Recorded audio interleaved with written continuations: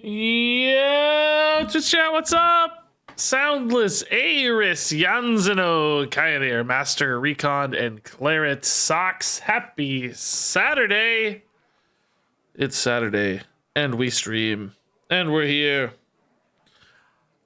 How's it going, everybody? We're gonna do duels today. We're gonna do, I think, some standard today. I'm actually probably gonna go back to the decks I gave up on in frustration yesterday.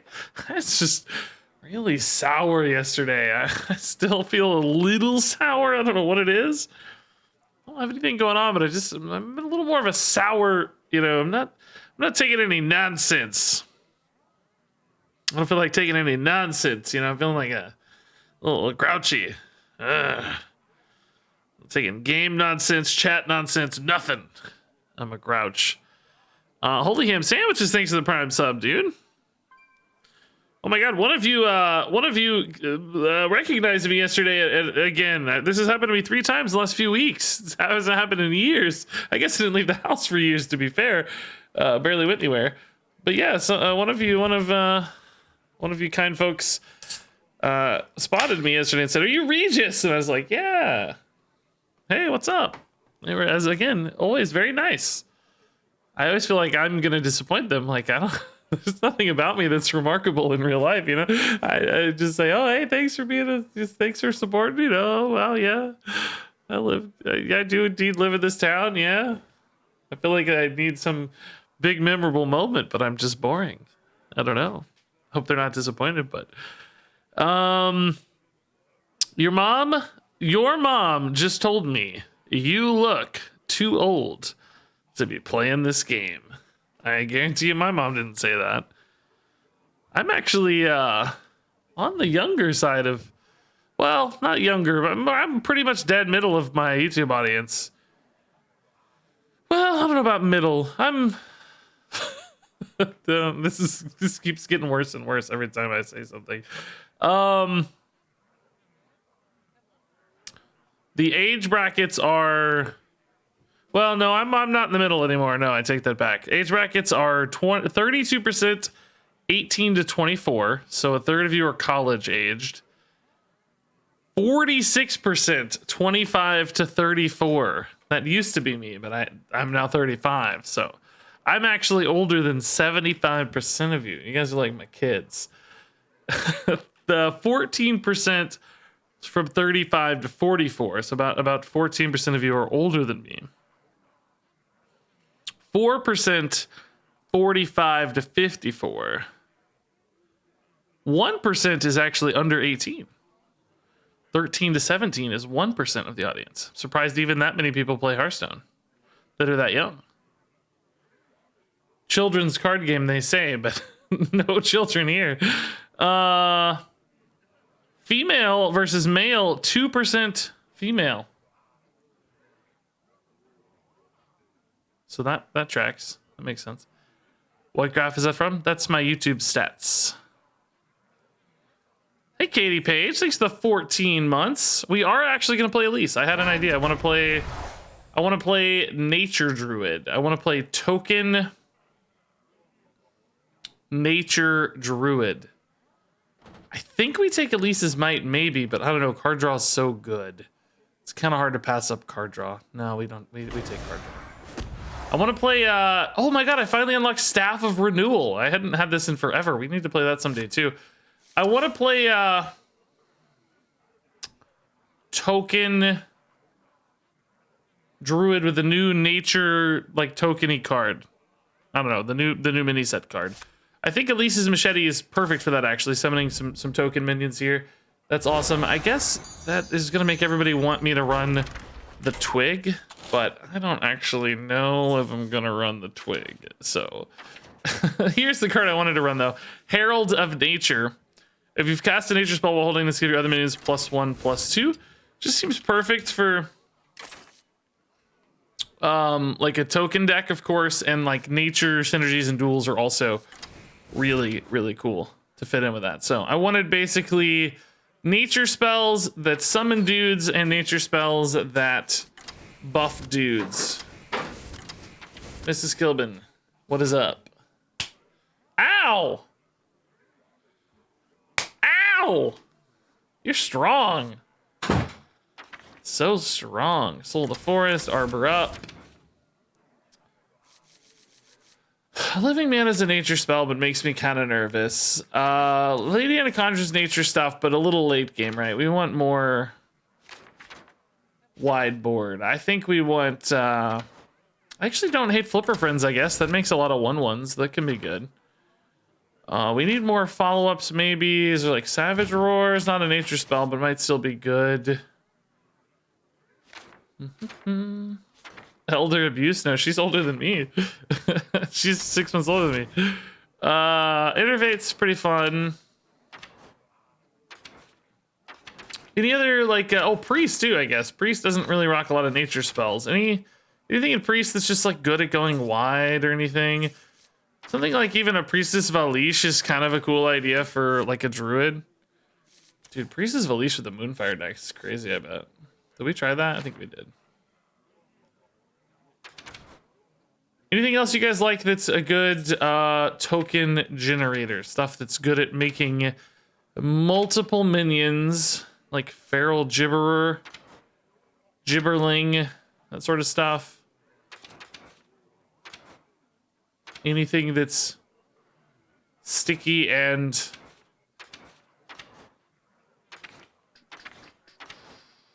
Trog is... Yeah, Trog can be. Kind of hate to top deck a Trog late, though. Like, I think Trog is literally only good on turn 1. Yeah, composting, I'm gonna go back and grab non-nature spells that are synergistic, of which I think composting is one, right? That's it. Oh, no, it is a nature spell, actually. Oh my god, that's perfect. Did I skip that earlier? That's great. Stuff like the Claw Furry Adept. Claw Furry. Oh my god, I have so much trouble saying the word Fury. Claw Fury. Fury. It's not a furry. It's a Fury. Something like Bees is really not too bad. Like Frostwolf Kennels is actually not crazy. Just getting like a handful of wide minions. Heart of the Wild. We're actually not going to be that beast focused, probably. We're probably going to have more Treants altogether. I don't think so. You know, we could run the big tree guy. We could run a big tree guy. Is he in? I know he's in buckets. Is he not in? Oh, he's not in. What's his name? 7-mana tree guy? What's that guy's name? Gorut? That's not it. The Maitri, Goru, yeah, Goru. Gorut had me thinking Groot. I guess no Goru, huh? I wonder what expansion he's from. Can't remember. So generically a tree that it's hard to place him, you know? I guess you could still always run a Guff. Guff's just insane in general. Feels like Guff's gonna be pretty good. I feel like currently I don't have enough ways to make stuff. I have Thorn Growth Sentries, and that's it. I need more ways to make stuff. Living Roots. This is not enough ways to make stuff. Descent, that makes sense. I gotta get more minions. Thornwell Infestation kind of makes stuff.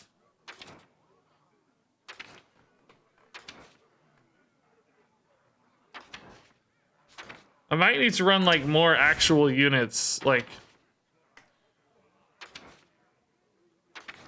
that's gonna give me death rattles. I gotta be careful of that. I wonder if composting gives me death rattles actually. I'm gonna cut the composting. I think with our hero power and Guff and I actually don't think we'll need it. I'm gonna cut the composting. Bees, I mean, kind of makes minions, but not always, right? That's a little risky. Could just go like Frostwolf Kennels. That's pretty likely to make minions over time. Is there not more good wide board summoning? What is like regular Beast Druid and Standards using what, like Oracle shenanigans to make stuff? Like, do I maybe want more of a beast package? I was thinking like trees were sufficient, but maybe more of a beast package. Maybe Soul of the Forest is too greedy in duels. Guff is actually kind of greedy too. I was hoping to get the passive that does what Guff does. So maybe we need to just play for more consistent like Oracle plays. Maybe like bottom feeder is kind of a fun idea. I don't know if it's actually good, but it's kind of a fun idea. It's a beast. It duplicates. If I'm going to go for Oracle, I probably need to run Matriarch. Actually have quite a few beasts with the Flipper Friends and the Frostwolf Kennels and the Thorngrowth Sentries. Pack Mule doesn't seem as exciting for some reason. I know it has historically been played together, but for some reason it seems less exciting. Seth, good time, dude. Thanks for the 22 months. I'm gonna ignore your curse words lest I get angry. Addled Grizzly. Palm reading? It's a crazy idea. Is there anything a priest I'm sleeping on that's just good at going wide? Or like, I guess I could look at beast minions too. I don't know. Really wish, I think Squirrel, I think it just is too risky for Death Rattle synergies. It might open up bad buckets. Here, Boar. Treant Legendary's not in. We were talking about that earlier. Haunted Creeper would be insanely good, but it's again, might give us Death Rattle synergies that we don't want. There's a real risk you get Death Rattle stuff if you start putting in Death Rattles a lot. What about like Desert Hare? That's probably not good enough. 3 mana is so expensive. All right, how many builders do I have? 1, 2, 3, 4, 5, 6, 7. How many follow-ups do I have? This actually builds a lot too. 1 follow-up, 2 follow-up, 3 follow-ups. It's a pretty good ratio. I'm wondering if Power of the Wild is actually worth it. Doesn't seem great. I don't have any other type spells, right? Everything's nature or neutral. Yeah, nature or neutral. Okay, that's fine, I think. Sharon spell? Sunken Gardens? I like that better than Power of the Wild, actually, sure. I don't have Dredge Guy though. I don't have Aquatic Form. Which Aquatic Form is an insanely good card. Maybe we just cut the Innervate for the Aquatic Form.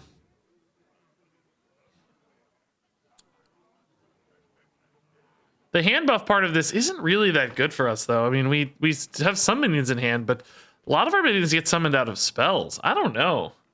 The back half of this is really good, but the front half sucks. If I don't dredge this,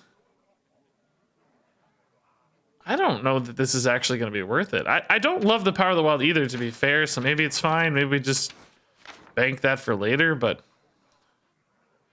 I don't think it's insane. Anyway, let's get it rolling. This is good enough to get started. I think this is fine.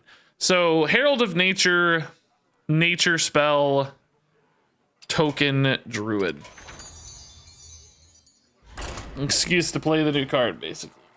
Kind of is a standard too, but it's just not as fun.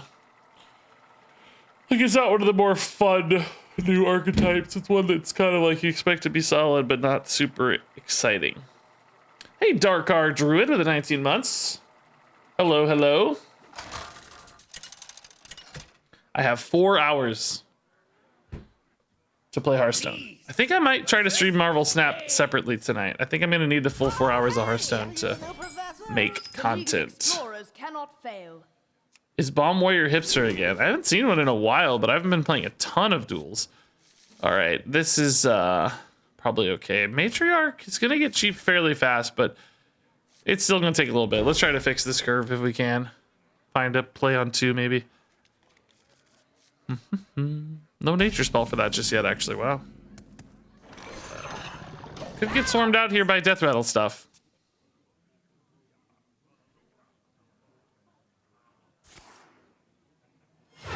Egg already? Man. Can't even really kill that. Shoot, dude. Guff is useless. Ugh. Dying. Living Roots would kill that, but it's a little late. I'd probably still go Kennel, and then I can go Living Roots, Herald, and like try to catch up enough to win with the Arbor up on 5. Like 3, 4, 5. I don't think I go sentries yet. I think I just try to stack this up, and I think we're basically saying like I'm kind of gonna race you, and I'm gonna win the race because I'll go so wide that these 4/4s may not really be able to contest or kill me fast enough. If they do kill me fast enough, that would be the challenge. But I suspect with the stealth minions in particular, I'm hoping we can kind of just go under here.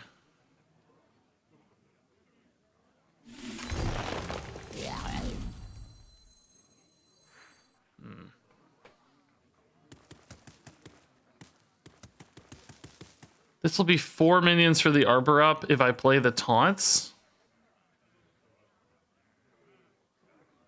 Because it'll like hit the other stealth minion.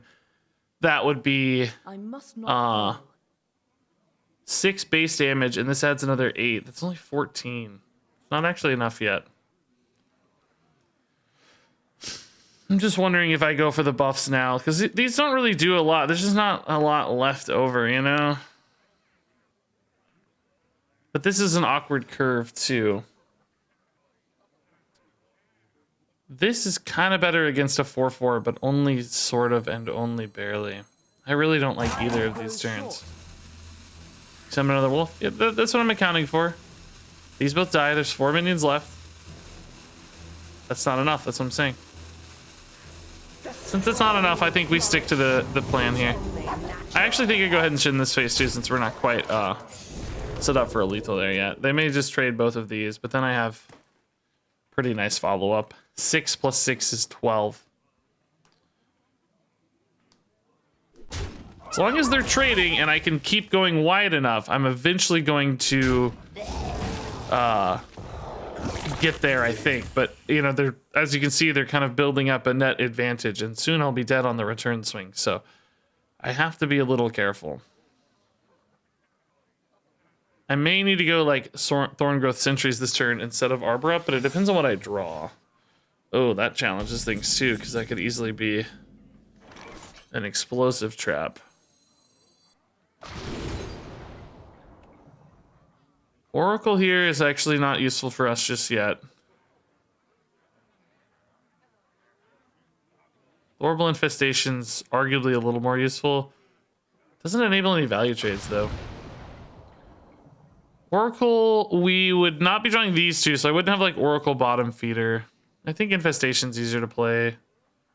Just take this for now. I think we have to respect the explosive trap here a little bit. Let's see. Okay, not an explosive trap. All right, that's fine. In that case, I think an Arbor up is totally fine. I just hate that it's not a value trade ever. They only have 12 though, right? They never hit me in the face. I think I just go face again. It's a risk a little bit, but let's just keep them on the back foot again, right? If either of these two, like if two things live, as is currently the case on board, then I just set up a lethal, right? There are obviously taunt disruptions to that and such, but currently this still sets us up for the win. A little bit of risk, but 8's not easy for this kind of hunter to do this early. Now they do have like quest stuff, so that could change things. I don't know. They may have more reach than normal, but still without a hero power and only 5 mana, it's, I don't think, super easy. So there's the taunt, unfortunately. I don't think I have an easy way through that and killing them, right? Infestation creates a good trade, but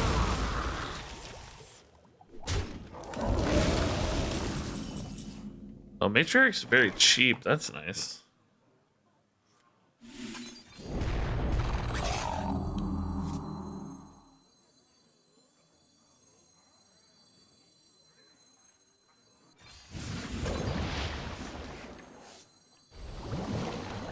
Let's see what this rolls. That may change my mind a little bit, right?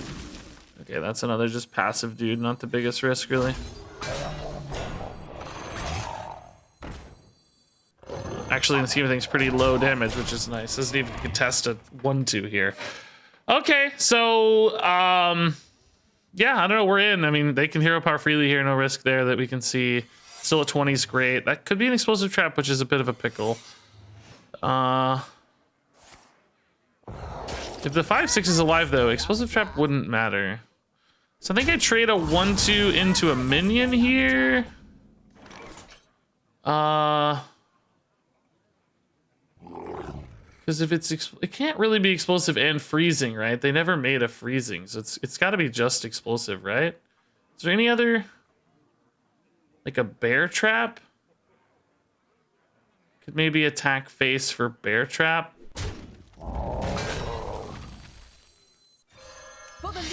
Well, I don't win with bear trap. Is bear trap even in rotation? I have no idea.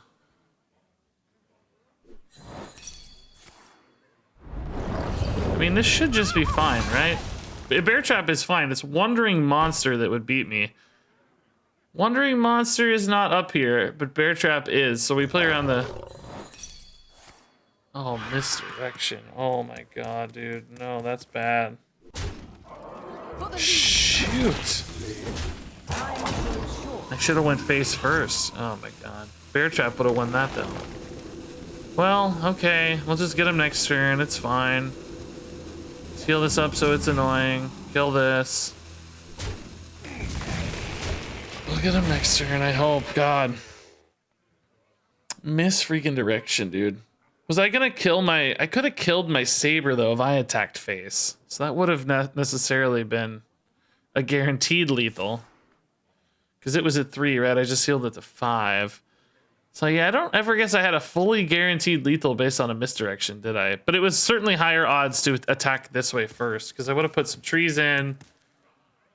Which, I don't know if those... This is an after, so I don't think the trees would have misdirected in. So it was like a 1 in 4. So 75% lethal if I attacked face first. But bear trap apparently was an option. I don't know the pools well enough to contest that. Bear trap, though, I would have left them at 1. So, I don't know. Pick your poison, I guess. Which is more likely. This seems okay so far. Taunt would be the only real threat here. Then we'd probably have to pivot into a guff game plan. Doesn't appear to be a taunt incoming though, so yay! Did I speak too soon? Eagle Horn's fine. Okay, cool.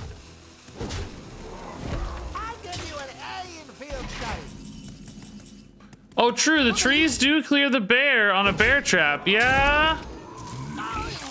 You're right. Yeah. The trees would clear a bear on a bear trap. So actually, bear trap still would have been fine. Yeah. So we should have played around misdirection. You're right. Yeah. Trees killed a 3/3, and then I can still go face. Yeah. Okay, this was the one. I wanted the other one. The I think those are both pool 1, right? There's like the summon 2/2s and there's the buffs. I think the buffs is pool 1, right? This is the next best thing, and we can get some survivability here, but ultimately that's not going to be super useful for us. I care more about tempo and pressure, so this is only kind of a pseudo good fit for us. I don't think this is actually really what we wanted. I definitely didn't want any of this. What on earth? Why did I get a silence bucket? What here encouraged the silence bucket? Seems just completely random. If I go here, I'm going to get too many death rattles offered. I mean, eggs are theoretically okay because we can buff them up and stuff. Like, they're not the worst. I actually think I'm going to take this garbage here. Because this is not good for me. I can't use this. I mean, Nameless one's okay, but Deathlord and Eerie Statue are risky and hard to use. Eerie Statue, I literally have only Nameless one. Oh, the buff and the summons are both tier 2? Oh, okay. This was maybe the best we could get for this. I mean, I would have taken like secrets or something over this, but maybe this is the best then. I don't know if I'm going to want 2/2s or buffs. We'll have to talk about that. I don't know if we'll get offered both, but like, this is the best bucket, but I'm worried if I go down this path, I'm going to get offered all death rattles. I did put in the bottom feeder. That's why this is showing up. I think this bottom feeder was a mistake. I tried to avoid death rattles. I forgot he's actually a death rattle. He's not a frenzy raptor. He's a death rattle fish. I guess I'll take here. I think it's the most synergistic in a weird way, but I'm really worried we're going to get railroaded into death rattles now. Which, I mean, I guess if we get enough, if we lean into it hard enough, that's okay. Like, Reborn Death Battles are pretty good for token decks because you have a lot of minions hanging around to absorb buffs and stuff. So it's not like it's inherently bad. It's just not...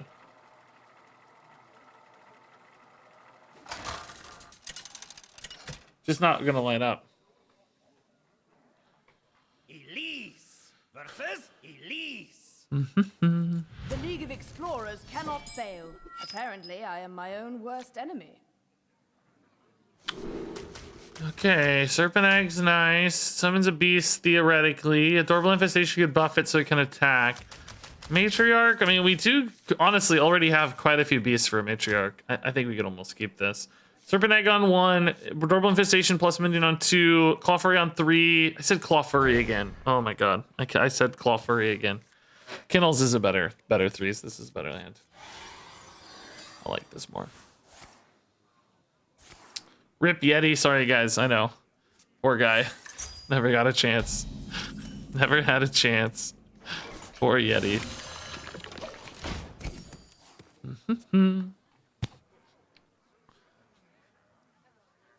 Okay, I haven't seen this hero power a lot, man. It's crazy. I love that it's a big cat with just glasses on. It's Elise's cat form. It's wearing glasses. It looks like me. I had someone compliment my glasses last night. They were like, where did you get those glasses? I love them. I was like, these are the most plain, cheap. They're like $10 or literally like $15, I think. They're like the most basic glasses humanly possible. So while I appreciated the kind words, I was so shocked. I was like, what on earth? How are these glasses getting any sort of praise? They could not be cheaper. Acorn already, gross. Okay. From the Swamp would be a pretty cool passive for us, by the way. More 1/1s could be very nice. Yeah, these are like these are the default glasses. Like if you were like a character creator and you had to pick the most basic default glasses, this is what you would get offered, right? That's what I'm rocking here. Okay, they're gonna get a little 1/1. This is hard for me to keep up with, honestly. Oh, we got the Matriarch back already. All right. Cool.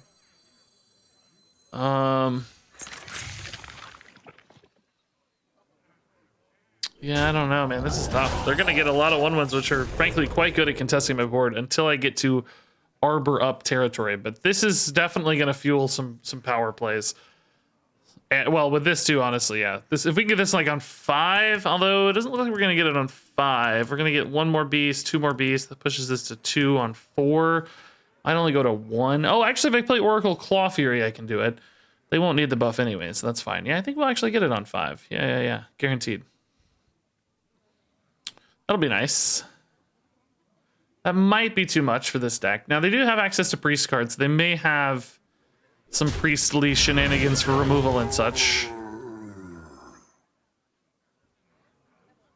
The bloated zombie. Oh my. Okay, we need to do a board deck with Oracle and priest copy stuff. You could do a lot. Time grows short.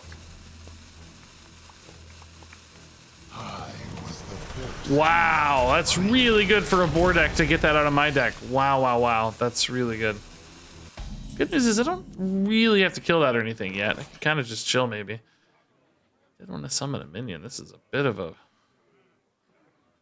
a busted turn here.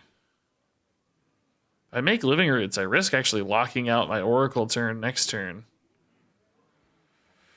I think I'm just gonna heal. Oh, I hate wasting mana like this. It's not a good mana utilization. I kind of want like Thorn Growth Sentries or something. Something that's like... I guess I can do the same with this though. Just trade these in.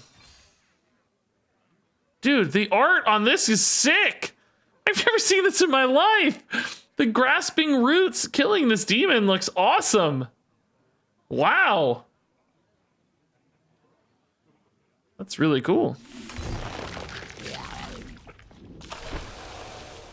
I'm gonna get 1 more off this. That pushes this to 3 and then to 1. I actually do need to trade this in, yeah. Oh, I totally forgot about my healing. I almost screwed myself actually a little bit. If I'd out-healed that out of healing range, that would have been a trouble play.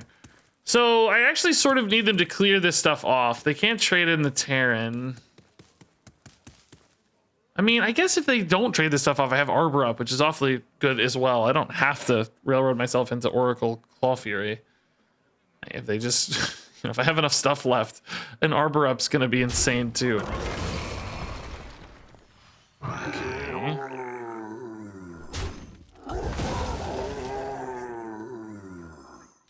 I mean, currently Arbor up is looking really good. And then use this as the sort of reload. Students. Shando! Oh my god, dude, they are going hard on these boars. I mean, the good news is they're still pretty far away from boars, right? It's gonna take them a while, even at this rate. Is this the Oracle turn? I don't think the Arbor up's worth it quite yet. We're looking at 10 damage. Doesn't quite set up lethal. I think we can take a little bit of a trade in here and just go for Oracle, Claw Furies, Frost Sabers. That should be better.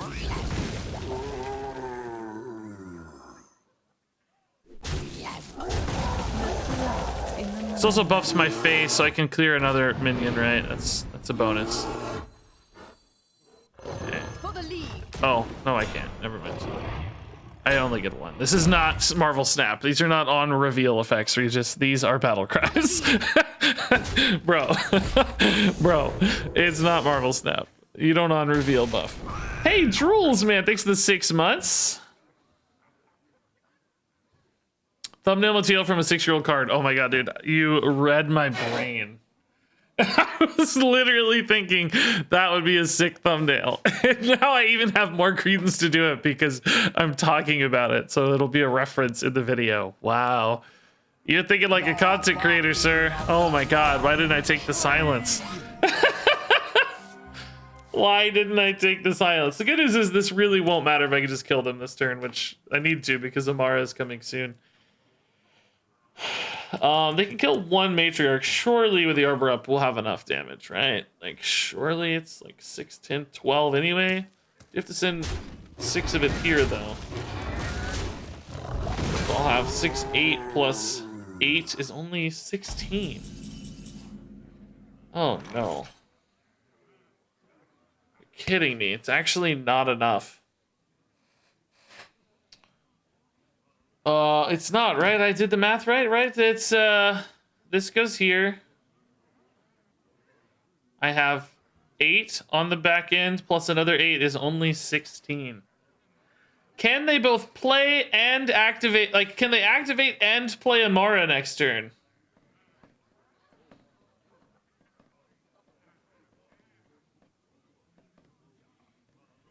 I don't think it's impossible, but it's also not guaranteed. We know they'd have to have a 2 mana or less death rattle. Which again is not impossible. I think I still push here. Only thing is Solar Arbor is insane. I think I still push though. This really makes him have to have it, you know? This really makes him have to have it. This obviously can be punished a little, but honestly, if they do go Amara and they don't resolve this board, then they have a Greybow and an Amara. I'll just push through those, you know? Like, I'm still gonna have stats that are easy to leverage. And then if they don't have that, of course, we're just gonna go ham. Oh, this is summon, guys. They can just trade and get a Greybow. They don't have to. They don't have to play. They absolutely always have an Amara because it's summon. It's not play. Well, okay. Like I said, we can still just kill the Amara. Like, the damage was sort of a bonus if you think about just trying to leverage the board, right? You are safe now. I do need, like, another follow-up card. I need Herald of Nature. Just to get better stats again. Hit. I don't know how to beat Greybow, though, this game. It's going to be almost impossible, isn't it, to beat Greybow? Herald of Nature, okay. So I ripped the solars just to get the hit here. It's really still not great math because the Greybow is at 6. Could just get 2 eggs. Play a guff. Kind of lets them trade well with the Greybow though. Yeah, I don't know. Like, how do we get this?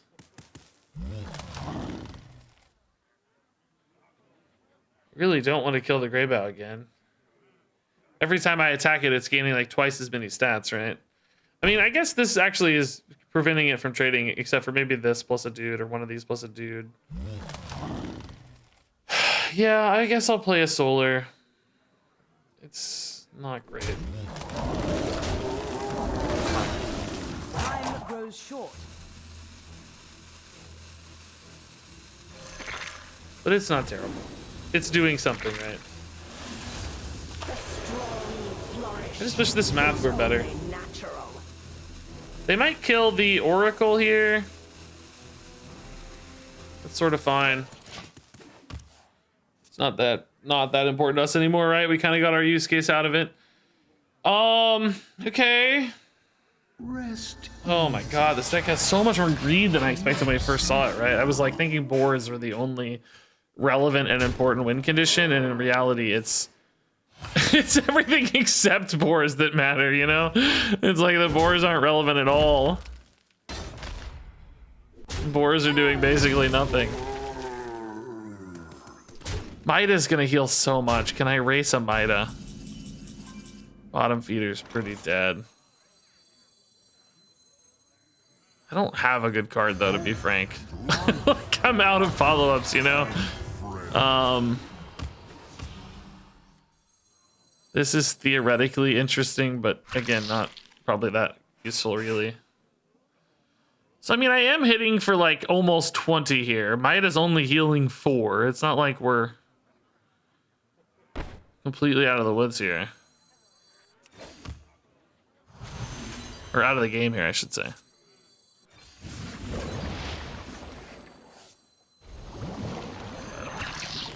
But we got Greybow problems over and over again. Did that hit the Maida? Ooh, it did. That's really good because that's harder for them to activate, right? That's harder for them to activate because now they can't kill the Maida very easily. And we're not going to do it for them. We're just going to take the net 4 loss every turn and just try to race them down. Which is not impossible looking at this rate. I mean, we're not there yet. Well, actually, let's see. I don't know. They go to 22. They hit here. Maybe hit here to save another 3. Looking at 15, 16, 18 out of 22. Depending on the math and what they actually kill. They got armor gain here too, though. Plus whatever's in hand, obviously. Sunken Gardens would be huge if I could hit it. That's annoying. God, they really had a way more annoying deck than I ever expected. Oh my god, dude. This is annoying too. Heal 10 casually. Ugh. This is so annoying. Flipper Friends. I make a 6/6 that lets them summon the Greybow. That doesn't feel like the right call to me. I need Aquatic Form into Sunken Gardens.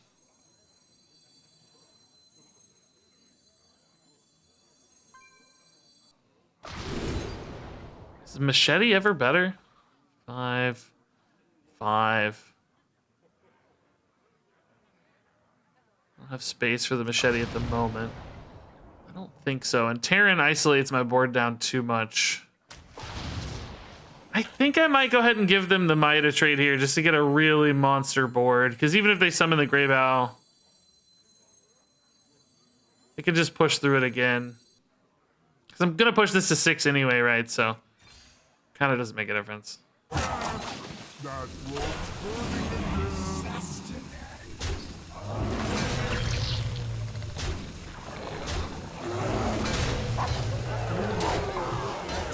Okay. This is just gonna come down to breakpoints, isn't it? Like I don't know. It's just gonna be so close. Machete's good extra damage. They're at 16, maybe 18. Do I ever play a Thorn Growth to heal my minions here? Just throw it away to heal, you know? Oh my, what is that? What's that? What's that buffing? Look like got one card, maybe?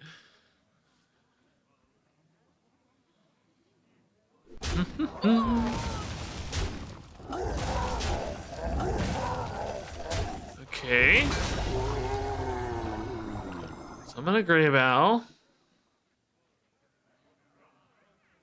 I can always get a Machete, right? Yeah, I can hero power into a Machete. Oh, they're not summoning the Grave Owl. Oh. I feel like that's good for me. But it depends on what else they do, I guess. So we got 12 plus 6 is 18, 21 currently. Machete would be 24. So if they don't go for the taunt, the hero power would not be enough. They need more than that. 22 is not enough based on current. They need to kill something or... Oh, these rush minions will save them enough life to stay alive here, I think. Right?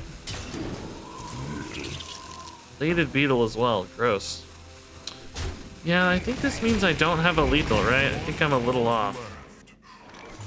I have 12 plus 5 is 17, 20. I'm gonna heal another 4 and... I'm 2 off after all this. Are you kidding me? They can heal. The problem is they can heal 3, 7 plus Greybow health as well, right? I feel like there's just no way I get there. There's just no way. Because the Greybow is going to get in the way too much, I think. I mean, let's put it out here and see, right? Like, This battle will live on in the annals of history. let's put it out here and see, but kind of have to decide too, like, if I think like a trade here might be better, right?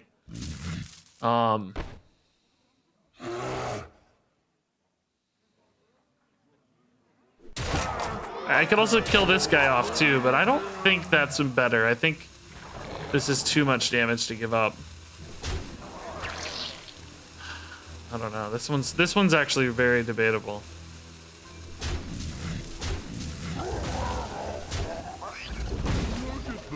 This might make their life a little more awkward. I don't know.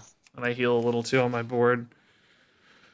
So Greybow theoretically dies to one of my 6 attack guys. They're at 6 health. Greybow kind of makes that 12. The Beetle might actually have... No, Beetle can still trade in. So Beetle's probably they're really at like 15 effectively. But I am like totally out of gas at this stage. If they clear enough stuff here, I am just goosed. Right? Gives me another card, but doesn't seem important enough, does it? So I have 7 to face and they're at 8. You're kidding me, dude. Oh, actually, can I use the Greybow to get a little more face?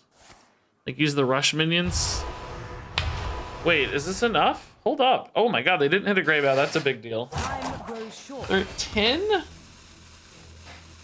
Ain't much, but it's honest If work. I use my face and the rush minions, I have 10. No way. High five. No way. Oh my god, dude, no way. Oh my god, dude. Wow. Exact lethal. Jeez, that was close. That was a hard game, dude. That was a hard game. Hunter's Insight's kind of cool for us, actually. Yeah, we have a lot of... We could tempo pretty hard. Guys, I gotta take a pee break after that. That game was insane. I gotta pee. I'll be right back. I think we're probably gonna take this. These are actually somewhat synergistic for us, unlike every other card here, so yeah. I gotta take a pee break. I'll be back. Give me a sec.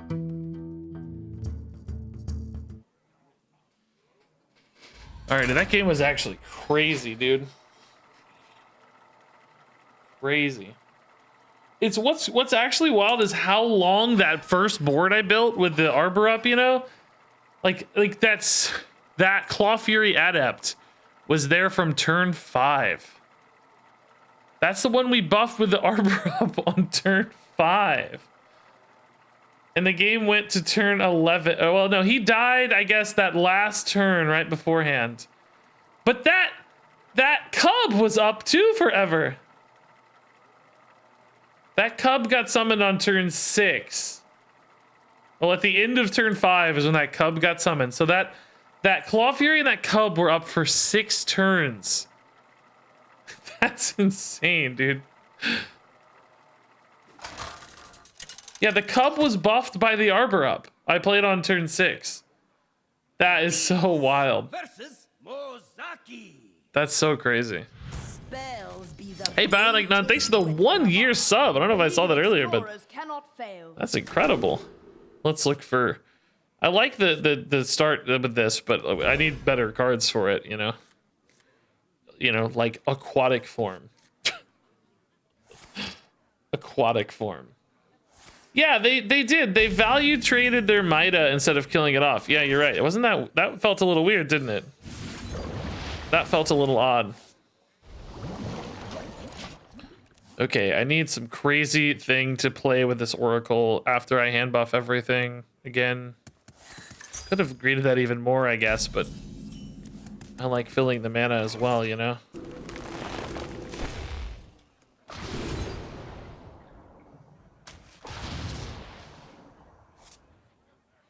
Actually, a little better off holding this one in particular because of, well, number one, it's going to be free, but also I summon stuff off spells, right? Not just things that are in deck or hand. I could actually go next turn for a pretty interesting turn, honestly. I could just go Hunter's Insight into Oracle, Adorable, and then Adorable, play the minion again, and then Sunken Gardens the board. I think with Claw Fury Adept, that becomes insane. Yeah. We don't get the other Adorable guy, but this is still pretty insane. Reflect in the moonwell. Okay, I am an idiot officially. That is not how much mana that costs. I forgot to account for the one of the Hunter's Insight for the record. Like, let's hope this survives or I'm gonna feel real dumb. I mean, it's 6 health on turn 3. That's pretty good, but I'm gonna feel real bad if this dies. Like, real bad. Although I won't feel too bad because this is an insane follow-up. I won't feel too bad. Okay, Frostbolt's not dead. First Flame is not dead. Oh yeah, easy. This was a great plan. I don't know what plan you guys were thinking about, but I thought this was perfect. Yeah, do we go for the last minion here? Might as well, right? Let's just get this board rolling here. Yeah. There's no reason to really hold it, is there? I don't know. I think it'll be okay. Freezes, I guess, would be the reason, but I think it'll be okay. For the lead. How many turns in a row can they freeze, right? Famous last words. Famous last words. You know, I just knew that if it was 6 health, it was going to be super safe, right? That's all. I just knew. Yeah, I don't care about that dying anymore. That's we got the use case, right? That the value of that is gone. So now we just need to top deck, you know, Arbor up. It's a really good answer to my eggs, man. I guess we just make a 6/6 here, make that thing harder to be good against my eggs while hitting the face really hard, right? They want to tank 6. Feel free, right? Go right ahead. Dude, this mending pools just feels so useless. I would honestly rather have like anything. Small backpacks, mysterious tome, almost any of those. I mean, it's just not done anything yet. There may be games later where we're happy to have it, but currently it's just not doing anything. Okay. They are gonna kill this and take 6. So I need 1 damage. Oh, nope. They're gonna freeze out. Okay. Aw. It's a turn late. I think I just wait on it, right? I can just put an egg in now, and then we have kind of like egg action. Like either I have a couple eggs that surprise them for the arbor up, or they, well, I guess they're probably gonna hit this egg, but in that case I only need this one. Heal 5 plus 2 more spells, so heal a lot here maybe. Oh, don't take the heal. Flurry again though is good. 0 mana Flurry. Oh, Mana Biscuit too. Wow, that's a great Savara. Is Flurry in it or not, actually? Oh my god, look at this. They're getting so much life. This was a cool turn. They didn't have a Flurry, it seems, right? I don't know. Not playing it at least yet. Maybe. Maybe? No? Dude, they're getting so much life. It doesn't seem like it's going to be enough, but... Oh my god, dude. What on earth? They got another biscuit off that primordial glyph. Are you kidding me? This guy is an actual god.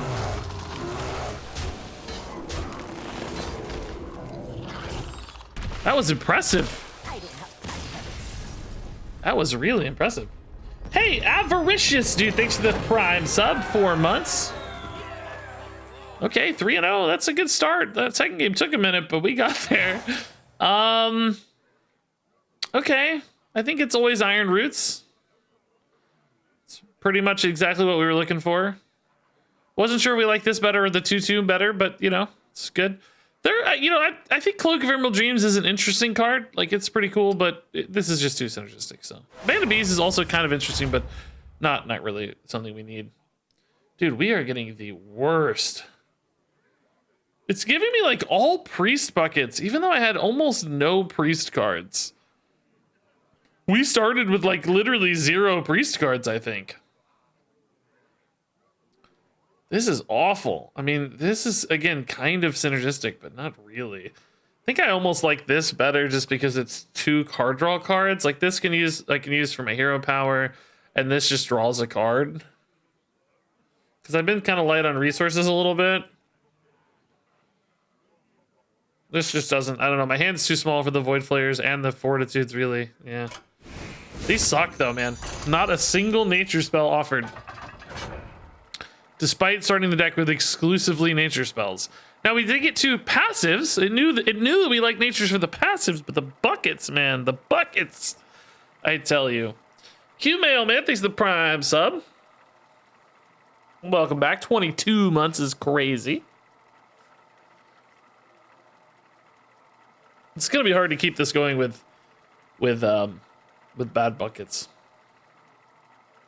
Loots really mess your deck. Loots. Elise versus Drekthar. I don't know what loots is. The League of Explorers cannot fail. What's a loots in this context? Okay. Coin egg into infestation's kind of cool, but we could also hold the egg for the oracle. This is not a nature spell, remember? So double egg. Whoa. Loots really mess your deck. I just don't know what you mean, Silent Winds. As I've always said, I'm not really ever gonna try to perfect the deck limitations, you know, for a bucketing system. Like, I just don't want to do that. It doesn't sound very fun to me ever, but we do try to do a little sometimes, you know, like a little.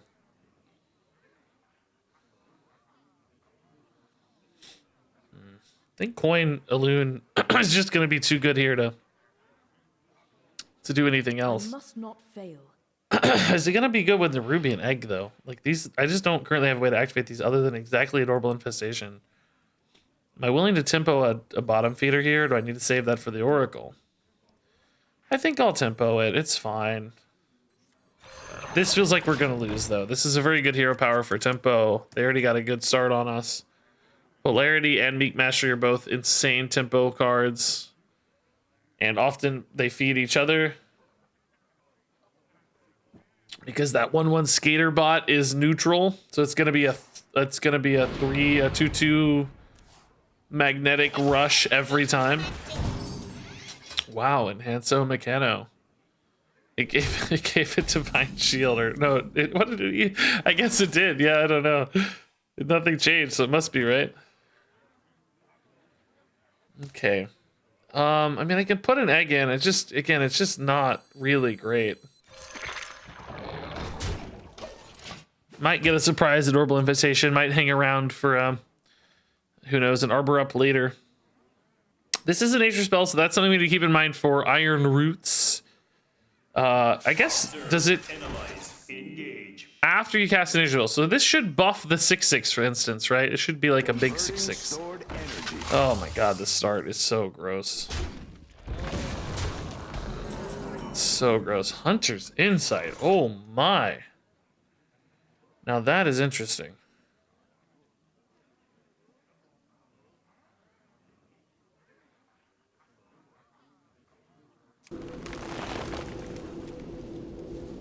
I think I gotta play from behind here. I mean, we're very behind, obviously, but I don't know what else to do. Aquatic form? I didn't want to have. I wanted to front load this Hunter's Insight mana by playing it now. Aquatic form would only draw a 1 mana play though if I. Oh, actually, it's gonna get a bottom feeder. That's pretty good. Oh, that's fine actually. Yeah, we can grab the bottom feeder. We know it's big, and we're gonna discount that and the Oracle. That's actually really good. Yeah, that works out fine. Just wanted to have more mana next turn, right? So I wanted to squeeze in the Hunter's Insight now before getting an additional card, but that's perfect. That's what that's for. That's great. So Oracle, bottom feeder. I mean, still not good enough though. Like, they have a 5/6. This is gonna be a 5/7. Oh, it's definitely not good enough. I'm giga dead. Okay. Well, as fun as this is, it is not remotely competitive. I don't have an answer to this. We need Wand of Disintegration to magically deposit itself into our deck if we're gonna win this game. I haven't even killed their first minion yet. We can have some fun though. Reflect in the moon realm.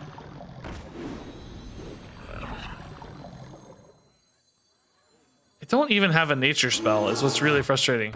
I do, of course, but it was too expensive to play with the Oracle. Well, at least we killed this first minion. That's a really big deal. We killed the minion they played on turn 1 finally. That's worth something, guys. This would normally be an insane turn, but look at their board, dude. Hey, bro, what's up, man?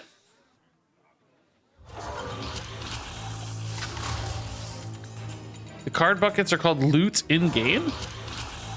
Oh, okay. But if that is indeed what they're called, then that's what that person meant. Yes, I agree. The loots have really messed with our deck. Yes. The treasures have screwed with us. I thought you were saying like something we put in our starter deck was messing with the loots, but you're saying it actually the other way around. Even. This was a real Hearthstone game. I mean, look at this, dude. What is happening? This was fair. I wish they BM'd and I top decked. Like they BM'd so much that their time ran out, and then I draw Arbor up for lethal. That would be justice.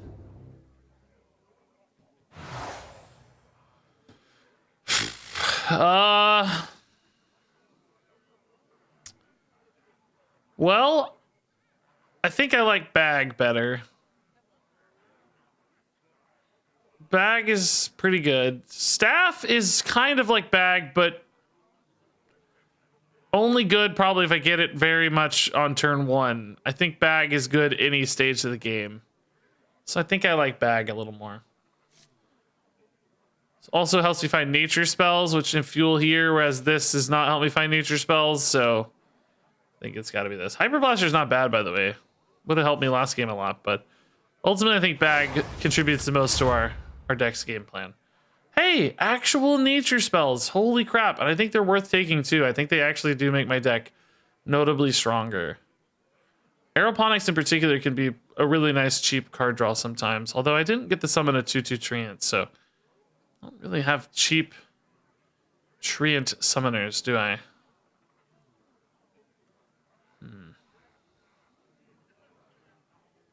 Living roots doesn't count as trees. They're saplings.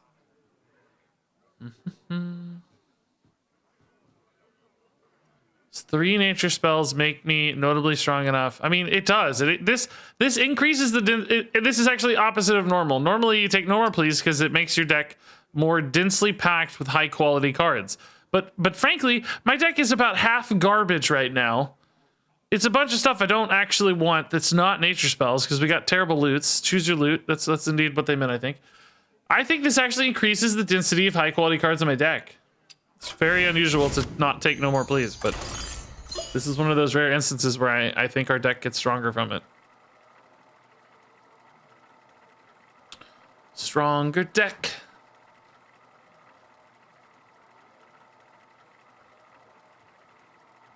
Maybe that'll also encourage more nature buckets as well. I need cheaper nature buckets though, I think. As we see, games are very fast right now. It's going to be hard to play 5 drops at this rate. Versus Stelina. Stelina. To stain my perfect Living Roots on 1 is amazing. Aeroponics is probably a little greedy. We do have the Arbor Up Aeroponics play for later. I think it's a little greedy. I actually think I might keep Arbor Up. It's just such a powerful card. But I think I need to fill in this curve better. I don't think Extra Arms does it either. I think I need better plays. But this is going to buff these, right? So it's really good. If I can snowball off the back of this, we're going to be very happy. Oh my. Solar Living Roots doesn't actually really help because the solar...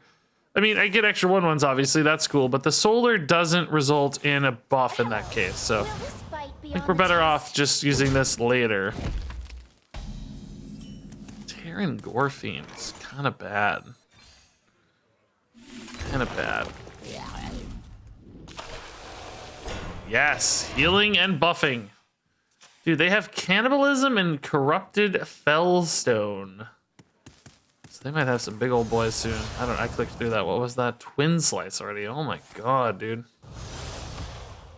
I mean, the healing here might actually be good for once. It's what we talked about with the mending pools, right? Against some burn decks, it can matter. So that might be relevant. Yeah, I'll play bodies here. Honestly, the Gorfiend's kind of good again now that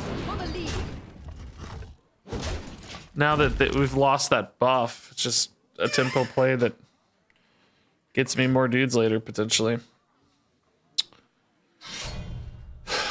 Dread Prison, Second Slice, Chaos Strike. Okay. Man, they are really smacking face a lot. Solar Coin. I like it. I like where you're at. Is Terran Gorfiend better than Extra Arms? I get a 3/3 or a 3/4. I think we just like the 3/4 better in this case. The stickiness is kind of handy too, right? Will we go Coin Arbor Up next turn? I kind of doubt it. I think I need to wait a little more for a good board for it. I mean, it's kind of inherently a good board because it's making dudes and buffing. So it's not like ever wrong, but Solar Arbor Up 2 could be nuts because I'll have 2 taunt minions and then, well, no, again, I need a minion on board for Solar to connect actually. Person is almost dead. They're taking more damage. Oh my god. That's an actual real card. Oh my god. I gotta go Solar. Now Solar buffs this. It actually left it behind. So I gotta go Coin. No, like what am I that does not work. I can't. That's 7 mana, bro. What am I saying? That does not work. I can go Solar Asharan or Solar Extra Arms. How big does this get if I go Solar Extra Arms? It gains +4/+4 off the Extra Arms, and then the Solar adds another +2/+2. So it gains +6/+6. But that's not enough. That's only 8. It still dies to the Slither Spear. You are kidding me, I dude. must not fail. You are actually joking. This thing's just gonna kill me, isn't it? I don't know how to beat that. I think I'm just gonna die. Yeah, I don't know. We're just gonna kind of chill for now. I almost tried to solar arbor up that turn for 5 mana. I don't know what I was thinking. I think I fused in a lunar eclipse. I'm not sure. But I am so dead, dude. I can't kill that thing. I can, like I said, I can taunt through it some with like arbor ups and stuff, but I think I'm just gonna die. They have so much damage. I need to draw like thorn growth sentries, you know, something that's very awkward and like annoying to buy me time into the solar arbor up.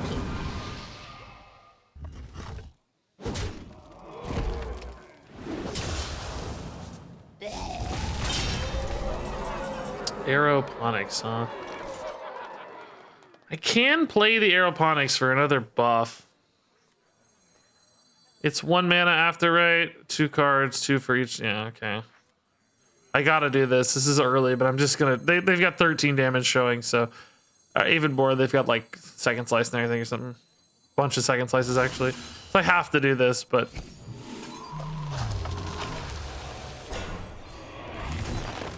Another arbor up is pretty cool, but kind of wish both these got taunted because now it's still a little easier to go face. Oh my god, dude, that is the grossest thing I've ever seen. Corrupted Fellstone with Lady Steno is absolutely gross. How have I never seen that before? It's so gross. This deck is actually so gross. You're a smart man. That is actually one of the sickest things I've ever seen as far like most broken things. That is so actually nuts. Oh. I mean, Blood Moon is definitely the token card, but when's the last time I had a wide board, guys? I can't seem to get a wide board, right? It's not actually doing anything. I think I'm going to take my Apocalypse just to draw more cards and do more stuff. I don't really get token boards anymore. I think our deck got too diluted, right? What on earth, man? Like, Storm of Champion's a token card, but it sucks. These are low cost. I'm just taking this. Anomaly's pretty good to build off of, honestly. Our deck got so diluted. Just the worst loots, as we heard. The worst loots possible. I haven't had a good duels run in like a week or two. We've been kind of distracted doing other stuff, to be fair, but I did get a good highlight today on YouTube. It was a really fun, good game highlight. Elise versus Elise. The League of Explorers cannot fail. Apparently, I am my own worst enemy. I mean, these are high quality cards, right? But they're just slow. And they're not nature spells either, which is where our deck really shines. Maybe you got to keep a Guff, but then do you got to keep an Oracle? And then if you do, you don't do anything at all. It's a kind of slow hero power sometimes. I might have little time for these power cards. I guess I keep this. I don't know. It feels really bad, but Guff could give me mana to do crazy broken things with Oracle at least. But I'm just not doing anything for the first 3 or 4 turns. They got Emerald Goggles. We're going to die. Flipper Friends. Well, let's see. I need Hunter's Insight. I've been playing this like almost every game, and it's the only thing that has kept me remotely close, I think, half the time. I feel like I've fallen so far behind otherwise every time.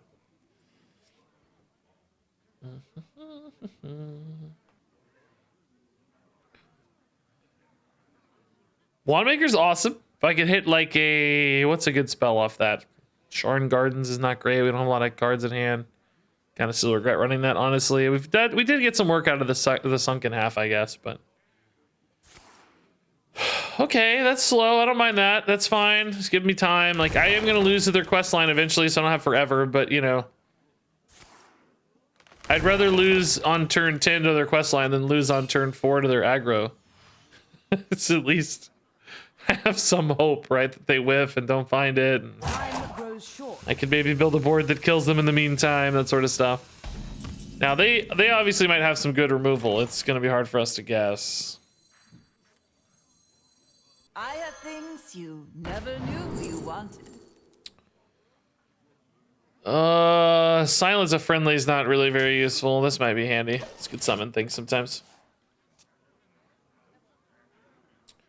I like how he's worried about aggro requests when he's aggro. What? I like how he's worried about quests when he's aggro. I am not an aggro deck, man. I don't know if you see the average cost of my hand size. This is not an aggro deck. It's a token deck which has damage and pressure, but it's not an aggro deck. Token decks usually build out boards in the mid game and then leverage those for high bursts of damage, but they don't typically smork early by playing out a fast curve. So I'm actually very susceptible to like mid game board clear after board clear, right? We've had token druids in the last expansion or so that do play more like an aggro deck, and they're often called aggro druid instead, or beast druid, you know, because they do play a little more on curve, but still often have those big mid-game swings with things like Oracle into Frostsaber Matriarch and such.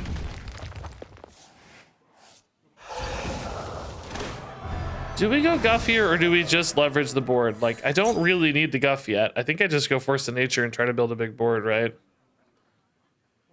Flipper Friends is a different shape. Oh my god, dude.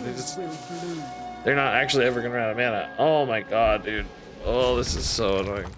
Oh my god.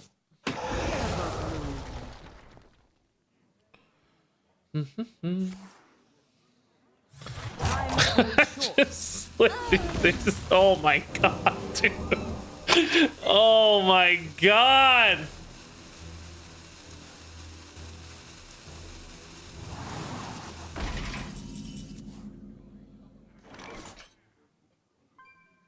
Oh.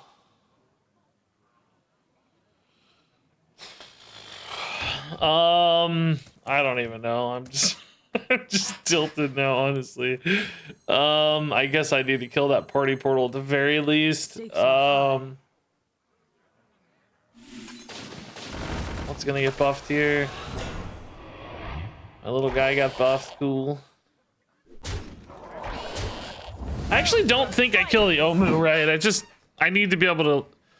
Well, I don't actually even have a wideboard follow-up right now. Like, I don't have an arbor up, so what good does it do to go wide? I mean, just look how bad this hand is, by the way. It's just utter garbage. It's so bad. It doesn't do anything. It's just a bunch of random garbage cards. I think we're done, though.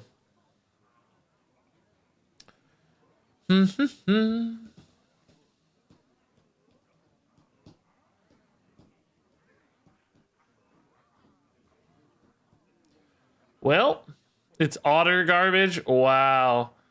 Did they remove the ear-piercing entry sound? Oh, maybe. Yeah, I didn't notice it. It definitely used to be loud.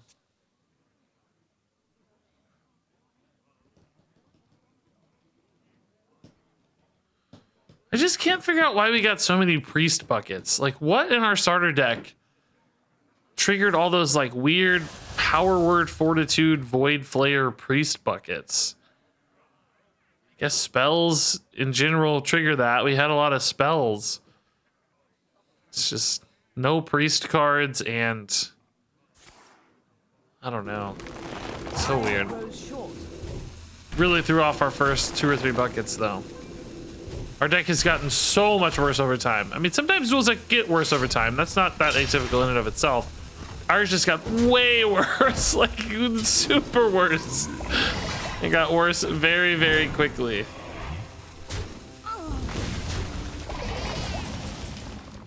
Bottom feeder Force of Nature is okay. I just don't think I can go for guff yet. If I give up too much board opportunity now, I'm never gonna get it back. I think we're screwed anyway, but also emptying the hand has some benefits for bag too, I'll say. Okay, so I played a Force of Nature. My opponent spent 40 mana in one turn or something. Whatever it was, I don't think it was 40, but it was probably a legit 25 or something. And I played a 5 mana Force of Nature. We're definitely playing the same game. The ear piercing is only when it has both combined? Oh, okay. That might be why we didn't hear it.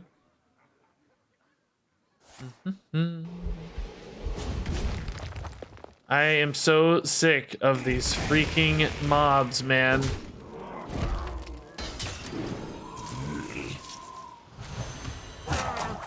That rope's burning again. They actually have a lot of... They honestly have a better token deck than I do. They've gotten more token support than I have. Despite them starting with a bunch of shenanigans and stuff, right? This currently does only 2. I'm just gonna guff and play out a bunch of stuff and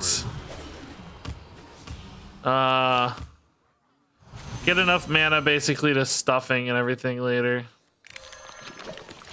Stuffing and avoid flare. I don't know. We're dead. It's so over. They're like not really done with quest yet or anything, but I'm just losing organically. Quest is just gonna be a bonus for them. They're almost drawn through their deck too. I can maybe do something cool with like Power Word Fortitude and build one giant minion they can't answer somehow, you know. There's ways.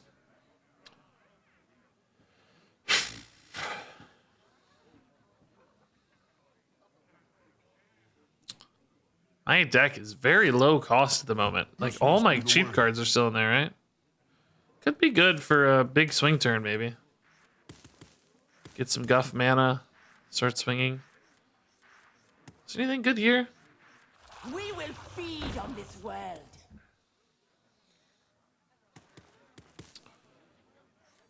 Void Flare is really not even going to resolve the board, though, even if I get a full hand of spells. Surly Mobs, okay, that's kind of helpful this time, actually. Sure. Thank you for the bro. How nice. Okay, this board's not that intimidating, honestly. Did they finish the turn? Yes. Yes, they did.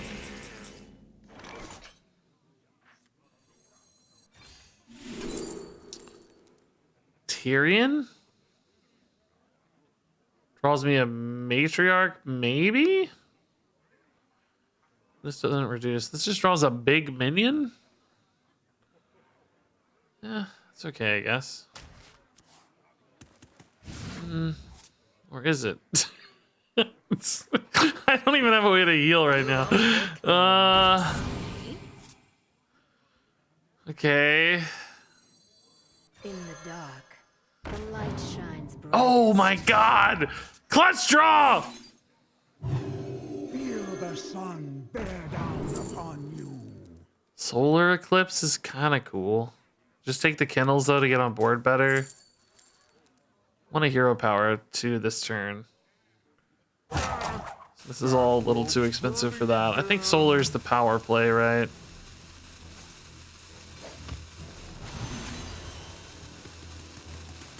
Okay, I'm still just dying. This was really not a great turn. I mean, I honestly drew too many cards, but that's what everything in my hand was trying to do, right? I want to play bag, but everything I had was card draw, right? Like these all generated resources. So what do you do, right? I needed the hand to be like Adorable Infestation, Bottom Feeder, Hunter's Insight, Living Roots, you know, so I could dump the hand and then bag. Sheldris? That is something else. Could that ever throw? Could they ever like accidentally cast a crazy spell? Oh my god, it's just all they have are angry mobs, dude. I am so over it, man. The crazed mobs are gonna just absolutely murder my board. The crazed mobs are basically wand, right? So I don't think I can win. Even if they don't finish quest, I'm just never gonna be able to That rope's burning again. stabilize a board.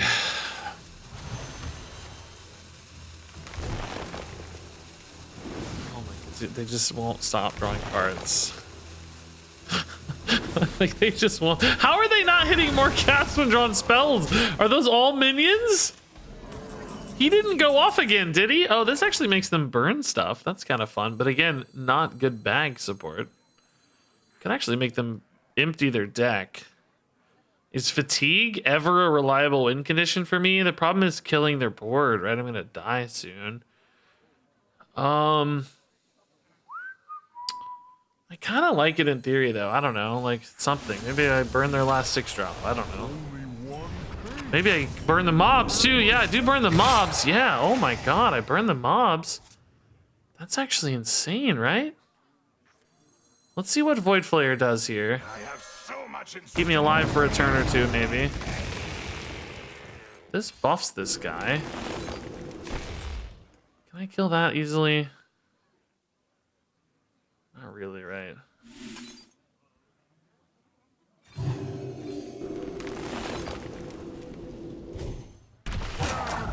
That rope's burning again.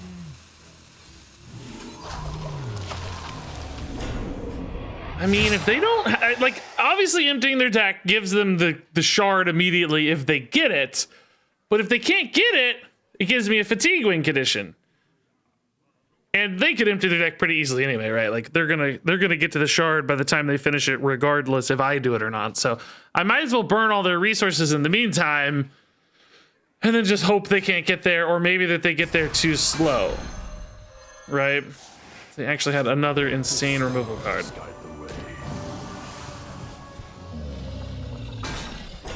Kodo Mind Blast. Okay. Machetes, that's not bad. High five.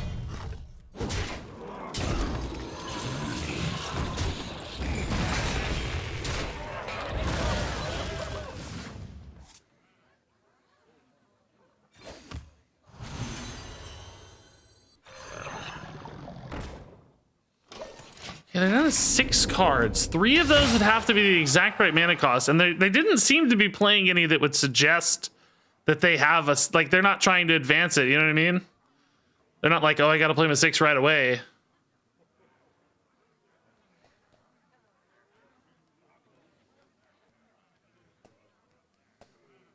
Yeah, Goggles could, yeah, you're right. Goggles could be creating that issue, yeah, where they needed, like, they need to keep things at the right cost, but Goggles is screwing it somehow. Like their only 8 mana card is currently, well, that wouldn't work. It'd be 6. Maybe like their 7 mana card is Goggles currently to 5, and they can't like. Need a hand, Explorer? Oh. Well, that's a lot more value. Shoot, I thought I was gonna get them on value here, but I don't know. I mean, I can play Bag, and I have a ton of mana with it, so hopefully we're okay. Still an insane turn, though. I'm only at 20, so. That rope's burning again. Dark Whispers. Wow. That is very large. And it was the right mana cost. Oh my god. They got the Whispers into resize. That is so insane, dude. If they still get there off the resizing pouch Whispers, like, good on them for spotting it, frankly, number one. Like, that's actually pretty sick. Good on you. Like, I can't be too mad about that, but also I'm salty. You know what I mean? Like, hopefully this leaves me enough mana left. I just want to get as many cards as I can, right? I'm just, 8 mana is still quite a bit to work with.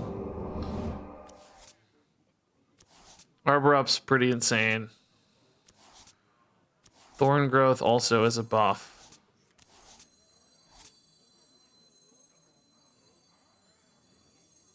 High five.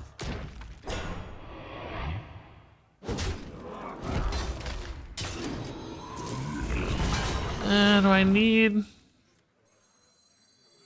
Claw Fury might be a little overkill. Well, they just would have the other minions left, right? Burning again. Kind of depends on how the buffs roll here. We don't really know.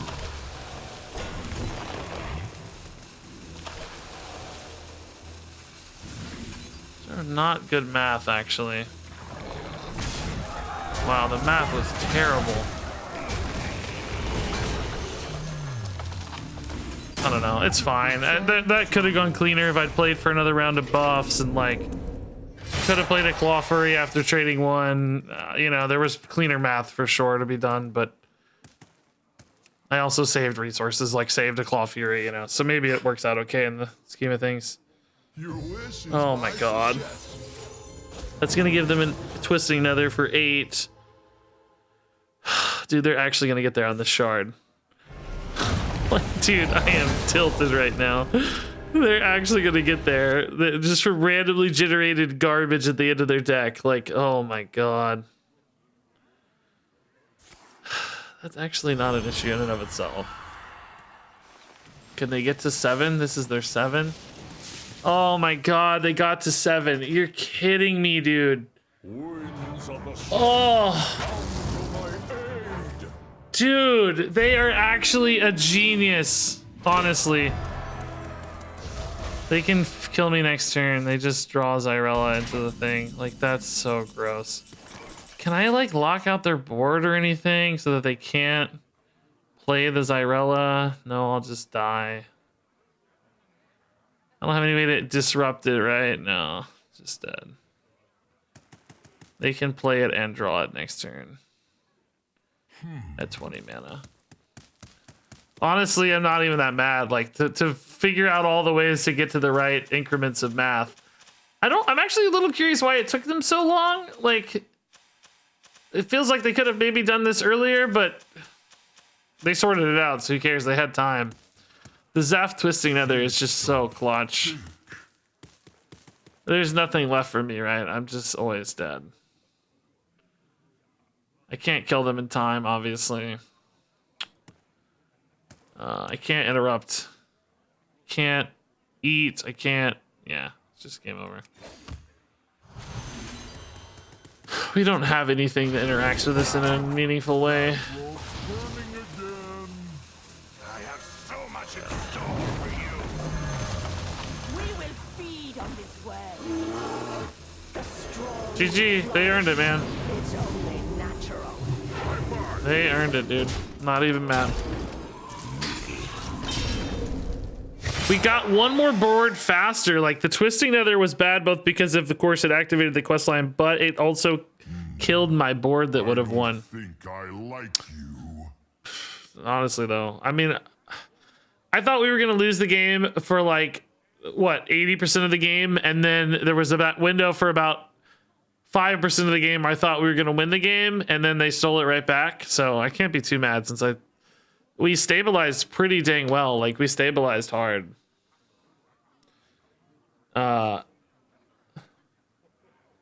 Yeah, you're right. Yeah, it seemed like the IQ went up over the course of the game. Yeah, it's wild.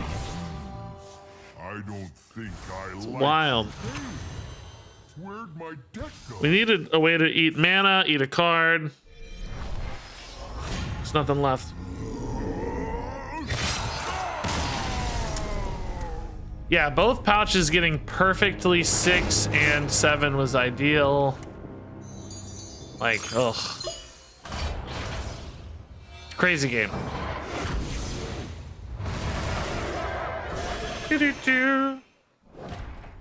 They are acting like they've never completed the quest line before, yeah. So we should congratulate them on the first game of Hearthstone they've ever won. It was a big victory. Yeah, I don't know. They kind of turned into a dick at the end. I was happily complimenting them. I thought they were playing it well at the end. Like, that was awesome, but kind of take it back. Kind of turned into a dick. I don't know why. Just all the pausing and emoting and silliness. Okay, good run. I think we should try that again. I really liked the idea of the nature package. The new cards seem pretty cool. It's just we got terrible buckets, right? I think if we'd gotten some good buckets.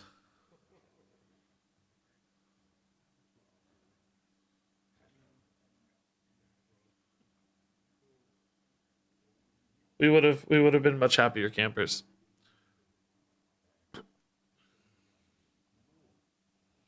So, okay, we're gonna play a little more standard. Need to get some videos done. It's how Quest Priest players are. I do believe that, yeah. So we played this yesterday, and I got really frustrated with it and annoyed.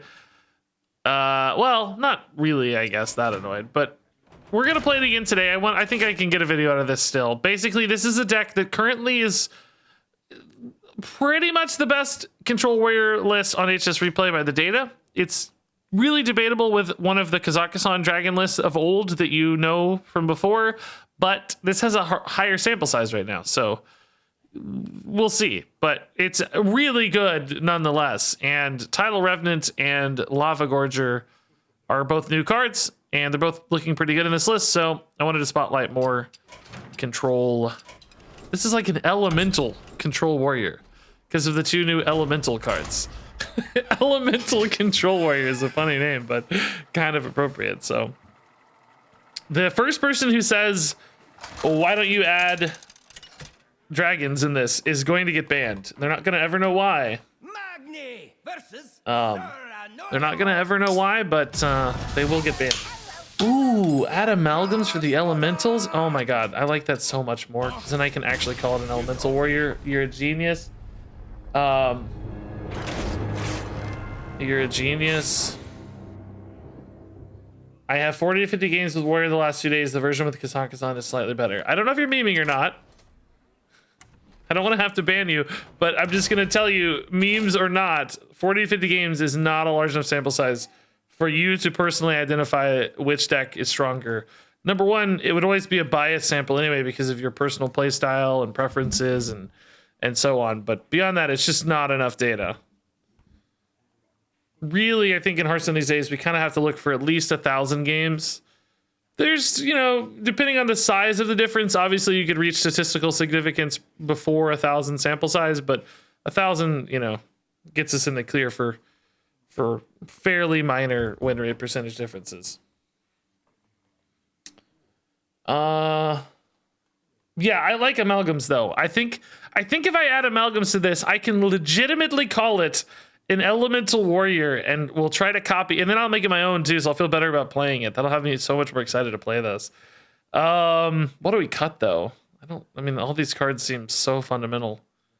I could cut a Rust Rot. I don't know how you beat Paladin without Rust Rot though.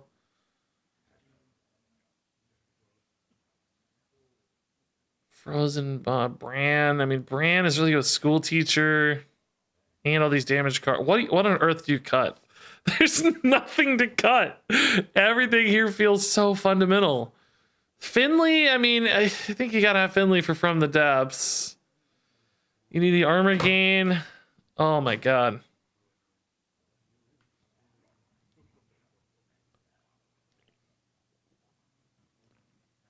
This deck was at like 1,400 games yesterday on HS Replay. Where the dragon versions in the new patch were actually lower. This deck's now at 7,000 games almost. Here's Control Warrior since the patch. This list with the Tidal Revenants and Gorgers is at 7K games. This is what I was talking about. This Kazakhstan list is very close in percentage, right? As is this one, but they have much smaller sample sizes currently. So that's why I said like we'll have to keep an eye on it. But regardless, this is certainly a viable way to play Control Warrior with a very solid representation and win rate. You can see there's a few Kazakhstan lists that are looking better. This one in particular looks like outlier data. That's just too small right now. Because there shouldn't be a major change here that makes a difference from this one. Like you could say Starfish is good against Paladin, but why 6%? So that's probably gonna regress to the mean a little bit. Anyway, what do I cut? What do I cut for amalgams? Who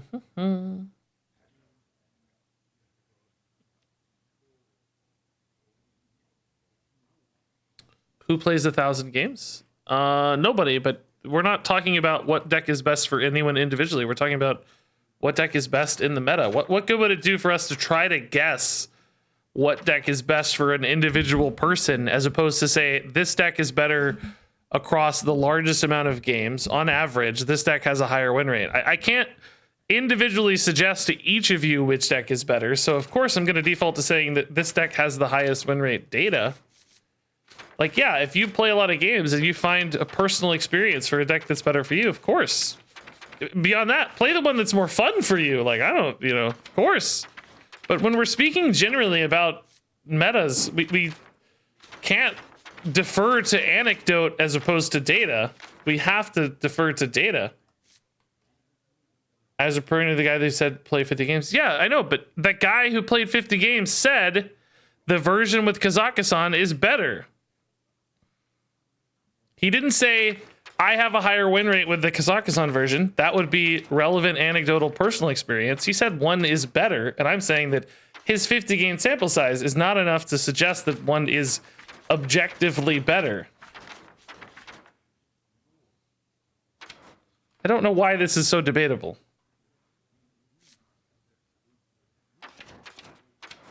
I'm not even making a declarative statement. I'm saying let's get more data and see. I don't understand. Why is it this deck makes everybody in chat so antagonistic? What is happening? Every time I play this, people want to argue about it and change the deck and ignore the data. It's really bugging me. I know you're not doing that. You personally are not doing that. But yesterday was the same thing. Everybody wants to get really argumentative about this deck. I don't understand it at all. I'll play some garbage, Murloc Priest deck, and everybody's happy go lucky. But as soon as I say this deck has good data on HS Replay, he blows up. Everybody wants to argue. I don't get it. I'm not even making the statements. I'm just reporting data. I'm not the steward of the data. I'm the messenger. Don't shoot me. I just need to know what to cut to add elementals. That's all I want. Leave me be. Leave me in peace. I personally disagree. Thank you, Kobe1 for the 100 bits. Just leave me be. I think, like a Restaurant is the natural instinct to cut because it's a tech card. Like, that's a natural instinct to cut. There are a lot of these one-out, like Mutanus is again kind of a tech card. That's a natural instinct to cut. I mean, I think you could get rid of an Alex and an Onyxia though, and say, like, look, I'm gonna make more Tidal Revenants, so maybe I don't need the dragons, right? That'll also probably get the dragon people off my back a little bit. Like that'll make people stop talking to me about dragons. And then if I call it Elemental Warrior, people will get off my back. Now, am I gonna get the Warrior Elementals every time, or are there enough neutrals? Oh yeah, there's enough neutrals. There's actually quite a few garbage neutrals. I mean, this one's really good though. This one's really good. Oh, whoops. This one's really good. This one's actually not terrible with Shield Chatter. This one's pretty bad. This is okay for AoE sometimes. This is bad. This is in standard, huh? Whoa. That one's bad. That one's okay. These are bad. So yeah, it's... On average, I think we'll get a good elemental, but... We could add Neptulon as is, yeah. That really shores up the elemental argument, doesn't it? Okay, dude. You are just really talking my language today, guys. I really like this. Am I gonna cut Nelly? Nelly's so good, but I'm gonna win off elementals, dude. Yeah, Neptulon's an elemental. Yeah, he's one of the elemental lords, like Ragnaros and stuff. I mean, hot take. Can I ever run a Localar? I don't think so. Can you run Primordial Protector though? It's drawing you Shield Shatters almost exclusively, right? Well, I mean, not if they're they're in hand already, but isn't that kind of insane? Forged in Flames, can I cut? It's pretty good, but is there another big spell I'd naturally want to run? Like I could put in a second Brawl.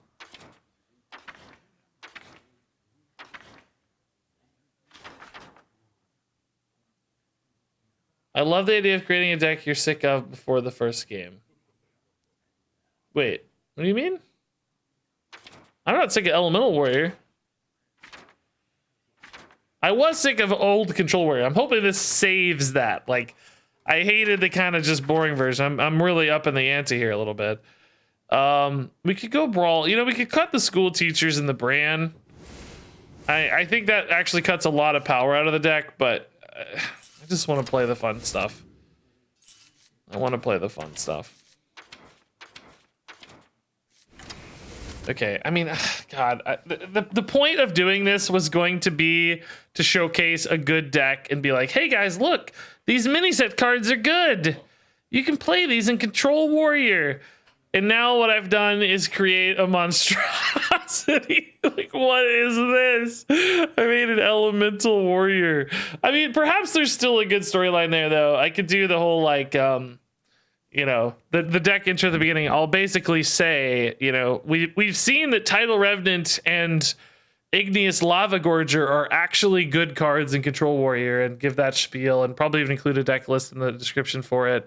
But I wanted to up the ante and make it a real elemental Control Warrior. So we added Neptulon and Primordial Protector and Amalgam of the Deep for some insane elemental action. I put Bran back in. Do I need Viper?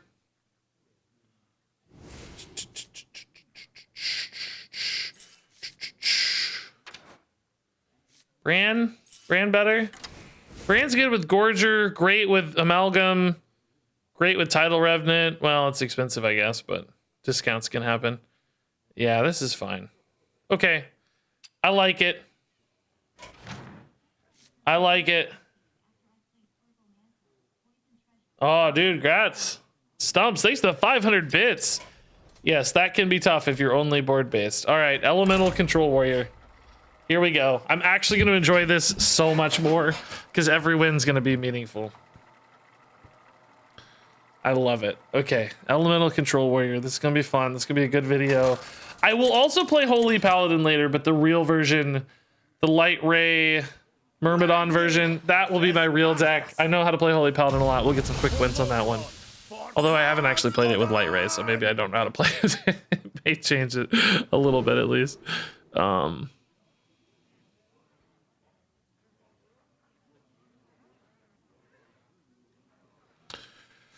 right. Yeah, we don't want this yet. We look for From the Depths. We look for Lava Gorger. We look for we got a 10-drop and a 5-drop already in hand, so Protector's getting a little stranded maybe, but we did cut the Viper, so Paladin might be tough. I don't know. He also cut a lot of damage though, so yeah, you know, maybe it doesn't matter. Maybe we're just gonna win off big dudes. Paladin might just be a dead matchup for us now. Is 2 Primordial Protectors too much? No, it's exactly the right amount. It's exactly how many I want. Here they are to showcase. They're very. I thought we cut Mutanus. Did I not cut Mutanus? Oh, okay. I left 1 non-elemental in. I could cut Mutanus and put in a Baron-geddon though, man. That would definitely make the deck stronger, right? All right, so interestingly, I don't actually probably want to take a big spell here because I have the Primordial Protectors. We've kind of got a little bit of a counter synergy almost of sorts. If I think this lives, I would love an Amalgam. I would like one more big spell in the deck, but there aren't any. Brawl was the next biggest spell in Warrior. There's not a lot of options. PP is still in standard. Yeah, it is. I thought it was like 4 years old, but it's a Baron's card. But I can't believe it either, honestly. It's quite shocking. Localar. Yeah, I mean, I don't really super expect to get to 15 here, but it's not impossible with mechs getting hand buffed a lot. I actually need brawls. I'm glad we put 2 brawls in here instead of usually this deck's running 1 brawl right now, like the real lists. 2 brawls will make us better against mechs with all divine shields, because shield shatter doesn't always beat divine shield. So gorilla. Really not getting a lot of divine shields out yet.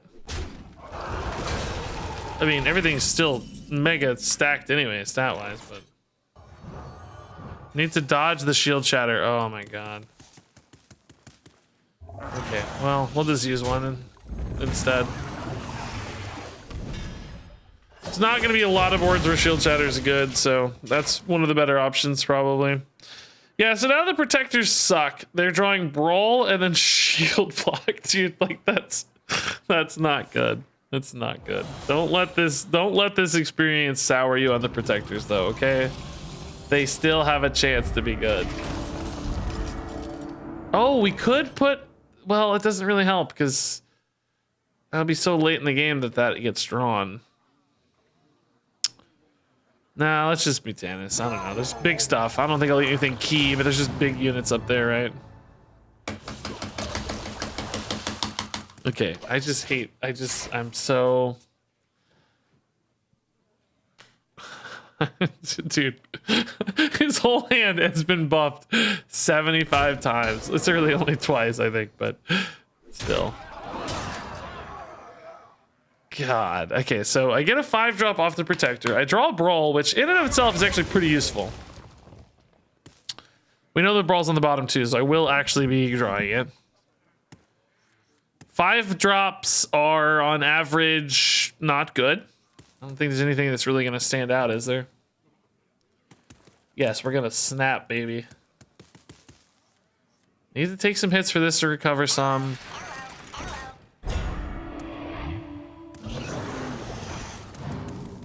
Shield shatters, not good again. Brawl is actually getting pretty good. This is a bit of a staggered board too. There's some weak rolls, but I think it's a little early still. Ooh, I think it's a brawl later, but let's get the brawl now here. Oh, that's a 5-drop. Yeah, sure. Eating a divine shield is actually somewhat useful, just to make a potential shield shatter play good. Now we don't have any armor gain right now, so that's not quite lining up yet, but. Okay.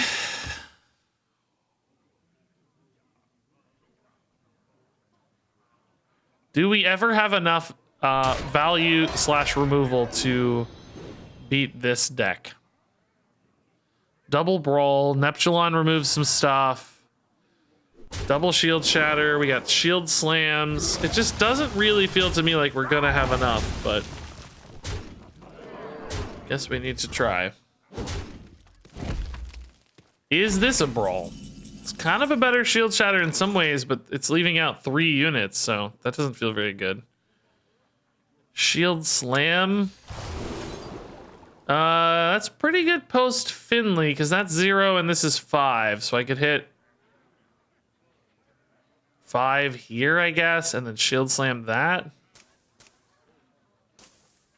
It's not bad, actually. So I want to put the axe on the top. Putting both of these brawls on the bottom, though, is that actually any good? Am I gonna need these brawls sooner? Am I getting any other dredge back? Yeah, maybe. I don't know. This is risky. It was really risky. Taking kind of a short-term advantage for a long-term disadvantage, I think. Another Revenant's not. Oh, double shield slam's insane. Okay. Epsilon's pretty good next turn too, actually. Yeah.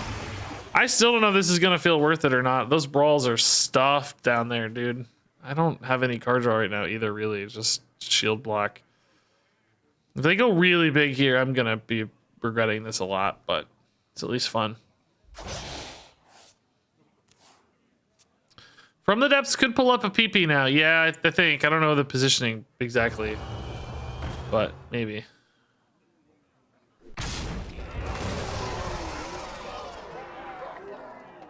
Okay, so Neptulon's actually okay here. I mean, It's not a home run, I guess, but do we kill the 9-3 or the 6-6 with Neptulon? If I go for Neptulon, I don't know if we're gonna go for it yet, but because I don't hate like Revenant, Shield Block, Outrider's Axe, right? Might just be better.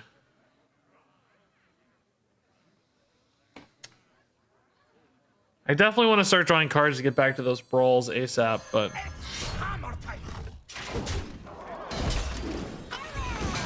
oh, Gorger, dude, that, oh my god, Gorger, yes! I'm gorged!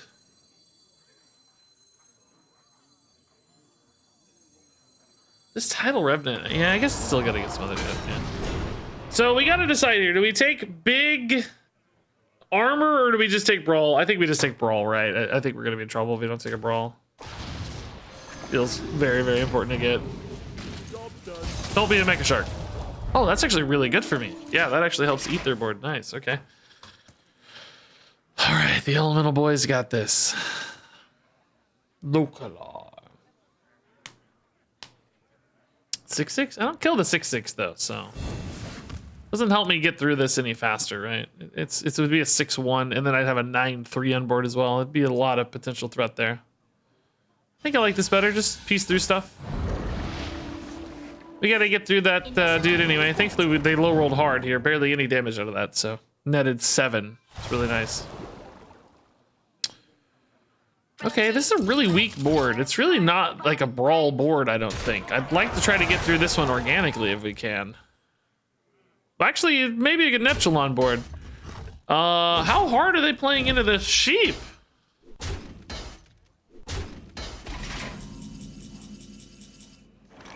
I can just hit the sheep. Then play a Neptulon. Sheep isn't like that clean, but you know, it pops shield, it eats a couple minions. That's fine. We did not add Localar, no. We discovered him off of an amalgam of the deep.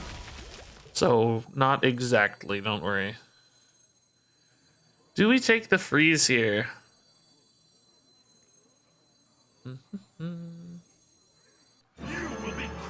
Yeah, I think we can hit the freezer. That's fine.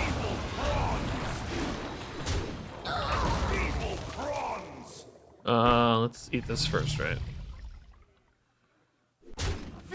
Hopefully Neptulon does not get frozen. I bet these will still attack even if Neptulon is unfrozen, right? Like I bet he'll force these to attack, right? We're about to get a mechanic explored here, maybe. I don't know. I don't know. Oh no, they're gonna kill the Neptulon, I think. Oh shoot, dude. I was really excited to see this mechanic in action. Man, I'm really sad. I'm assuming they'll still attack. This is actually not that bad though if I still get one of these to attack freely, so this could be a lot worse. They had 2 Leviathans, by the way. That's so gross. Well, I guess he's not attacking yet, but theoretically they could. Yeah, it's actually a really annoying board. From the Depths has Localar to... Well, Localar would be playable. It's not so bad, I guess. Oh, not after a shield block, though, no. He's gonna be... So many choices. Gonna be 7. No, that won't be a... Yeah, this is a bit of a dead turn. Forge and Flame, I could draw an additional 3 after the shield block. It's probably just better. Need stuff to do. I think we can get away with like a brawl next turn, right? So. Where's like my Rokara, man? There she is, okay. Yeah, they're probably gonna hit face a little, right? This is kind of free. I've already used all but 1 shield shatter, so I don't really need these as far as enabling cards is concerned, right? This is more about just buying some time. So, I got 14 cards to beat still. I have a brawl, I have a shield shatter, I have not much else. I'm kind of running out of steam here. Rokara can like chip through a little bit of stuff, but it's not great. Amalgam can make me something, but I need... I don't know. Can Primordial Protector hit anything cool for 10? I guess another Neptulon would be insane. I'm gonna draw the Protector prior to the Shield Shatter, right? I think, based on the hand ordering, but I forget. I don't know.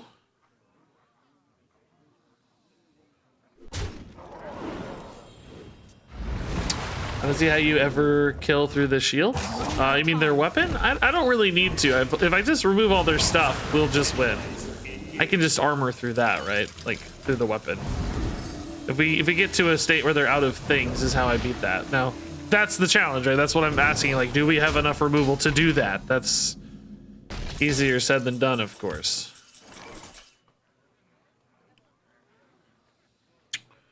Rikara on this is actually pretty decent ping here. I think that's good to snipe that thing while it's still small. We have a little bit of life to give. 6-7 here kind of sucks, but we can get that next turn maybe while it's, you know, that guy scales up, so we want to make sure we kill the scaler before it scales. Okay, we can trade that. That's fine. Amalgam, sure. Primordial Protector Amalgam might be the turn there. So I need them to overcommit into a brawl at some point. I need some kind of insane Localar kill. This says Brawl is in the deck, but it's not, right? Did I play one? No, I guess I never played one. Is there still a Brawl down there? My natural Brawl down there? Yeah, this is the one I grabbed, right? The light dims. Okay. It's kind of a decent Brawl, but that mothership is just big and awkward.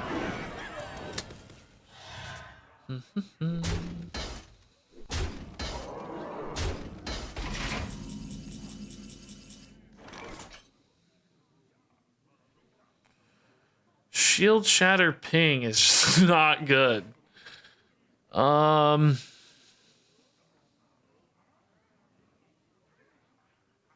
don't know if this brawl is good enough.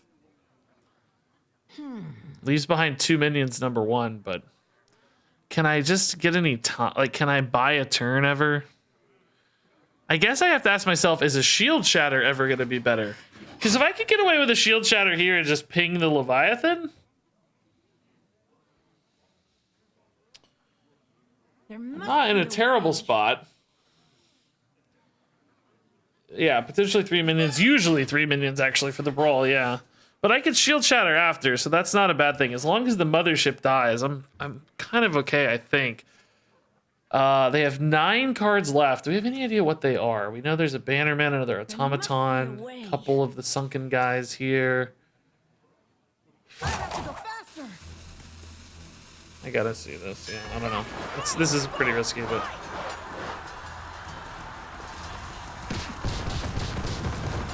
the mothership didn't win. That's really good news. This was an insane turn. Okay, that was actually like perfect outcome. I got armor, got removal, got decent value. Not super value really, but decent value. I don't know how to beat buffed minions now though. Oh god. Oh god, I can't actually beat these things without another brawl, right? Like I need the other brawl already. Which is coming, but is that both of their sunken cards? Okay, I just can't have this win. I could maybe have this win, but this cannot win.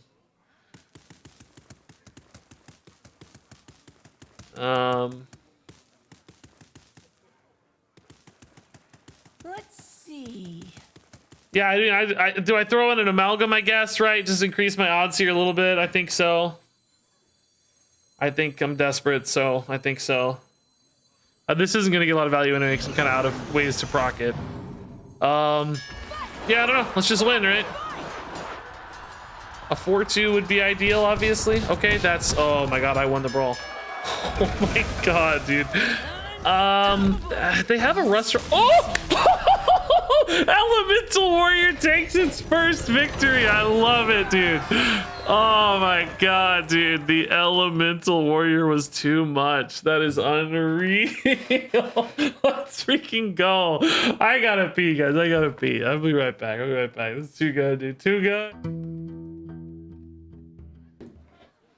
I love this deck, dude. One game's all it took, dude. I wonder, I don't think they were dead, by the way. Like, I don't actually think they had no shot in that game. Because I think they had, what, like, maybe 7 cards left. I think it was like 3 or 4 in the deck, and 2 in hand, maybe. I was out of stuff. Jaina. You asked for it. I had Localar. I had, like, I think a couple heavy plates. I think, maybe, did I still have a Primordial Protector? I don't think so, maybe. It wasn't going to be impossible for us to get there just off, like, hero powers and just little chip stuff, but it wasn't going to be easy either, especially if they just farmed their hero power for a few turns, right? Like, they could have rode out Fatigue for a while and just goosed up their hero power, and I would have had a lot of trouble. Would have had a lot of trouble. Okay, this combo is a little iffy, so let's just take the From the Depths, try to hit a big, like, Neptulon or whatever. Play it early. This is a 100% win rate warrior. Ship it, put it in the thumbnail. Wasn't much of a ruse. I didn't even get time to look at the portrait. Already sold. Yeah, maybe it was just the tilt on the other brawl. That could definitely be it. Yeah. I mean, I won a pretty insane brawl. Top deck brawl too, which, I mean, we only had like 4 cards left for that stage anyway. I don't think the top deckitude of it was particularly tilting, but the victory was definitely tilting.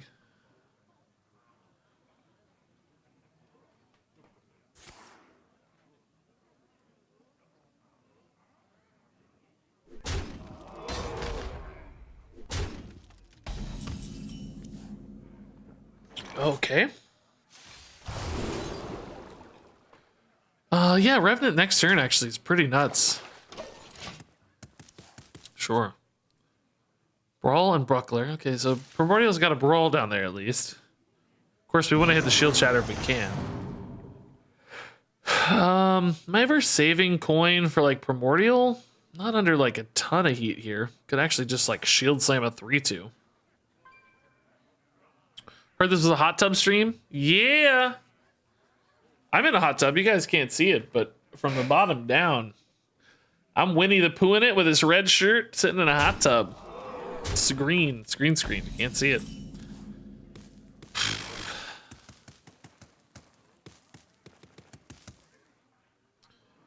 Nah, let's just win the board. I think it's too shady to hold that hard.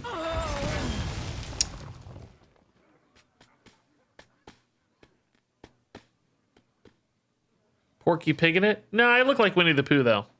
Also wearing a red shirt, so it's especially appropriate today. It's kind of a good answer, huh? Kind of wild. What is? Oh, it's off Amalgam. I was like, what is that from? Losing my mind. Ooh, we get an Amalgam. Nice. This is a rare treat. Oh, Protector again. Okay. Yeah. It says 6. Actually, a little more awkward if I trade this way. I'd have to either hero power or trade in anyway. Yeah. I think that's kind of a free, tiny friction play. Obviously, there's ways that gets wrecked, but because they could just trade here, or that could happen anyway, though. So might make their life a little more miserable. Who knows? I got some really powerful 8-mana plays, but not a lot in the meantime. I can just like shield slam that guy. That's fine. Doubt we need a brawl yet, but just keep an eye on it maybe. As long as we keep those shield shatters in the deck, I'm a happy camper. Oh, Arcane Shot kind of made it easy, I guess. But I don't know, we used a card, that's fine. As long as this two... Oh! Hello.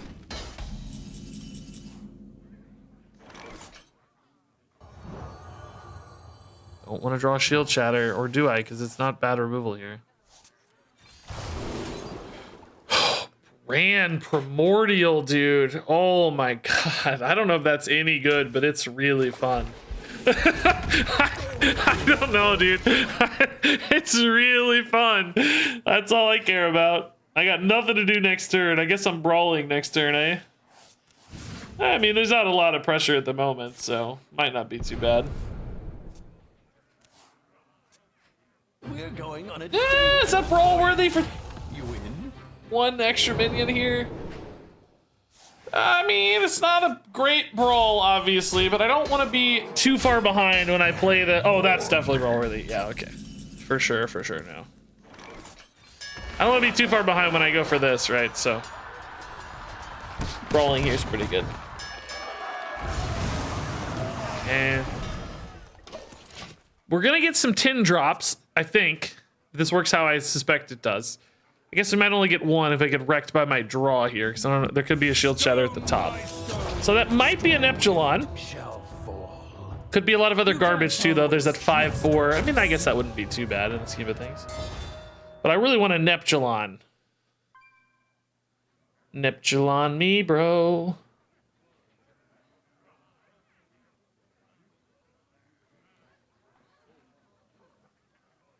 No one crosses. Are there any 10 drop taunts in standard right now? Local R would be good too. If not Neptulon, right? Basically want the big elementals. Naga Giant would be a little disappointing. Who knows what secrets will Here we go. Elemental Warrior in action. Let's do it. Onyxia is awesome. Oh, double Onyxia. Oh, sick. Yeah, we'll clean that up fine. I don't need immunity here. That's so sick, dude. Now, unfortunately, I can't repeat it because I played the brand. We got both our Shield Shatters, but hopefully that was enough of a swing here. Hopefully enough of a swing. He has a brawl? That's totally fine. Go for it. We got more coming. We got more on the way.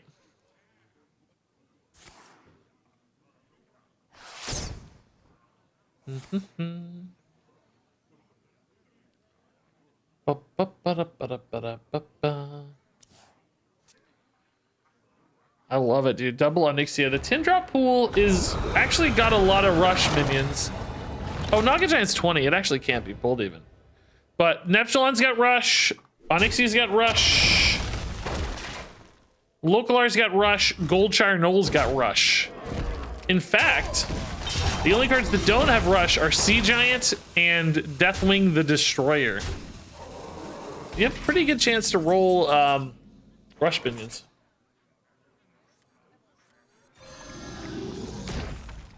Yeah, this is fine. Neptulon next turn hopefully is good. Could have gone for a Shield Shatter, but I think we don't need it yet. We have more ways to gain armor later too. All right, 7 damage or 26. That feels pretty good. Neptulon might help resolve a board. That feels pretty good.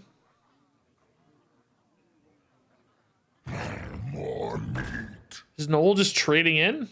That feels pretty good. Just playing the Knoll? Oh, just playing the Knoll. Okay. That's good for Neptulon, I guess. If I do go Neptulon here, that's probably when they're gonna rip the Brawl. It's not maybe ideal, because I also have the 5/8, right? So maybe the Shield Shatter here looks a little better, just to reduce the number of threats I have coming out, right?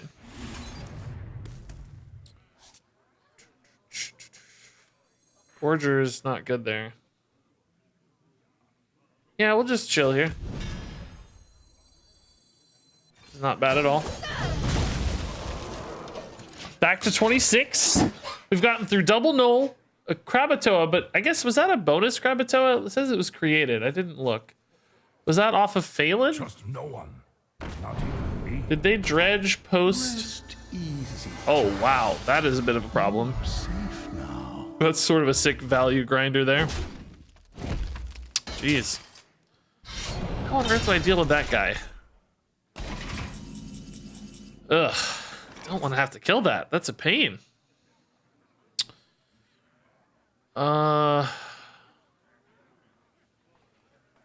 Axe, shield slam. I mean, we got another shield shadow here. Is decent. Neptulon is not really great against the Mida because of the So many choices. Divine Shield being a bit awkward. Primordial could just draw me a brawl and just like let's go face. Shield slam something. Not a ton of pressure on this board, so we could just kind of ignore stuff, just like Outriders, Igneous sort of thing. I don't know how I'm going to end up winning this game yet, though.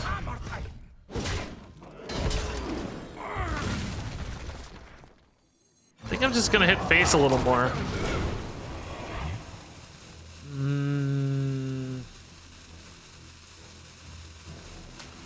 Don't really think that matters, but it's the best card, maybe. I did take a 0-mana card, though. That's probably not actually that genius, is it? I mean, they were all low, so taking the best card has some merits. I don't know how to beat a Mida. It's going to be tough. Now that the Divine Shield is organically gone, we can kill it, I guess, without healing them, but I guess sticking a board is possible once I get through that brawl, and then we hit for a lot, but okay, I think the 3-unit Neptulon here is actually totally fine. It's not as brawl problematic, right?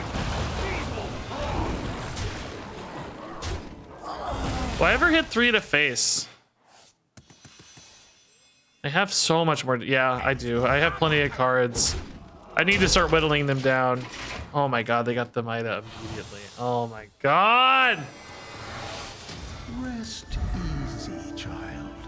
It's really frustrating. Regis, you look great today. Thanks, Eggs with Legs. Yeah, I love your name.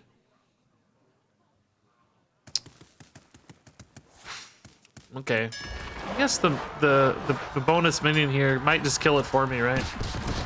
Nice. Okay, Neptulon 1-2. Oh my god, that's an insane amount of damage. Oh my god. Can they kill this?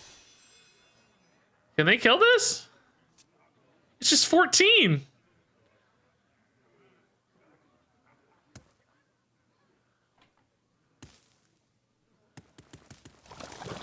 Oh, the silence clutching the Wind Fury. Still, though, I'm going to hit for 10 here. That's still pretty insane. Any other lethal outs? No, I don't guess so. What does this draw? Heavy plate? That's pretty bad. I think we can just Mutanus here, then.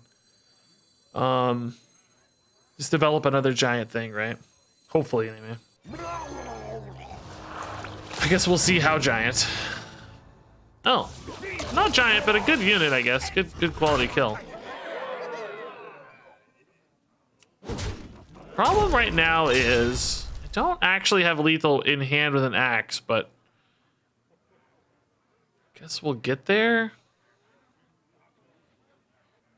Do I ever shield slam the 2/4? Does it change like what lives or dies here? Does it bounce and silence? I don't know, it feels kind of free. I've got other removal in hand, right? So it feels kind of free. Just to maybe increase the odds of survivability on these other 2 units, right? Neptulon is good enough, unfortunately. Yeah, 8 health is exactly the wrong breakpoint for me. So we needed that to be 9. 8, exactly the wrong dude. This looks familiar, by the way. Brawling into a Neptulon here. Oh, actually, Rokara is just lethal. Nice. Thank you, Rokara. Guys, we did it. We won with elementals. Wait. Oh, God, it's actually even extra damage. That is, of course. He can't attack, so his elementals do. Oh my God, so he actually had up to 10 damage there. That's crazy. Okay, of course. he's got hands, and he's throwing hands.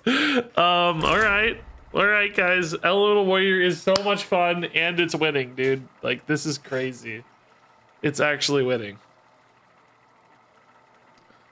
This is the YouTube video I've been waiting for all weekends, like for the last 3 days or something. I finally got one I'm like really happy with. So it won't be popular at all, but It's okay. Magni versus Thrall. Fear the coming storm. For I honestly sometimes care less about the popularity of the video and more about like, do I like it? You know, like if I'm proud of it, it's okay if it's not popular. Sometimes there's stuff I'm not proud of that gets popular and I'm like, ugh.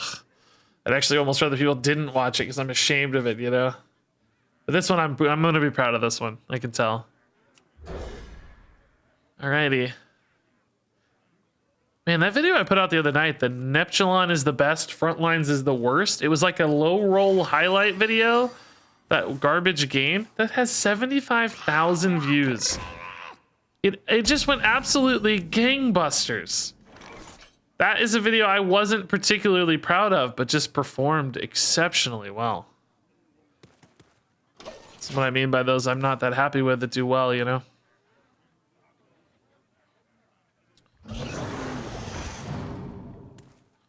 Do.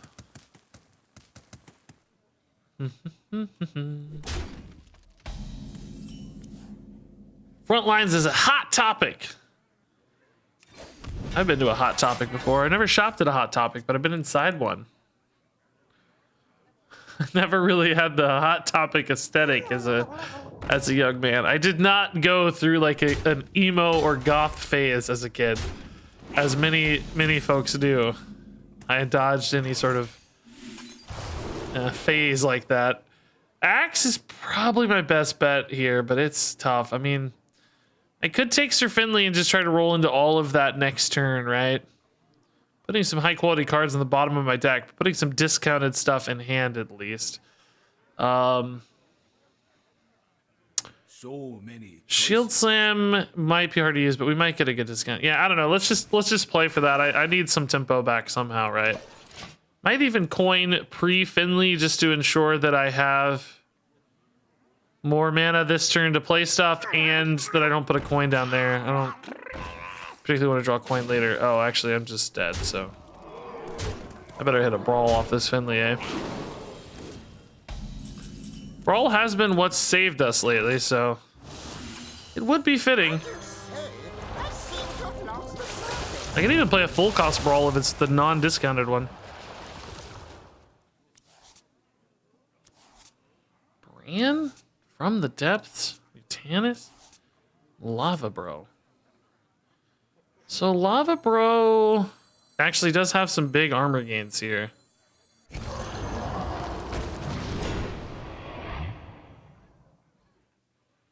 And Shield Shatter on my deck is really nice too. Oh,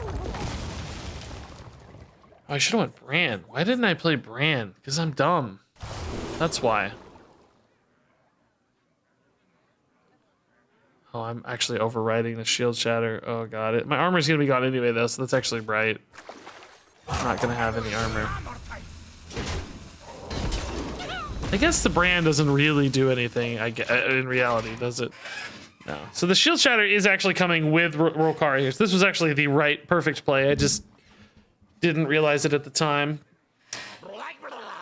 This was the best possible line, I think, honestly. Okay. Are we dead? We're not dead, so we'll be okay. Copium? No, it was good. No, this actually legit was the best line, I think. I really think that's true.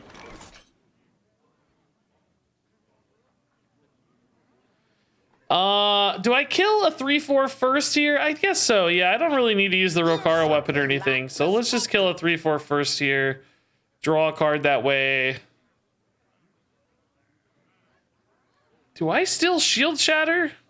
I think so. They're getting kind of light on resources, but man, I also don't have a great like next turn play, right? Oh, that'll draw 5, so that'll be fine. Yeah, okay. Yeah, we can Shield Shatter then. Draw 5 next turn's awesome. Ever tempo Bran? I think Mutanus is too good. Although they may have an empty hand always, so I'm not sure that's actually true. But yeah, we'll attack next turn. Whatever thing is relevant to hit, we'll Forge and Flame, then we should be good to go. Yeah, Cookie's a good card. Clownfish. I'll hit the clownfish over the cookie, right? I don't want to give him the weapon any sooner than I have to. It's also just higher damage, technically, right? I guess I lose hero power access there, but I don't really want to be spending on hero power right now. I want to be playing good stuff. Well, I say that, but I'm probably going to hero power anyway here. Just based on what we got, right? Didn't exactly get the good stuff. I mean, a shield block is fine, though. I'm not really in any urgency here for the frozen bucklers. We have plenty of life still.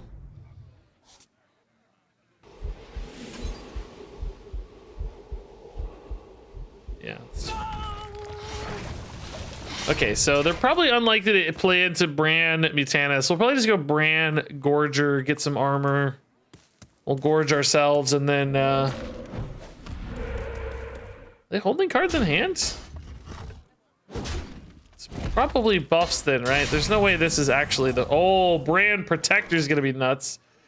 Okay, we'll do that. Well, actually, the Bran's still gonna live if I play Gorger almost always. So yeah, we'll still just tempo Bran, it's fine. Revenant's insane. Yeah, that's both the most armor and just a nutty card for later. As is Protector. Yeah, okay, cool.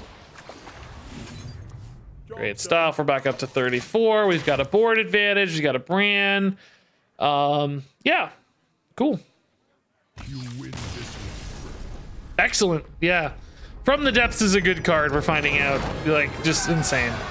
That really wasn't as much of an elemental game. It was about to be if they played one more turn. We were going to do another Bran Primordial crazy pop-off turn thingy, but only one 10-drop in the pool this time, though. Hey, new to the stream, is there a deck list? I think if you hit !deck list, it'll show you one. Handy Hearthstone deck tracker feature there. Oh, this is a mirror match.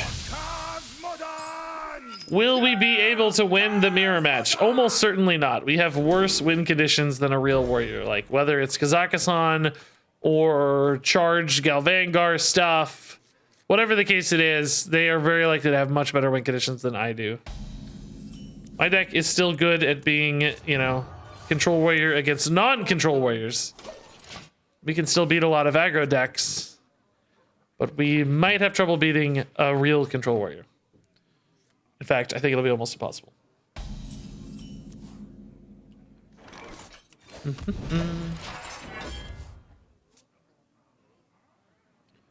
I mean, I guess if we got like just crazy Primordial Protector value, it might be enough to like overwhelm or, you know, stick an Epsilon, hit for 14, that sort of thing is not impossible. They did get the first From the Depths though, so that's a bad sign. That already puts us behind a lot here, probably. From the Depths is such an insane card, dude. This much freaking cost discount, man. Dredge is good too, it's just a base mechanic, like, whew. Totally bonkers. Is it better to buy 20 packs with gold or the mini set if I just want dust? I'm not interested in legendaries. I honestly don't know, man. There are people who know that answer. I do not know. I am not one of said people. Man, they chose to just like hit me in the face. I'm like, like, is that right? They've got me really thinking that might be the correct decision. Normally I wouldn't do that. Now, I will acknowledge there probably aren't a lot of good targets in Warrior for me to hit with my weapon. There's like a Finley, there's like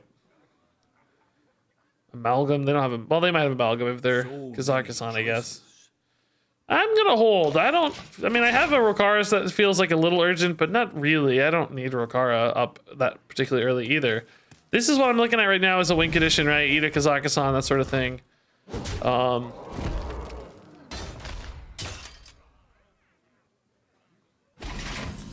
Maybe they're just trying to keep my life total in check.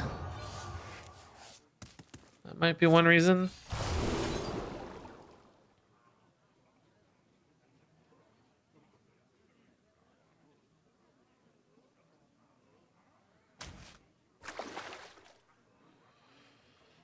Do I need to dump a card now? We're gonna draw a card here. I'm gonna go to 8 next turn. I'll go to 9. No, I guess not yet, right? At some point I might need to play a card though. I don't know. Hey, Zarna Whoop! What's a fun name to say? Thanks for the 5-month sub. Zarnawhoop. What year is this? Hero Power Pass Warrior matchup, dude. I love it. This is fun. This is really fun.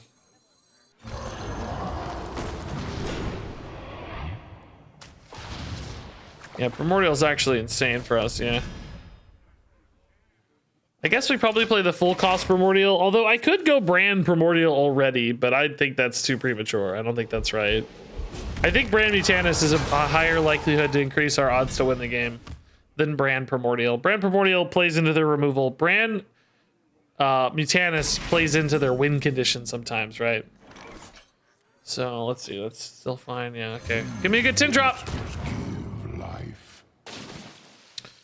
Okay, that's one of the low rolls, but I didn't need the rush min anyway, so that's kind of the same thing as on Ixia, right?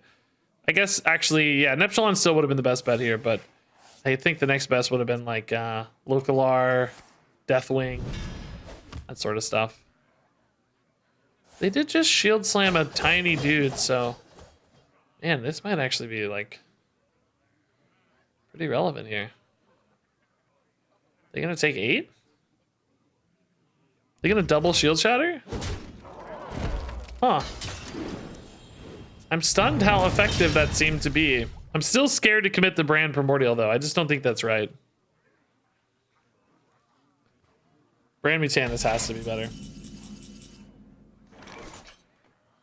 Just has to be. Yeah, I mean we can try again, man, yeah.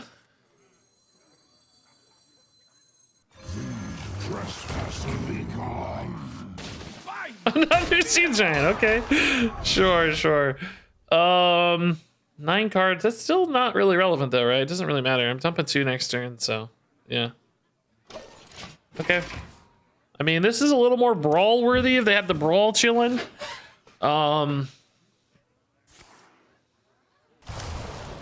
Seems to be giving them more pause than I expected, man. Maybe I should have put more faith in the Brand Primordial, dude.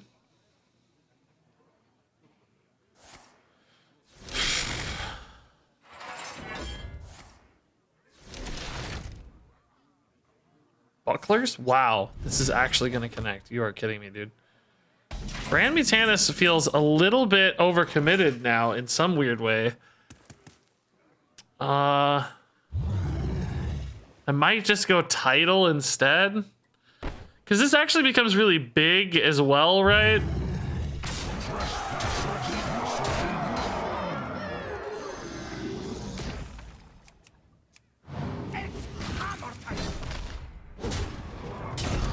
So it can be a threat, not only an eater, but also a threat, right?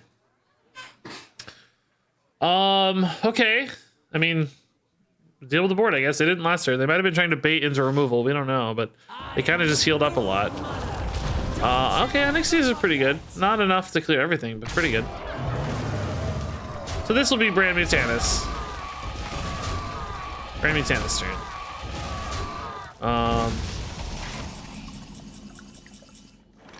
Yeah.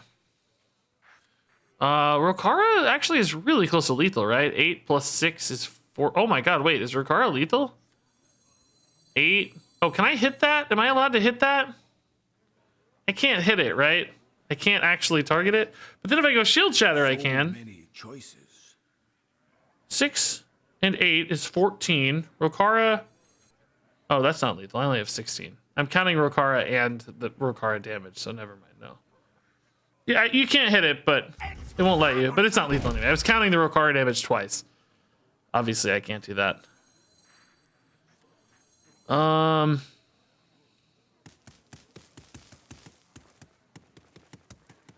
think I'm still gonna go face and leave the Onyxia, honestly. I have so much life, it shouldn't be a big deal. We're just gonna do this. Hoping to get Kazakhstan, maybe Galvangar if they're combo. Shara's not bad, but not great. Bran is not bad, but not great. Okay, wouldn't call that a home run. I mean, both good cards, right? Both high quality cards. That's great, but I really wouldn't call that a home run, unfortunately. That scares me for the long-term prospects of this game, right? It's gonna be a lot harder to win now. we kind of lost our ability to race face and our ability to win on like long-term value. Could have maybe traded that on Ixia first, but I guess it didn't matter. It wasn't gonna kill that anyway. Okay, they are really out of gas though too. I could just like grab a Neptulon from the bottom of my deck or something. Be pretty cool. It's gonna be hard to race here.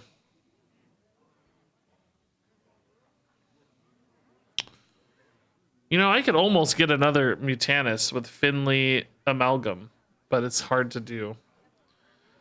I'm almost guaranteed to get a Revenant or a Neptulon in hand, but I don't have a lot of mana still. Rokara hit for 8 is intriguing, but it's still not a lethal setup. This turn feels hard. I don't know what to do here.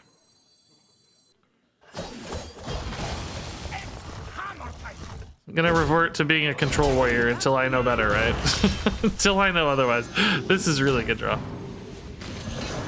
Getting amalgam elemental value here. Localar is pretty gross. Yeah, I mean, it's expensive, but it is a threat. The Revenant, though, I mean, I do technically have frost spells. Revenant's kind of like a 6/7. This hurts it mostly. No, I don't know. Localar's 10, but the way this game is going, I might be able to play a 10 mana Localar. I don't know. Just, I gotta worry about Kazakhstan now, right? Like, we somehow just whiffed on, like, good Mutanus pieces. So now Kazakhstan's a real win condition. I don't know how to beat that. Rokara here, whack that into face. Looks okay. Maybe start pinging face, honestly, just to create some more face pressure again.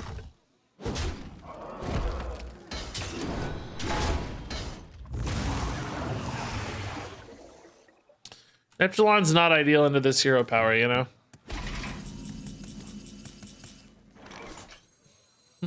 Am I Verser Finleying this? The bottom half of my deck any better than this current half of my deck?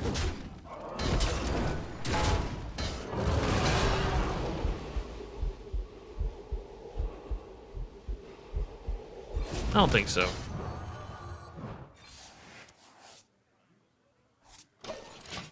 I have 7 here. They're at 12. They're gonna be at a pretty big risk if they play any large minions here. Yeah, Nellie's a pain. It's kind of a good Localar target, but not exactly worried about like the Mr. Smite or anything at the moment. We have so much health to work with. Still hit face for 7 here. Just shield shatter, ping. Localar is really not much of a threat. Neptulon's a better threat, that's for sure. Yeah, he's pretty good. Do I hit the 5/5 face or just kill it? The thing is, like, if they ever want to play Kazakhstan, if I keep this weapon up, they might take 8, but I have that Outrider's Axe too, so I can do a lot with the Outrider's Axe. Hey, Richard Hammerbeef, man, thanks for the 9 months, dude. Welcome back.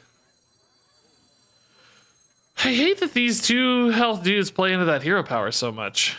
It gives them 4. Like, it's a net, almost a net loss for me in some ways. Kind of thinking just shield shatter, ping face. Like, if they want to ping off their own dude, like, that's fine. Problem is, I'm not doing anything else. What's going on? So that feels weird. No, this is fine. Yeah, they get a ping, but it's not the end of the world. I have to decide here, though, like, I just want to deal 5 to them, or be greedier. I think I deal 5 and just clear. I don't care about taking the damage, so hitting the 2/3 is just less damage output, right? In some ways, this kind of threatens my ability to kill or to deal more damage with Kazakhstan, but it's only a 3 loss, and it just so efficiently protects a 4/2 from that 2/3, right? Just hate that their hero power is good, right? That's the problem. Let's see. But they do have to kill the Neptulon here. They're gonna be in trouble. Like, that's 14. That's a lot. I have a fatigue advantage. No. Kazakhstan threatens that anyway, so it doesn't really matter. They play Drake, Onyxia, and Amalgams. They're not actually ready for Kazakhstan just yet. They need one more dragon. Those are their 2 pirates right now. Did they get a smite to go with it? Shield Slam's gonna help them kill the Neptulon. Do they take 7 or do they do it for free? Oh, it's for free. They got the armor off the thing, of course. Okay, no smite. All right. Looks like a pretty good shield shatter. Ah, that's good. Is he done?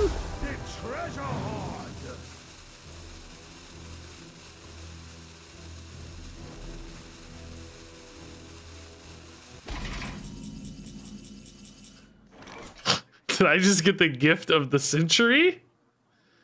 Or did they think that that...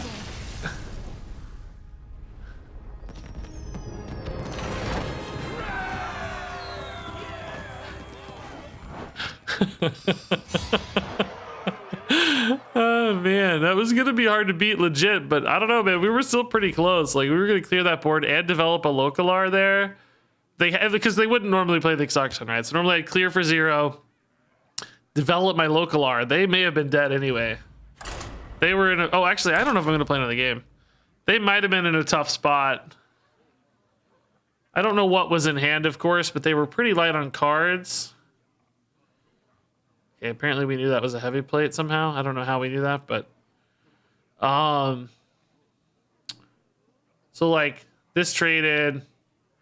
They normally don't play Kazakhstan because it's not working. We shield shatter this board away, and I think I just play the Localar. You know, they had already used both shield slams. It might have been really hard for them to kill the Localar. Weapon ping wouldn't have done it. Right, they might have had like shield shatter weapon. That would have made them take a ton though. Maybe something off school teacher. Yeah, I think they would have had a hard time dealing with the Localar. They might have just taken 16. Which that's 19. They could have heavy played it up to 27. I would have dealt like 19. Yeah, they still would have been alive. They probably would have played Kazakhstan though, and not heavy plated. If they played heavy plate, that's another turn off Kazakhstan and another turn Localar's alive. So yeah, I think we might have got there, but it would have been close. It would have been close. Okay, I'm actually gonna move on, guys. I got enough games of that deck for YouTube. I think I might, you know, we might play more of that later. It's really fun. I actually want to make though a Fire Warlock deck. Fire Warlock. I haven't really played Immolation yet. I think we can pick a better portrait than this, by the way. There's got to be a more fiery Warlock portrait, right? Wow, there's really not. None of the Warlock portraits are using fire. Nazoth is the only one who's even got orange going on. There's a lot of fire cards in Warlocks. I'm surprised there's no fire here. Anyway. I want to use Immolate. I haven't used Immolate at all yet. Light every card in the opponent's hand on fire in 3 turns. Any still in hand are destroyed. We also have Altar of Fire that removes people's cards, and that's obviously what's making this a fire deck. We don't really care much beyond that. But basically, I want to just kill all my opponent's cards, right? We could add a Hellfire for thematic fit, but I don't think that's really the goal. I actually want other things that just disrupt my opponent's card. I want this to be basically a bit of a lockdown disruption sort of deck where we really make it hard for our opponent to play the game. So any sort of card that interrupts their plays, that messes with their stuff, that counters them. Coil Fang Constrictor's perfect, actually. Yep, that's great. Mutanus is great. Shellfish. We could do a Shellfish, but I don't feel like that's great. Fell Soul Jailer is actually pretty cool. Yeah, we could do some stuff with Fell Soul. Bran probably enables some of these cards as well. Of course, let's get a Bran. Zola might be a little greedy. I think we probably want some life gain and survivability cards to support this on top of this, right? So probably things like Touch of the Nathrazim. We probably want a Tamsin for some of those. She's really good with most of these survivability cards like Drain Soul. Draw cards. make both draw cards? What are you talking about? Let's make both draw cards. You mean mill cards? There's not really any mill in standard right now, though. The silence guy is actually probably pretty good. Yeah, that's a good call. Smothering Starfish. Good against Paladin in particular. Yeah, I like that. Any other good life gain? We could do like the... Well, Full-Blown Evil's pretty good removal. Tamsin's something we could probably run. Tamsin's always good. Maybe just like a Twisting Nether. Gigafin actually would be really fun too.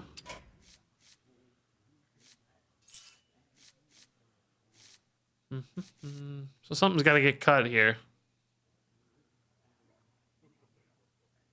If we're running Altar of Fire, it feels weird not to have Bristlebacks.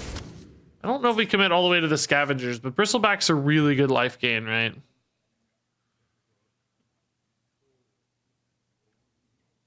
Gotta cut 3 cards. Maybe we just go Gigafin instead of Twisting. It's a little harder to kill off, though. Could do Grimoire with it, I guess. Feels a little iffy. Grimoire is... Could be anything else? No, not really.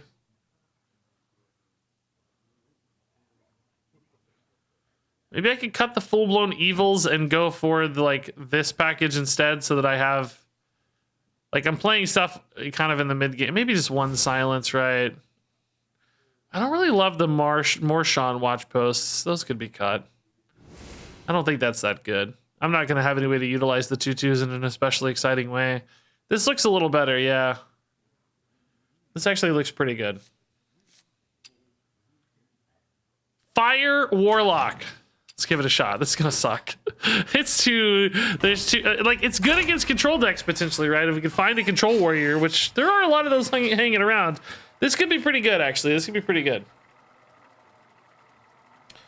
I had so much more fun playing that elemental control warrior than regular control warrior. I don't know why. Something in my brain just switched. Right? Like, knowing that it wasn't a real deck and I had elementals in there, it just made it literally 10 times more fun to me. I don't know why. Something in my brain just said, yeah. I have not played an Immolate. Yeah, no, I've had it played against me, but I've never played one, no. I'm gonna keep one. Hunter, like, this could be a big beast hunter who has, like, big beasts in hand, right? Quest Hunter, probably a little harder to get a good Immolate. They're just gonna have time to play it all, but a big beast hunter might. This looks like Big Beast Naga Hunter. Think? I don't know. What is Thing Constrictor doing in there? Oh god, I think we found a mirror match. I don't know what this is. No, I don't think Immolate shows you the cards yet, but they said they did want to do that.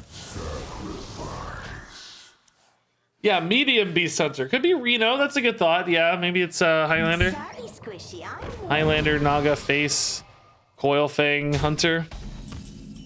That makes sense to me. That tracks.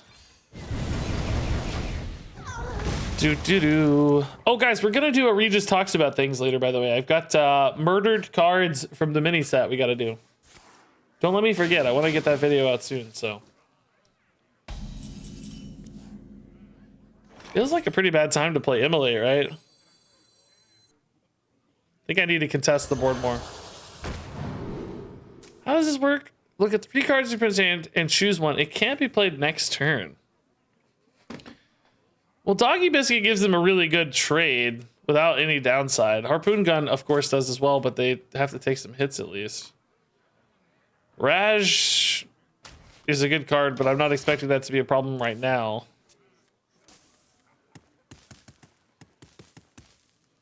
The Coil Fang Constrictor.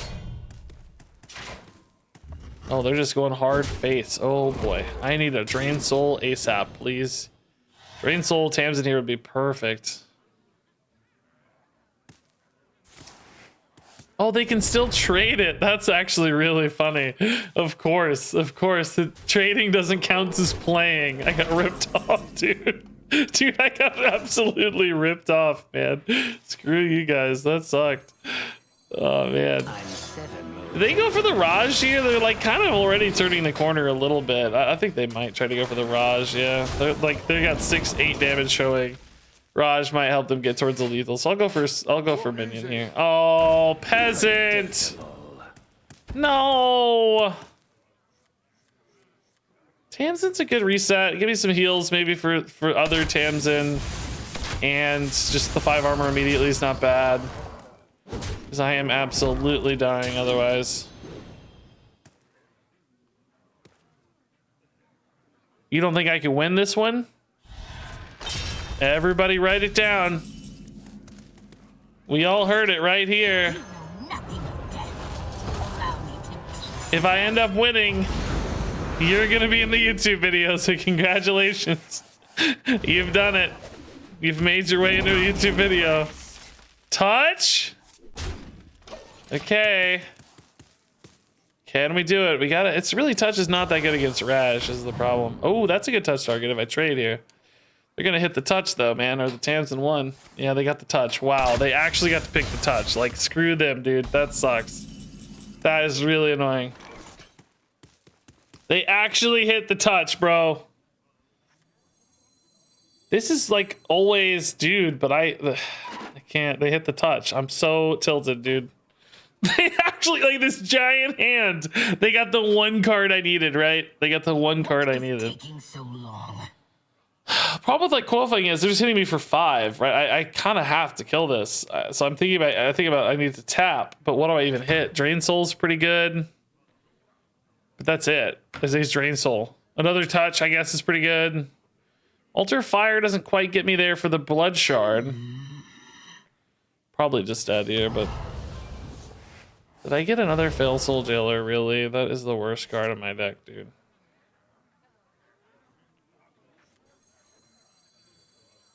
I mean, I have 9, they have 7. I have to pick any damage here, or any spell. Yeah, it's gotta be Aim Shot. That's the only thing that buys me any time.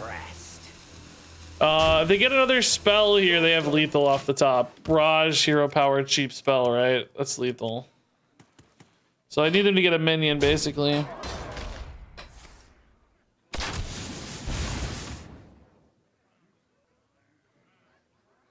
Any Raj cheap spell is lethal. Oh my god, they didn't have it. Okay, okay. Suddenly interesting. I can only touch once, though. For life, anyway. Can't get the Blood Shard, either. Can I really only touch once? Is there no way to do it twice? What is taking so long? Like, I don't have a minion I can touch, right? Really? In that case, I don't need to play Tamsin. I need to play Fell Soul Jailer. Oh no, it's the Aim Shot that beats me, though. I can't beat Aimed Shot. Right? It's impossible to beat Aimed Shot. Not impressed. Touch Tamsin? Well, she doesn't die. She's got 3 health. That's what I'm saying. Not impressed. This is the only play. I have to tap into... They have at least 5. I have to tap into Drain Soul or something here. I think Altar of Fire might also be enough. Drain Soul, okay. I have to use it now. I could have played Tamsin though, because I'm an idiot. Why didn't I play Tamsin? I had enough mana. I didn't think I had enough mana. Well, that's dumb. It's probably not enough anyway, because they... Oh, actually, is this just always lethal even with it? Would have been alive at 1, maybe, actually. I'm dumb. I would have had to kill off a minion, which would have sucked, but... Would have been alive at 1. I don't know. If he gets aimed? Well, we know he has aimed. We know he has aimed. I had to play the Tamsin. I didn't think I had any mana left, guys. Sorry, that was actually a lot of mana left. More fit into that turn than I realized. So I could have killed off the 3/3. I could have had 1 health at the end of that turn. Then I would have had to play for the Bristleback heal. I mean, it was a bad trend line. We weren't exactly trending towards success, but it was possible, I think. That's my fault. All right. Yeah, I'll alter a fire on one. I don't care. We'll let them know what we're about. Like, we'll show them what we're about. We'll show them who we are. We don't care. I guess coin watch post is pretty good too, though, to be honest. Maybe we coin watch post. We kind of need to get that rolling a little bit. And I can always tap on two. That's fine. Coin post is nice. Really disrupt this early curve if we can. Ugh, that's not gonna disrupt anything. Gross. Really, man? They just got the automaton already. That's gross.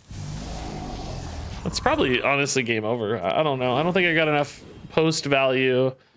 I can full-blown evil maybe and deal with this stuff, but yeah, it's not enough, right?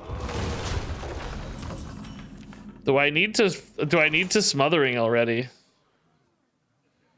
I actually think, yeah. I know it's also good later, but I'm just gonna get absolutely ran over if I don't do it early. I gotta go for it, I think.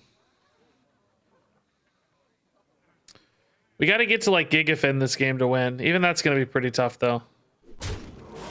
What we really need to do is turn this into a control warrior. we need to make this a control warrior. That's how we win this. Force them to play control warrior. Tamsin's a pretty good card. So they're on 5. Bubblebot's the natural curve fit. Automaton, that's okay if they want to go for it. They could play Automaton Gorilla Bot, but I'll have like, well, it's actually gonna be hard for me to kill still, but regardless, I feel like Bubblebot is, well, I don't know. If they play a Bubblebot on this board, I'm not really upset, am I? It's not that good. No, never mind. Actually, I think we go Automaton. I need time to get to the full-blown evil. I take it back. We're pivoting here. Could maybe even Fell Soul eat something good.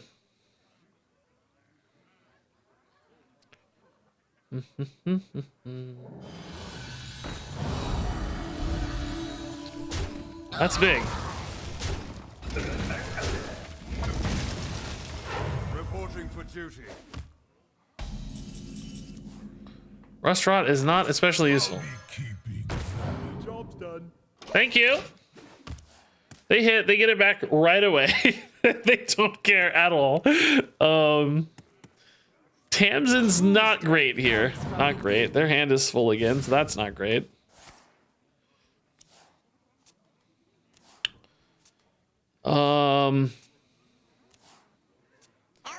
Yeah, I mean, we will still Tamsin just to... Oh, wow, they're not even going to kill my guy. Wow. Respect. I actually like that a lot. That's a cool play.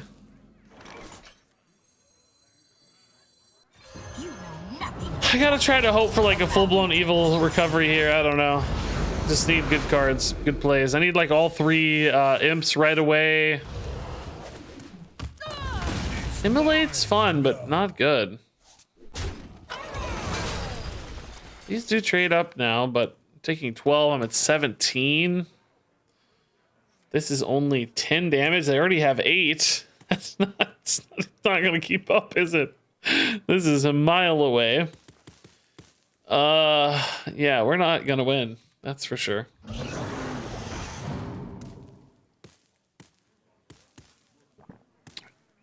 That's for dang sure.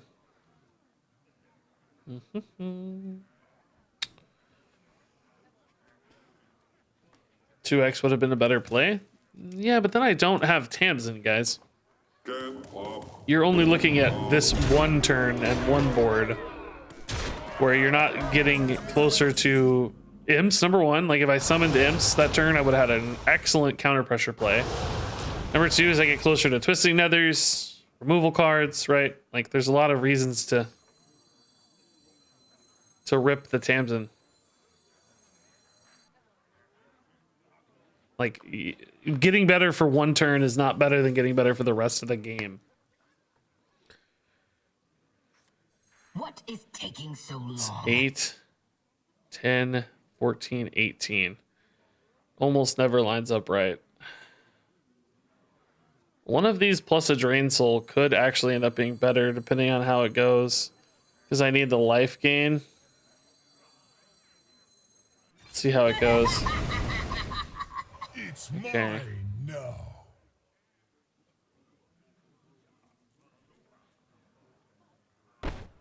It's mine now.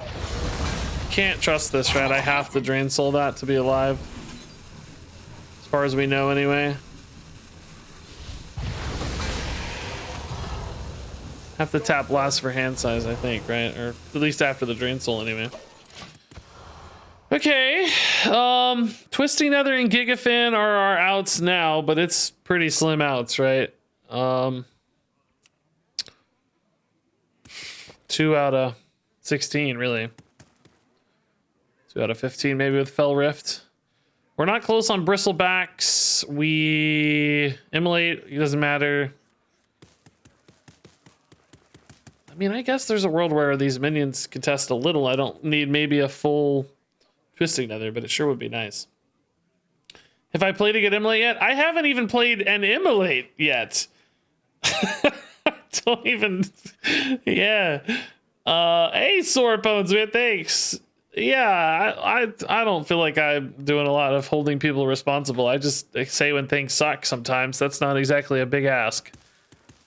Right now, I've heard Diablo Immortal monetization sucks, man. Every time I see another really poorly monetized mobile game, or Blizzard game in particular, I get really discouraged. I get really sad about it. There's been a lot of videos the last couple of days, people talking about it. I haven't experienced it myself. I can't confirm, but it sure seems like everybody's very unhappy with the Immortal mobile monetization. This actually is going to stop any kind of... Oh no, Gigafin might be enough still because of the taunt, right? Oh my god, I might be able to kill a unit too here. This is actually the best draw in my deck. Because it's asymmetrical, so I can kill off the leftovers here, potentially, right? Does the freeze kind of matters, but they're gonna activate it themselves anyway. We're just better off killing the better unit, right? I think. Yeah. Okay, I still don't have a good play is the problem, right? Like, I'm still not out of the woods, even if this lives for a bit. I still don't have a good answer to this board. I can trade into a Twisting Nether. Do I have any way? Well, they're probably gonna have to kill them off first, right? So I can't worry about this, right? I'm just gonna assume that this is doing its thing. We'll just trust. Can I actually get to? Oh, I can get to a Bristleback now. Yeah, I can alter fire Bristleback. Okay. Initializing descent. That's not bad at all. This deck doesn't usually have ways to snipe the Gigafin, right? Like usually they have to go straight up through the butt. Straight up through the butt. Classic phrasing. Classic Regis phrasing there. Mutanus is actually really cool. I wish I had mana for that. Yeah, this puts me at 10. I think that's always the best play, right? And then I'll just Coil Fang and kind of try to disrupt whatever they have up there. Maybe like a Leviathan or something. Man, I sure lost some good cards, unfortunately. Jeez. Like, I would have loved most of those cards. Oh. Well, those suck. I guess I disrupt the Amalgam because it might give them a Leviathan, right? Like, you know, just that lets me kind of control the stuff that's there. Ooh, Twisted Nether. Okay, nice. So this thing dies, presumably. This doesn't have a lot of good hits, presumably. It's just buffing one thing. What was it, an automaton? Yeah. So that's a jacked automaton. That's some unknown entity, and this is an amalgam. Okay. Do they go ahead and kill this off? Yeah, they do. Okay. Mutanus is going to eat a jacked minion here, potentially, right? I kind of hope they play this automaton so I can eat maybe this guy? Whatever this is, like a Leviathan or something. Is that the right play, though? Because I'm going to run out of... Oh, I could go brand Mutanus and eat all of it. Oh, my God. Can I clear the board if I do that? Yeah, I'm fine, right? Just hit here, hit here, hit here, hit here. Yeah, okay, so I can brand Mutanus. Then they're just playing off the top only. Yeah, this is great. Even like a smite top deck wouldn't kill me. Who knows what secrets will Dude, these Murlocs have come in so clutch this game, dude. So we know it's a 2/3 and an automaton. We actually know what it is. We know what we're getting. They're big though. That's the important part.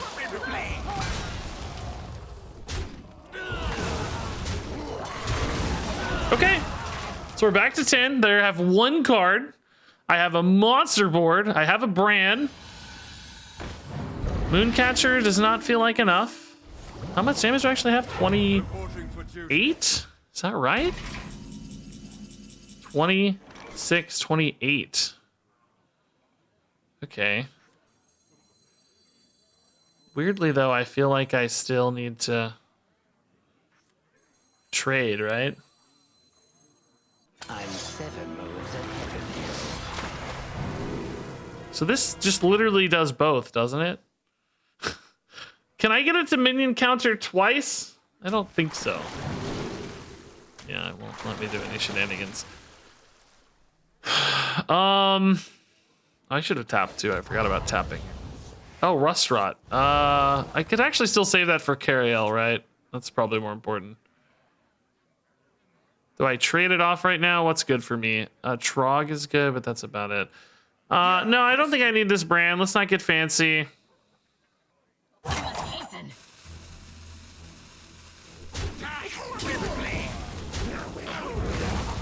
Just hit for 20. I think they literally can't play whatever their top deck is unless it's exactly Cariel.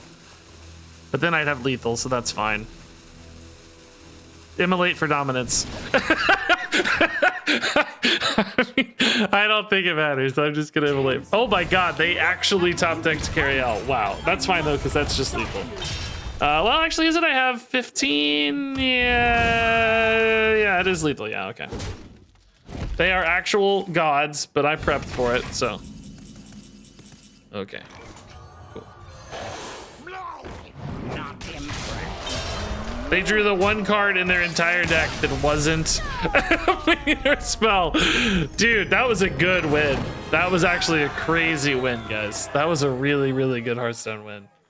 Dude. Thank God for Immolate, dude. That was really important in that game. Thank God for the Immolate, huh? Cool game, dude. Getting that Gigafin was so clutch, dude. I don't want to use hindsight to say I was right and other people were wrong, because that's a bad tendency, but it did kind of showcase my theory that we needed to draw through the deck as fast as possible. So the turn I played the Tamsin instead of the full-blown evil, you know? Like, I wanted to draw so we got to the cards we needed ASAP. Again, you know, that's just hindsight. We can't say for sure that was correct based on that, but that was the theory I maintained anyway.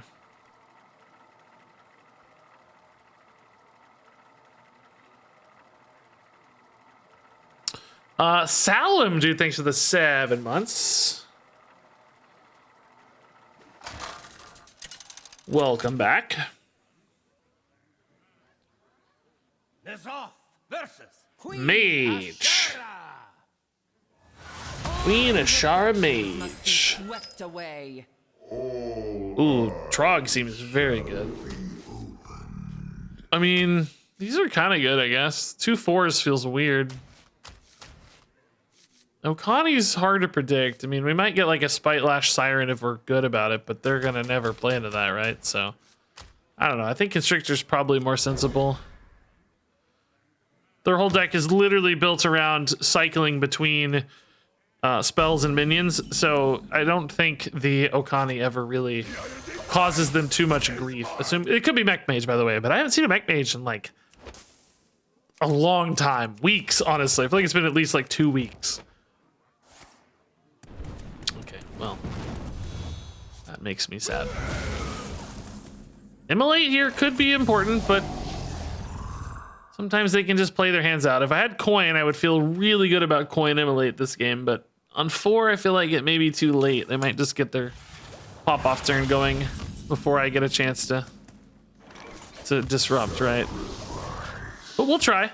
This would be cool to eat a siren for a minute or two, right?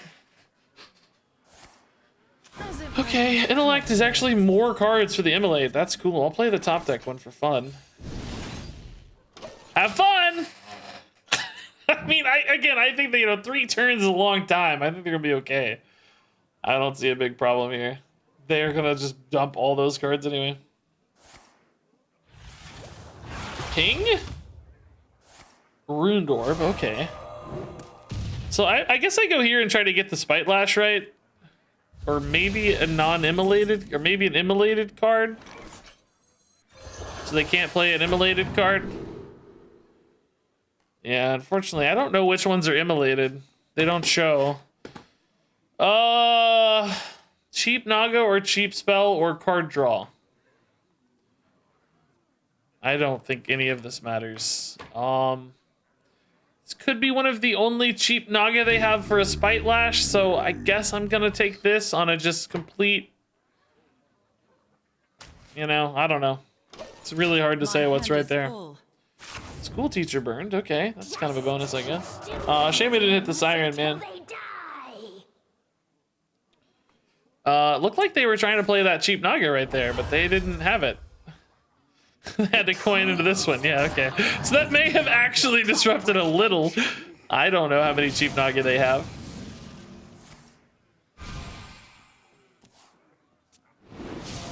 We can kill a Siren with a Drain Soul Touch. That's good news. Surely they'll hit another cheap Naga. They have amalgams and stuff too, right? Oh wow, did we break the cycle just then? Was that it? We broke the cycle. Oh my god. The cheap Naga read was insane. That was actually the play. That's crazy. I think I'm gonna immolate again. If they don't have a siren, I could try to like eat a siren, right? But I mean, I really like Tamsin too, but I feel like I want to create the immolate pressure while we have the immolate pressure going. You know what I mean? Like I want to create that double immolate pressure, so I think we will. Since we have the kill on this anyway. This is kind of iffy. I have Gigafin and Tamsin to react to a wide board. Like Tamsin Touch would still be able to deal with another like Spite Lash board or whatever. So okay, these are super immolated. These got a little time. Oh, I got both sirens earlier. Wow, that's tough. They're gonna be able to dump these now. Though again, I think we'll be able to just dismantle their boards pretty well here, and then they're kind of out of steam for a while probably. Obviously, there's more damage and stuff incoming, but that's something we can work around. We haven't seen Hero. We did see Wildfire, so Mordrash is an angle we got to think about. Yeah, Immolate looks awesome, yeah. I wonder if we're going to get more of that, because it feels like, I don't know that they would have made this super sick, awesome visual effect for a single mini set card, right? Feels like we're going to get more of that, maybe. You think this is a Dawn Grasp? Could be. Unplayed yet? That'd be sick to get a Dawn Grasp if they can't play.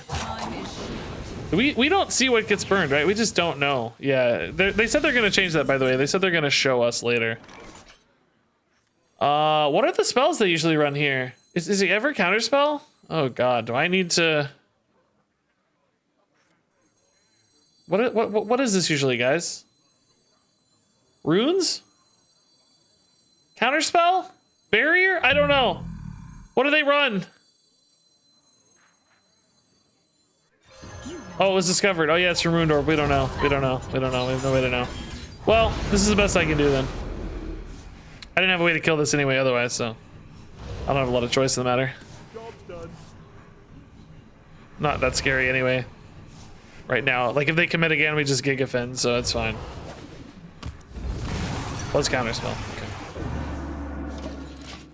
Yeah, this is not inherently scary on a pop-up as long as we can react to it. I will say the Gigafin's probably pretty easy for them to snipe, so it's only a temporary delay, but... Sivara. Counterspell was a good roll in that case.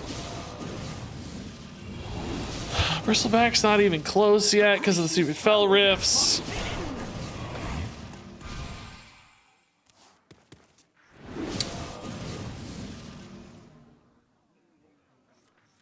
Yeah, we're probably gonna have to Gigafin until I can get more stuff to do. Another Spite Lash, but yeah, that's fine, really. As long as I got life and response, it's not really that bad. They just overcommit sometimes, if anything. Hey, Commander Westing, dude, thanks for the 15 months. Oh, did the deck tracker see it? Oh yeah, it does show an apprentice here. Yeah, maybe that's what, maybe the deck tracker sees it. Yeah, that's a good thought. Sure hope I could eat a Mordresh, by the way. That would be really, really helpful. Pick me, pick me. Okay, there's an Ignite on top of the Mordresh, so kind of dual win conditions here potentially, but we might also be able to eat that. I could try to hold this as a guaranteed eat later, but I don't think so. Oh, Twisting Nether here is just better than Gigafin, honestly. I think. I mean, I guess Gigafin's a little better. If I'm ever gonna do it anyway, let's make them have the answer, right? Maybe this is fine. It's kind of debatable, but just make them have it, you know? What is that? Maybe that's a Mordresh? That would be sick. That would be awesome. Because again, I'll say it for the 17th time. I don't really care about the pop-offs with the Siren as long as I have the response. Like, building a board doesn't matter, you know? Like, the infinite mana doesn't get them anywhere until they're killing me, and they're not killing me yet, so it's kind of chill. Just buys a turn or two.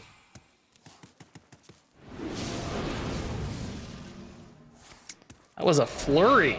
Wow. Okay. Kind of a freebie.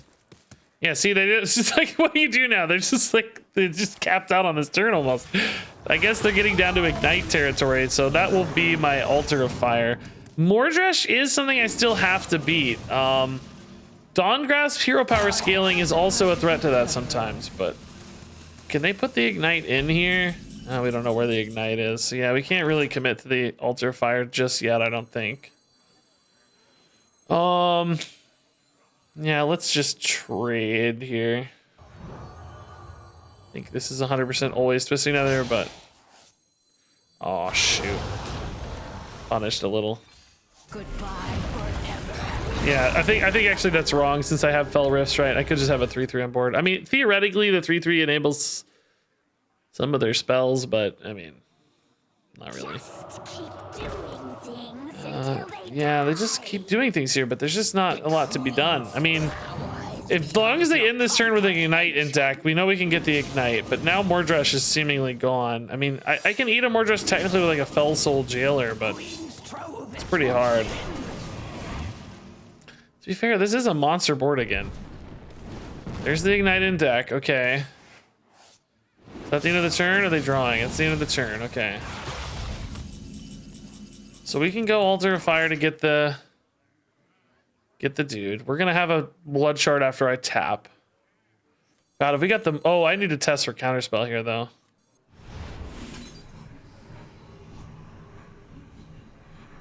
That was a randomly generated. Yeah, I need to test.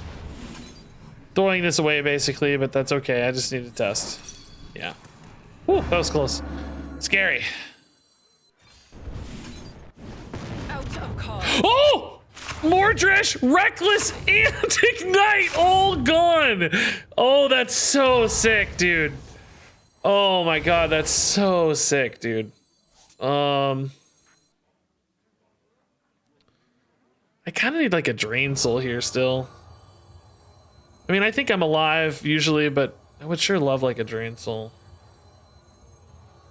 Just to be super safe. Connie, wait, oh god, what? Oh, I'm not, oh my god, I thought I had my dude. Why does he not have my dude? I thought I was gonna be at the right amount of cards, and I am not at the right amount of cards. Oh my god, am I gonna die? Oh my god, I thought I was at the right amount of cards. Oh, the Fell Rift shuffled in and I didn't draw it. Oh, that's why. Yeah. I put in a Rift. Yeah, that's why. Oh, crap. I didn't have a choice then, right? Yeah, it's just bad luck. I had to hit a Rift. Hopefully they don't have fireballs. That's what's scary here if they have a fireball. Dawngrasp hero power increments are also scary. Kill your own things, please. Stay where you are. That's not your own thing. That's a counter spell again, but that's not really a big deal. I need Drain Soul or I'm gonna die. That is an insanely big hero power already. Oh my god. Mutanus isn't really helpful that we know of.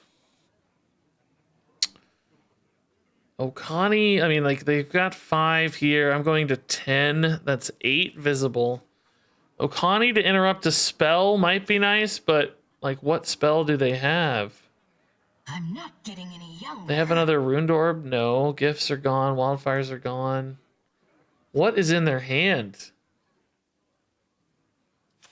What's that from? I can't tell what that icon is. This is some random Naga. This is some Runed Orb card, maybe? I don't know. I mean, this is always happening, so let's do this first. I can't really play around Counterspell. Explosive Runes would suck. I need the other Blood Shard, honestly. Or a Drain Soul.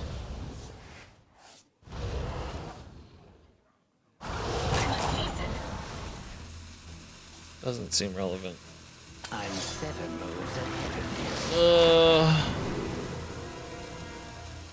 you. I don't know. I mean, I know they have Naga, so some ways Minion makes more sense, but I'm worried the spell is what's gonna be the thing that kills me, right? Oh god.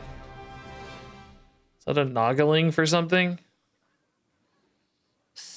Oh, and Zola discover more spells. That's insane. Do they have this spell to activate this though? Oh, they're gonna kill the Okani so that they get the spell to activate it. That's pretty cool. I do like that play. That's fun. The freeze on my... Dang, that's good, dude. The 0 mana freeze. Oh, that's a gross turn, dude. That's such a gross turn. Ugh. I can disrupt that with a Coil Fang, but I'm just gonna die on board. That does nothing for me. I can eat that with Coil Fang, but then I just die on board. I have to get like a Drain Soul. That freeze, dude. The other Ignite, he didn't have an Ignite. He generated an Ignite. Yeah, I should have played the Coil Fang maybe instead of the Okani. Yeah, I don't know. Hard to know, right? I need Blood Shard. Full-blown Evil is also kind of cool, I guess.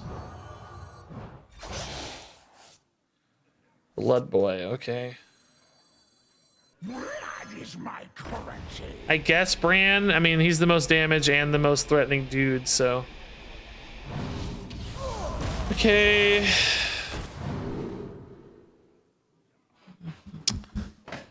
Oh my, I don't know. Explosive Runes does kind of shut me down later, but I can play around it actually. The Spell Coiler could give them a lethal hit, right? This is 7, 11, 14. I guess this is not lethal. This is only 15. Spell Coiler could be what gives them lethal. I hope I counted right there. 7, 11, 12, 14. Yeah, the Wildfire's actually not lethal. It's any other spell that would be lethal here. What's their fatigue count? 3. They're taking 4, so they're at 25 functionally. I could hit for 12, 17, and 5 is 22. I don't think there's any lethals there. I can heal a lot off these blood shards if they don't kill them. They're gonna kill a blood shard, so that's still actually kind of a net heal of like 5. Another Spite Lash, you're kidding me. The problem for me is I'm out of healing. If I don't win soon, I'm gonna lose to just hero power pings, just, you know, natural pings or whatever. So we know that that's an Explosive Runes, and I forget what Naga that is. I think Mutanus will be fine for the Explosive Runes. Then I have 2 turns here. Can I kill them in 2 turns with this board if I still trade? Yes, right? So Mutanus is good here. It's a spell coiler. That's enough for Mutanus. Yeah, that's fine. Okay. So I think this is solved, basically, right? Well, we don't know about barrier, I guess, but regardless, this should be enough pressure on board. Need more study.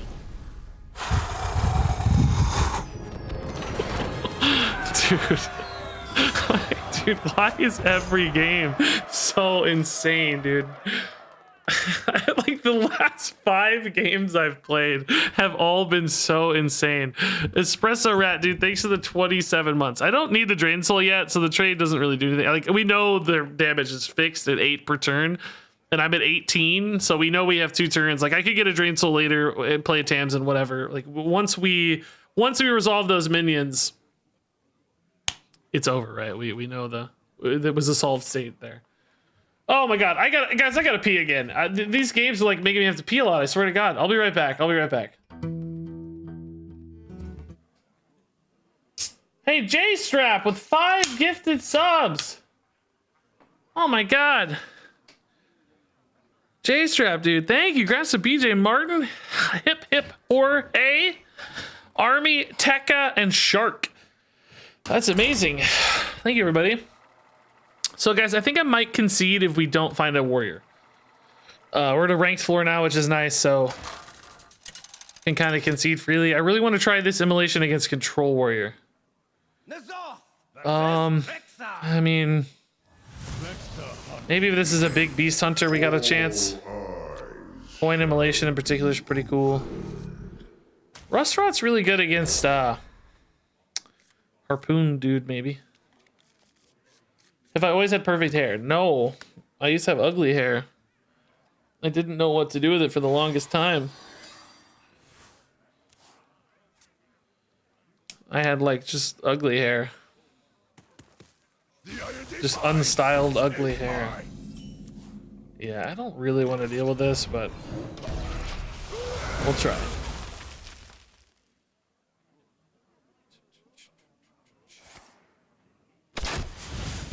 If the mage went face and ignored the lifesteal guys, he'd have 2 turn lethal.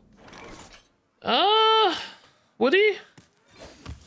I'd be healing for 6 and he'd only be dealing 2.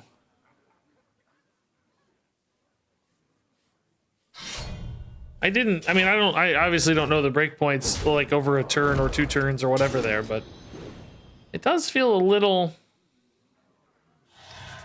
like only netting 2 per turn would have been tough. Immolation's pretty spotty. I mean, if this is the right size, like theoretically it may not be playable, but you assume it's a Hydralodon for cheap or something, you know? Oh my god, there's no cards left. Is this worth the trouble? Full-blown evil is not bad here. This is a problem with these immolations, dude. You just never know what you're gonna, like, just... What do you hit? Oh, Tamsin. No, Tamsin, no. Hodo Bane, okay. He would have pushed you to 1. You heal to 6, up to 7. I imagine you deal with his board and then without another heal. We did have a Drain Soul still, but... Yeah, again, I don't know. Yeah, I'm not sure. Like I said, I'd have to review those breakpoints one at a time there.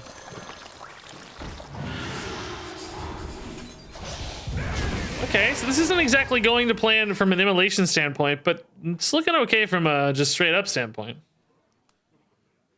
Thought that harpoon gun was indicating more big stuff, but definitely seems more like a face package here on average.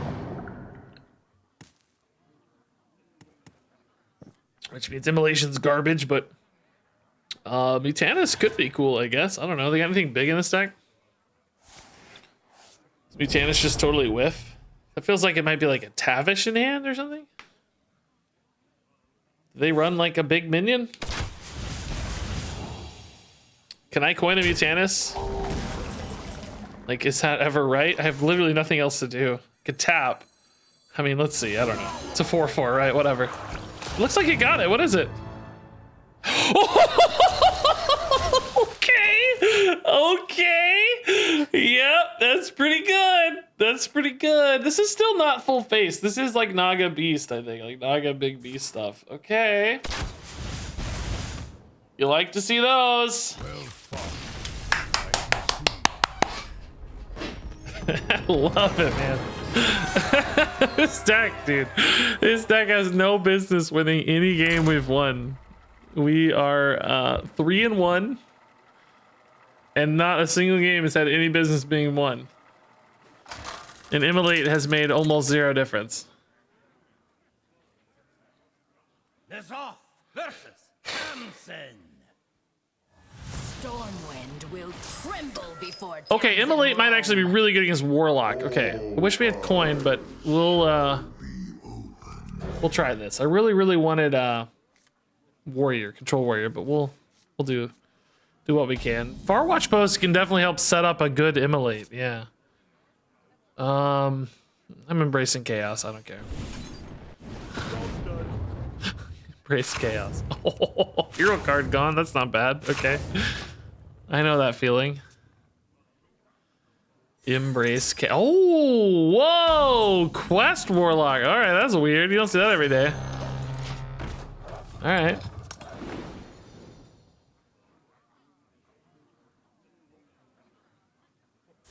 Coining. That's not good. I need them to have more cards in hand, not less. Play the backfire that's not in your deck because it's not in meta.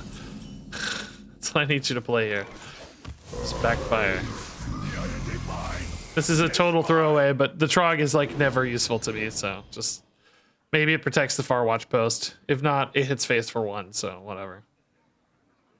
Gives them a bit of a dilemma, maybe. Maybe a tiny baby dilemma.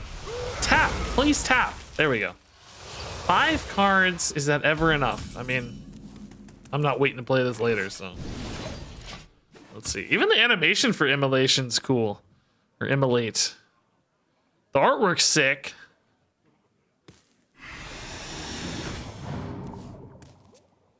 Brush Claw Enforcer. Watch Post again. Yeah.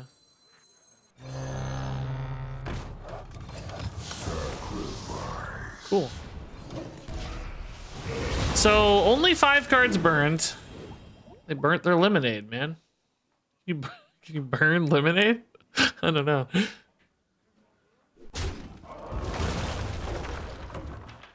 Five mana. How many Immolation cards can they play? Zola. You kind of get the feeling they didn't really want to Zola that particular minion. So that actually might still be a good play. I think we go for a spell here, maybe. I don't know. They're running a lot of Naga. Could go minion. Like, what is most likely to be here? What do they want to play for 6? Not Tamsin. What's a good 6 mana play in Warlock? Maybe like a 4 mana play. Maybe spell, infestation, like nothing really, right? I mean, we know they have at least a Naga that could kind of be disrupted, but do we care? I don't know. I think I care more about spells. It's really not just about likelihood. It's more about like what you care about. Now, they only need to deal 1 damage to this before they just deal with it anyway, but that's the 6 mana play, guys. My brain, my heart knew. My brain didn't know, but my heart knew. My heart knew. Okay, so we got, looks like we got a spiced bread baker and an entitled customer as well. Okay. Do we try to eat their Tamsin, or do we try to just take a good play right now? Yeah, let's just see what's up there.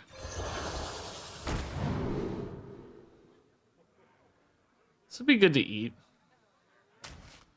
Their deck is all over the place, man.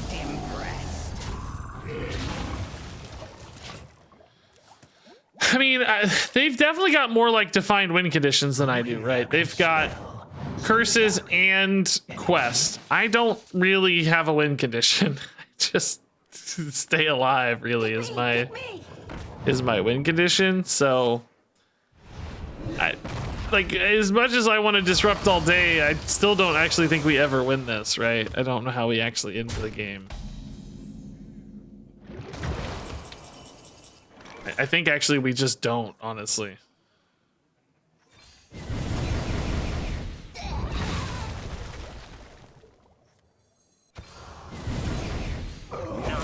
I mean, fatigue is not good against quest. I could eat their quest line and then fatigue, but how do I beat the abyssal curses?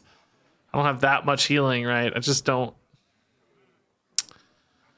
Ulthok could maybe create some kind of win thing of sorts, you know? I don't know. Why is this cost increased to 4? Oh, no. Posts. That's why. I just don't really see it, you know?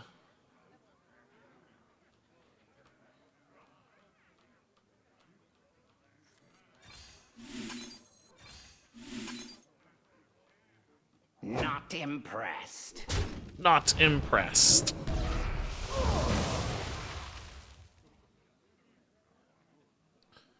Guess I gotta tap, but I'm just almost dead, right? Okay, how do I win? How do I win? How do I win? We can't. Can we out heal their full assortment of curses? I don't think so, right? We're already at 10 as is. Like, we're not in a good spot right now. Can I get a board? I'm just trying to think about angles to actually end this game, right? There's not a lot of good ones. Haven't heard of me.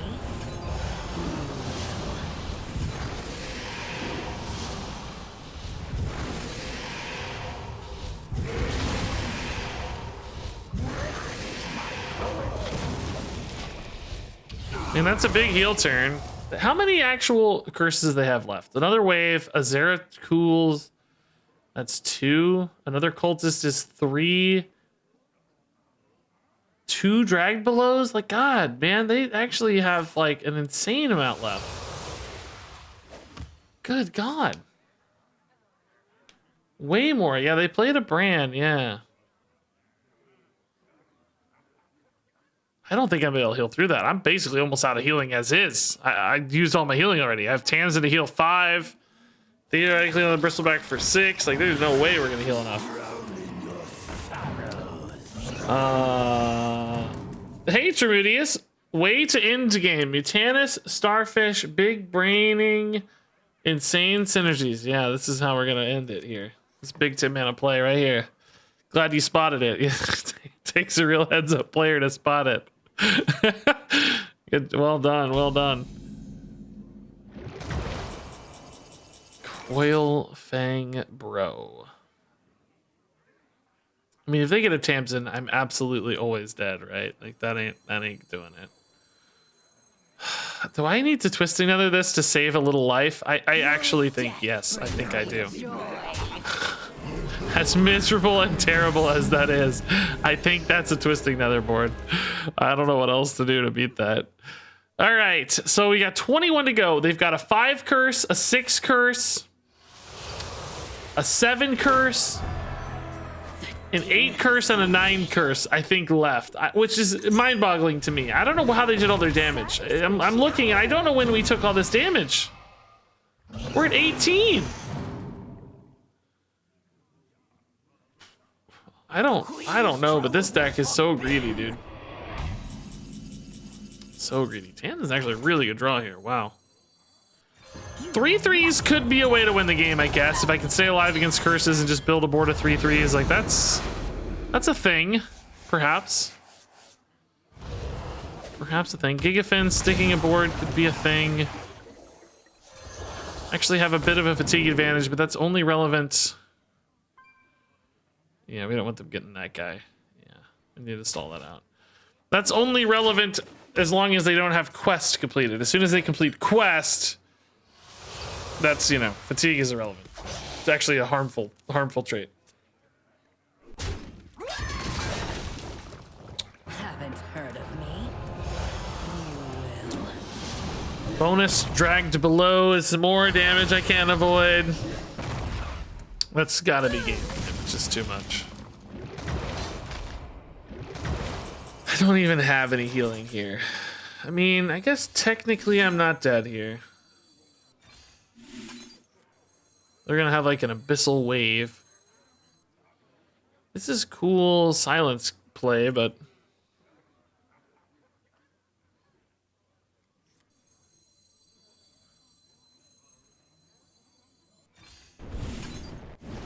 Who stole all my cards? Drag Below is actually a good hit. Yeah.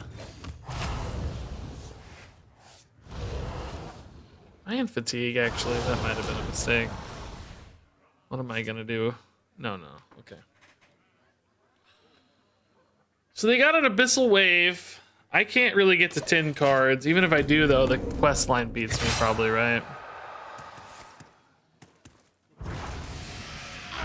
I am at 5. I'm almost out of cards.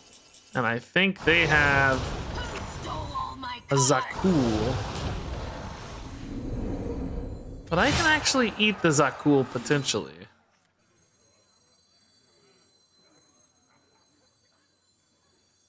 I like Mutanus eat better or Fell Soul eat better. I think I like Fell Soul eat better. But I'm just dead next turn. I can't really win. This is not enough damage, is it, to win? What a display. They're at 17.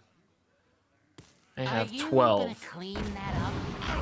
I have 4. Out of the oven. So I'm just dead to fatigue, yeah. Like next turn I just die to fatigue. Cannot win. Oh man, this was like weirdly close though. Right? It's weirdly close.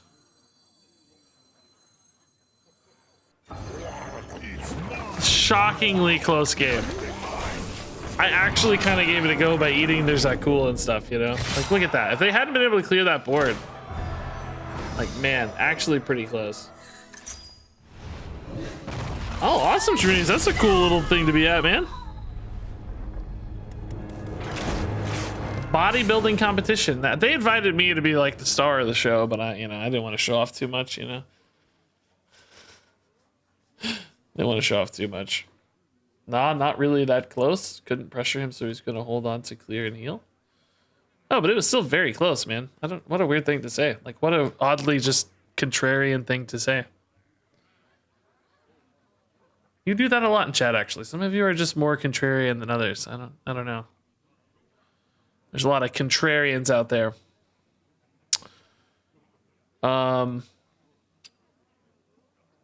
Okay.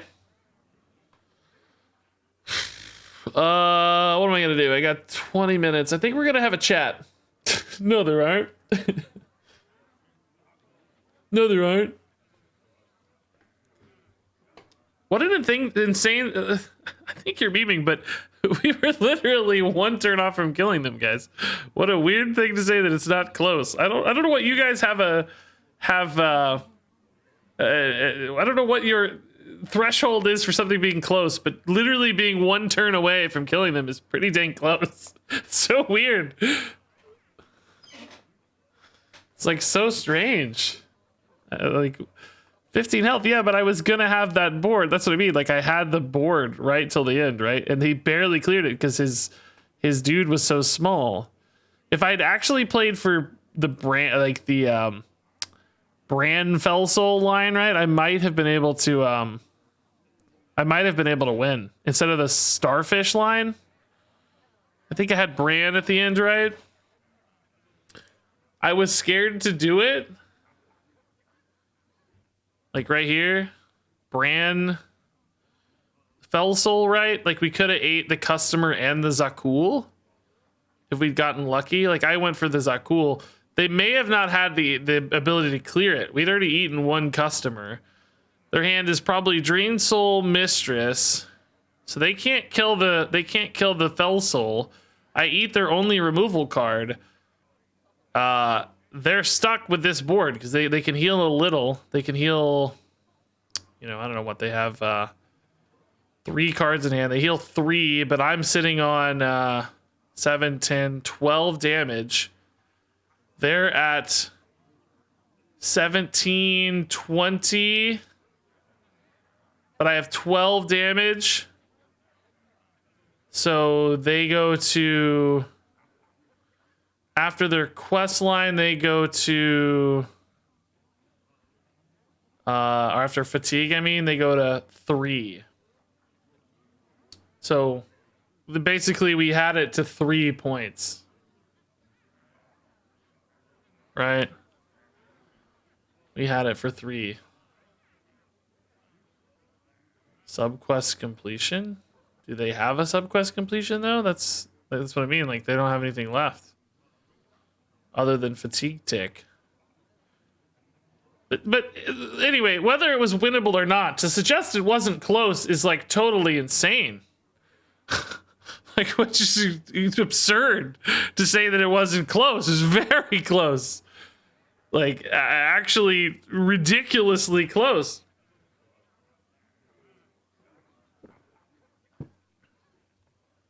Was like very winnable, I think, if we took a line or two differently. Like maybe trying to worry less about health in the mid and disrupt more in the mid, right? Like try to eat in the mid. Could have been a winnable game. I like that game a lot though. It's a fun game. Win or lose. All right, so we're gonna have a chat, guys. Let's have a chat. Chatting with Regis. Let's get you guys up on the other side here, actually. Hold up. Where are you guys? Here you are.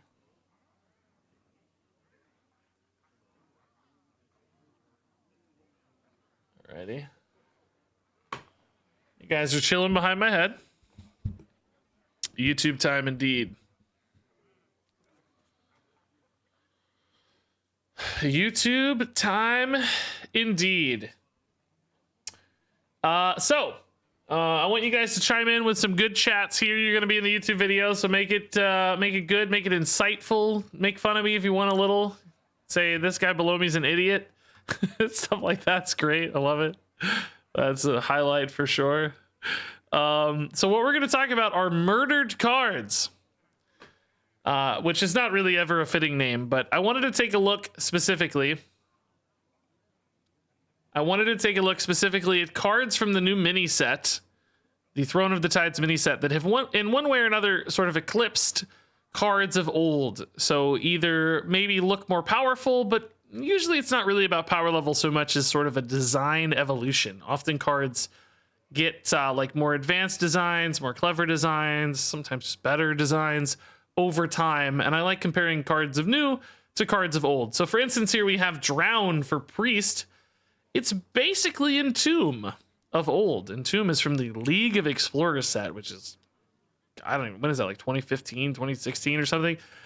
Drown is now 2 mana cheaper. It's a shadow spell, and it functions very similarly to Entomb. Entomb would take the enemy minion and shuffle it anywhere into your deck. Drown puts it specifically on the bottom, which can be good, can be bad. Obviously with Dredge, you can dredge it up immediately if you want. That's awesome. If you don't have Dredge and you wanted to get it, it's bad that it's at the bottom, but often you don't really want your opponent's minion. Usually it's like kind of a random thing you just had to remove. You were desperate to remove it, but isn't necessarily fitting for your deck or game plan. So you're kind of happy to tuck it away at the bottom pretty often. So both perhaps a better positional shuffle, non-shuffle, but you get it, where it lands is better, and it's 2 mana cheaper as well. And I think that's demanded for modern day Hearthstone, because Drown is not a crazy broken card. I think it's actually kind of just average. And Entomb used to get played. Like, it's a good control priest card, great removal for like Death Rattles and Sylvanuses and stuff back in the day.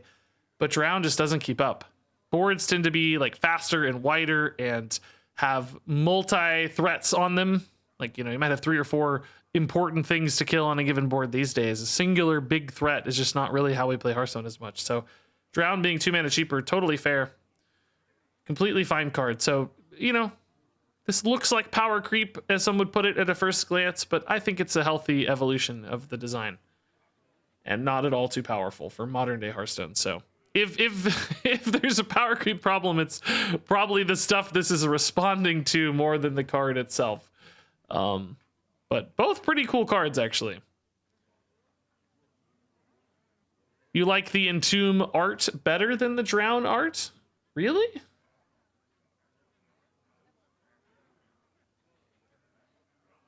I feel like Drown's art's actually pretty cool. It's like sort of like horrifying for Hearthstone. This dude is being drowned alive and he's freaking out about it. I mean, Entomb is like a more classic fantasy, I guess, in some ways, like a mummy. It's like, you hate Drown's art. Really? What's wrong with it? It's just an orc.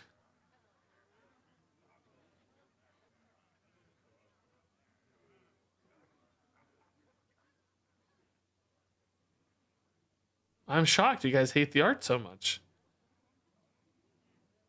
It's true that it's not shadowy. That's fair.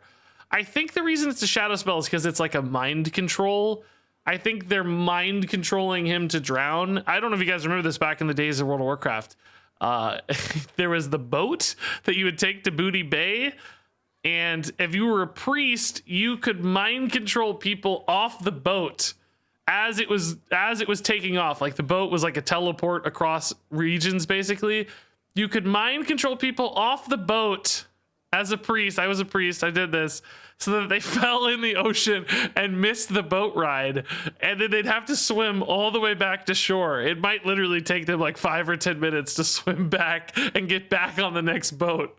So you would like literally steal 10 minutes of their life. So this might be what the card Drown is hearkening to.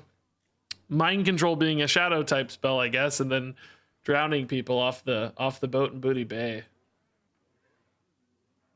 So anyway, this is pretty much the most clear example of a card that has gotten like dramatically stronger for basically the same or better effect. A lot of these that we're going to talk about are more sideways comparisons. They're not like one-to-one necessarily. It might be across class, might not have the exact same effects, but in one way or another sort of evolve the design. So this is the most clear-cut, obvious case, but we'll talk about the rest of these.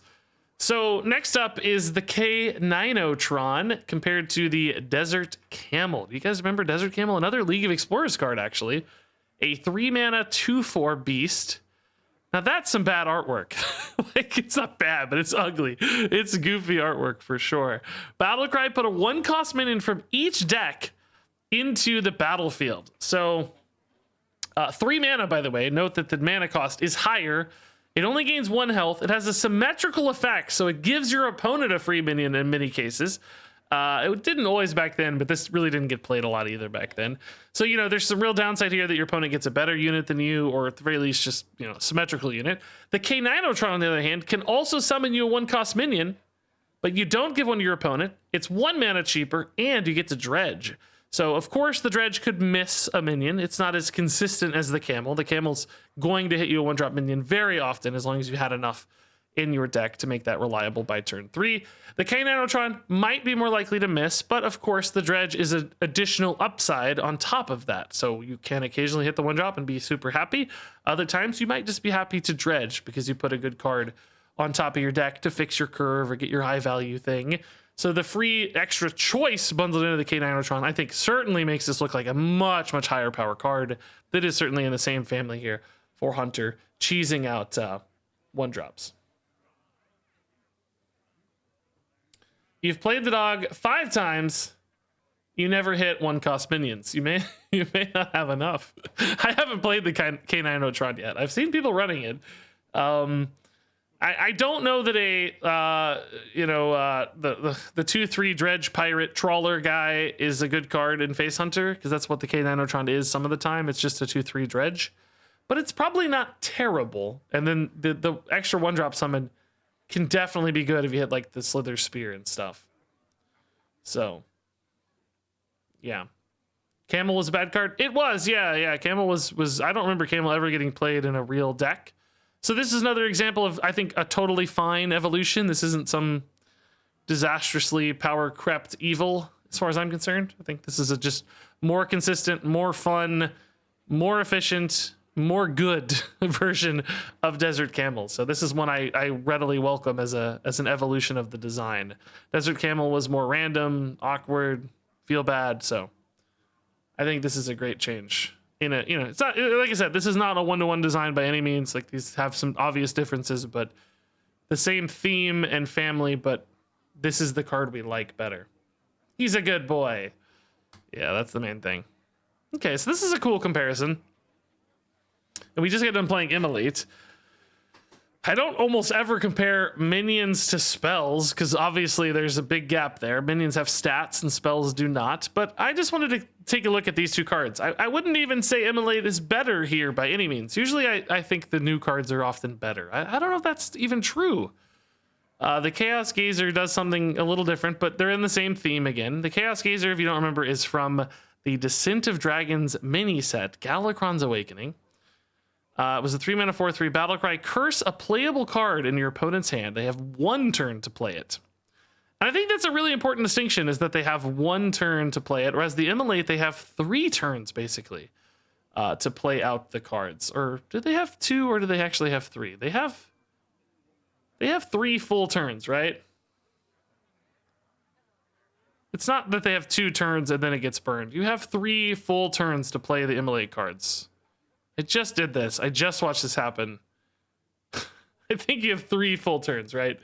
Regardless, either way, Immolate, you have a lot more luxury to play the cards. Chaos Gazer actually creates some pretty high friction where it's like, oh, I have to play this right now. Now, it had that playable condition so that it always got stuff that was within a reasonable mana cost. But it still may be something that was like, you know, yeah, Bran is cheap. Bran can be played, but they may not want to play the Bran on like turn 4 or whatever. Like, it's just a dead Bran, right? So you could still really create some disruption. The Immolate, you give your opponent way more luxury to have time to play the stuff, to kind of choose. You know, if it's a higher cost, they can wait a couple turns and still play it.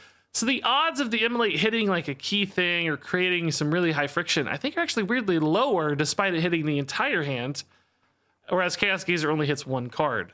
So on top of that, of course, Chaos Gazer is just a 4/3 body that you get, and it's cheaper as well. So the Immolate, it's almost in some ways a step backwards from the Chaos Gazer, I think.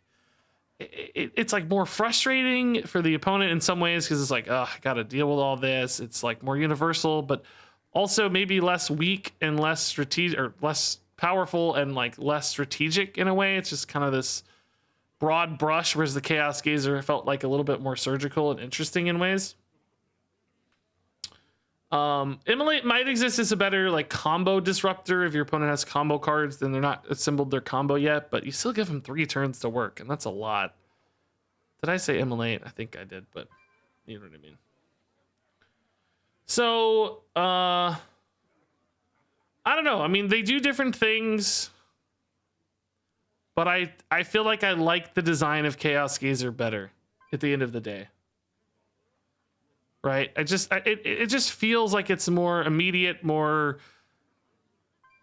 you know, there's like more strategy to it in a way. There's more fairness. I don't know. I'm trying to think of good adjectives here.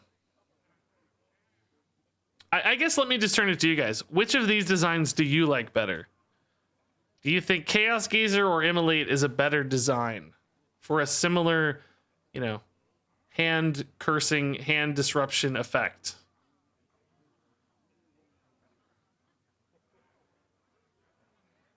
I like Chaos Gazer better.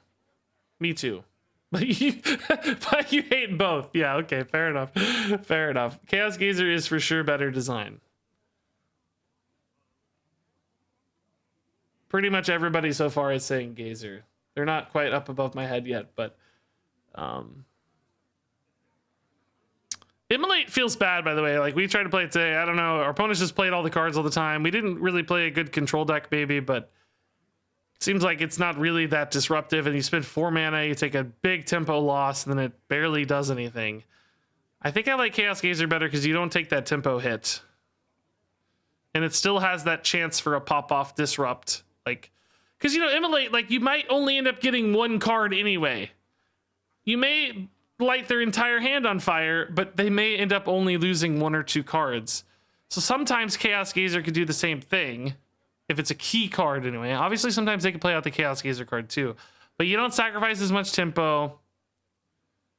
So I wonder if Immolate will get additional support pieces. I wonder if there's going to be other cards to come along and say, like, for every card that is on fire in your opponent's hand, gain +1/+1 or something, whatever, right? Who knows? Or like,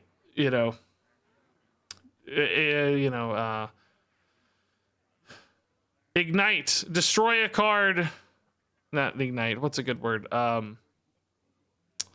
Conflagration. Destroy one of your opponent's cards that is on fire. Like, 1 mana spell or something that like follows up on the immolate so that it has something. Because they designed this really beautiful effect for immolate, and then I can't imagine it's just going to have one card that supports the visual effect. So anyway, this is one of the like rare cases where I think I'd like this design less. But maybe it'll get more follow-up. Could be interesting. I like combo disruption, but I worry about control disruption. So who knows? Moving on, it's the Command of Neptulon, a new shaman spell. I haven't even really seen this played yet, I don't think. Maybe one time. Thought it was cool to compare this to Faceless Corruptor. And if you guys remember, Faceless Corruptor actually used to be a 5/4. It got nerfed. It was too good. Do you remember this? Seems strange in hindsight, really, but Faceless Corruptor was insane back in the day as a 5/4. We had like a lackey meta at the time, and a bunch of 1/1 lackeys were always hanging around on board, and then Faceless Corruptors would transform lackeys into 5/4s. And you'd get 2 5/4s for 5 mana, and they had rush, and that was insane. And now, with Command of Neptulon, you get 2 5/4s with rush for 5 mana, and it's totally normal and not even good. I mean, it might be okay. I think it's a fine card. I think it's going to be good probably at some point, but I haven't even seen one yet. It's not like it's blowing the meta up. It's not a nerf target, that's for sure. Now, of course, Command of Neptulon sort of kind of costs 6 mana with Overload, but as we all know, that's not usually much of a punish. And the fact that it's a spell and Overload and Nature actually give it some additional upsides. All of those things could be bonuses in the right sort of synergistic deck packages. So those might actually be good things. On top of that, of course, you don't need the minion on board. It's just 2 5/4s. There's no condition to have a minion to transform into. So all in all, just like a much better version of Faceless Corruptor in 97% of instances. And Faceless Corruptor was a nerfed card. And this is just regular. So really crazy to see this one, I think. One of the cards that was like the most meta-dominant card of its era. Nerfed to smithereens. Well, not to smithereens. It only lost 1 attack. But nerfed nonetheless. And Command of Neptulon comes along and just says, nah. Yeah, it's okay. We can do this nowadays. It's 5/4s are no problem. Now, again, of course, this is a class card. It's fine that it's better. I'm not saying it's some awful great evil. It's actually a healthy card these days. It's great. I like that it's minion based and board based. I think that's cool. I like that we've got stuff trading and interacting on the board and putting minions and threats on board. That's great. Happy to see this sort of card, but it's just really, really a distinct comparison here. Quite a shocking comparison, I think. Why are the elementals instead of murlocs? I thought Neptulon's whole deal was murlocs. Well, that was really, I think, just the previous Neptulon card. As far as like lore is concerned, I'm not aware of Neptulon hanging around murlocs a lot, being that he is an elemental and an elemental lord, much like, say, Ragnaros has his elemental lieutenants. I would expect Neptulon to have elemental lieutenants, not murloc lieutenants. I think Blizzard just said, hey, he's hanging out in the water. He's the water guy. Murlocs are water dudes. Maybe we'll just make him a water murloc dude in the original version of the card. But this actually might be more fitting from a lore standpoint. So, I don't know either. Good question. All right, this one's a very straight up obvious comparison.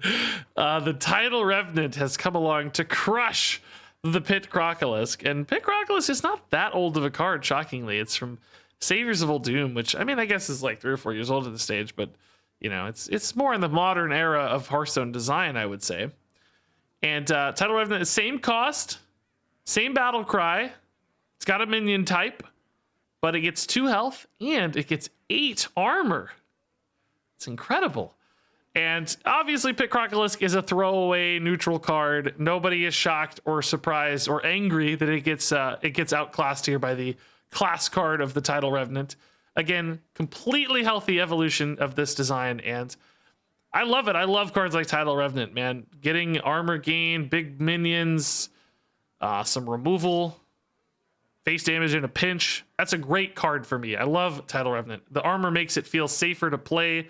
Pit Crocolisk, of course, could never make the cut in a constructed deck because just too expensive and risky. Whereas Tidal Revenant is actually good. It's being played in Control Warrior lists at a high rate. It might end up being in the best Control Warrior list. It's kind of fighting right now with the dragon versions for supremacy in the current meta. But it's actually good, and I'm so happy about that. All it took was a little health and 8 armor, and the Pit Crocolisk could have been meta. If Pit Crocolisk were just wearing a set of armor, man, he could have been so good. Pit Crocolisk. I think Crocolisk was good in Arena back in the day, if I remember. It seems like the sort of card that's good in Arena, instant reactivity removal type stuff on a big-ish body. So Tidal Revenant is probably a good Arena card too, if I'm guessing. The armor is not as useful in Arena, but if it's doing something good anyway, and then also gives you that little bit of extra life gain, I suspect it's a good Arena card. Crocolisk was insane. Yeah, okay. That makes sense. Nowadays, Pit Crocolisk could be played on turn 4 in Hunter. What would Crocolisk's mana cost have to be? I mean, Hunter has the new deal 5 damage thing, but it has that condition, right? Crocolisk is conditionless. I think you'd still expect Pit Crocolisk to be a 5 mana card. That would be a pretty good 5 mana card. If he just straight up was 5 mana deal 5, that would be a playable card, right? That would be pretty strong, I think. We do have some like 5 mana deal 4 and deal 3 stuff that's not that good. Like, you know, Fire Elemental is what, 6 mana, 6/5 deal 4. So you'd probably have to keep him at 6 to feel fair there, but yeah. Anyway, I love this being a thing. The Tidal Revenant is actually playable at 8 mana as like a life gain card. That's so great. All right, next up, this was a fun comparison. Topple the Idol. For Demon Hunter, new dredge card. Reveal your dredge choice and deal damage to its to all minions equal to its cost. I read that beautifully, by the way. Versus Dragon's Fury, an old Kobolds and Catacombs card. That was a 5 mana fire spell for Mage. Reveal a spell from your deck, deal damage equal to its cost to all minions. So basically the same design here, but Topple the Idol, you get to dredge. So that's advantageous for 2 reasons. Number 1, you just get to pick your next card, and that can be awesome. Like take a 6-drop on curve, you know, you got something to play. Number 2, you get to pick the high cost thing, which means, you know, you're going to have more reliable, often removal. Now, as is the case with Dragon's Fury, it was still pretty reliable because you ran it in decks that only ran big spells, and it reveals specifically a spell, not just anything. So you could kind of construct your deck to ensure that your Dragon's Fury is big. But in a lot of ways, that's a limitation because you don't want to have to build your deck very specifically. Like it was hard to run secrets. I remember back in the day with Dragon's Fury. Like sometimes it's like, I need to run an ice barrier, or maybe it was even ice block back then. I can't remember. And I can't run the ice block or I'm going to risk ruining my Dragon's Fury. Or maybe you take the risk and you say, well, okay, maybe it's fine if I get ice block occasionally. I'm going to low roll. Topple the Idol, you might be able to avoid that a little more. At least still could have some problems, but you can at least influence your fate a little bit more so than Dragon's Fury. So it just kind of changes the way you think about the card. It's less about deck building. Still a little bit with Topple the Idol. You want to make sure you have big stuff. But then the dredge upside is really nice as well. So I would say Topple the Idol is a better card on average. Not in every scenario, but on average. And I like that it offers more agency to the player. It still encourages interesting deck building thoughts. You want big stuff, but you still have influence, you still have control. There might even be instances where you happily take like a 2-mana card with Topple the Idol just to get another good card, right? Maybe you find lethal or something off your Topple the Idol. Who knows? I think all of that's a nice advantage to Topple the Idol in this case. And not even a card I've seen played. I literally haven't seen it played yet. Topple the Idol, we'll see play one day if Big Demon Hunter takes off. Yeah. Being a Demon Hunter is the only downside. Yeah. I mean, it's very true that Mage cares more on average about removal than Demon Hunter currently. We haven't really seen a Demon Hunter deck that's playing big stuff and caring about this kind of removal. So contextually, Dragon's Fury is a better card in its class so far.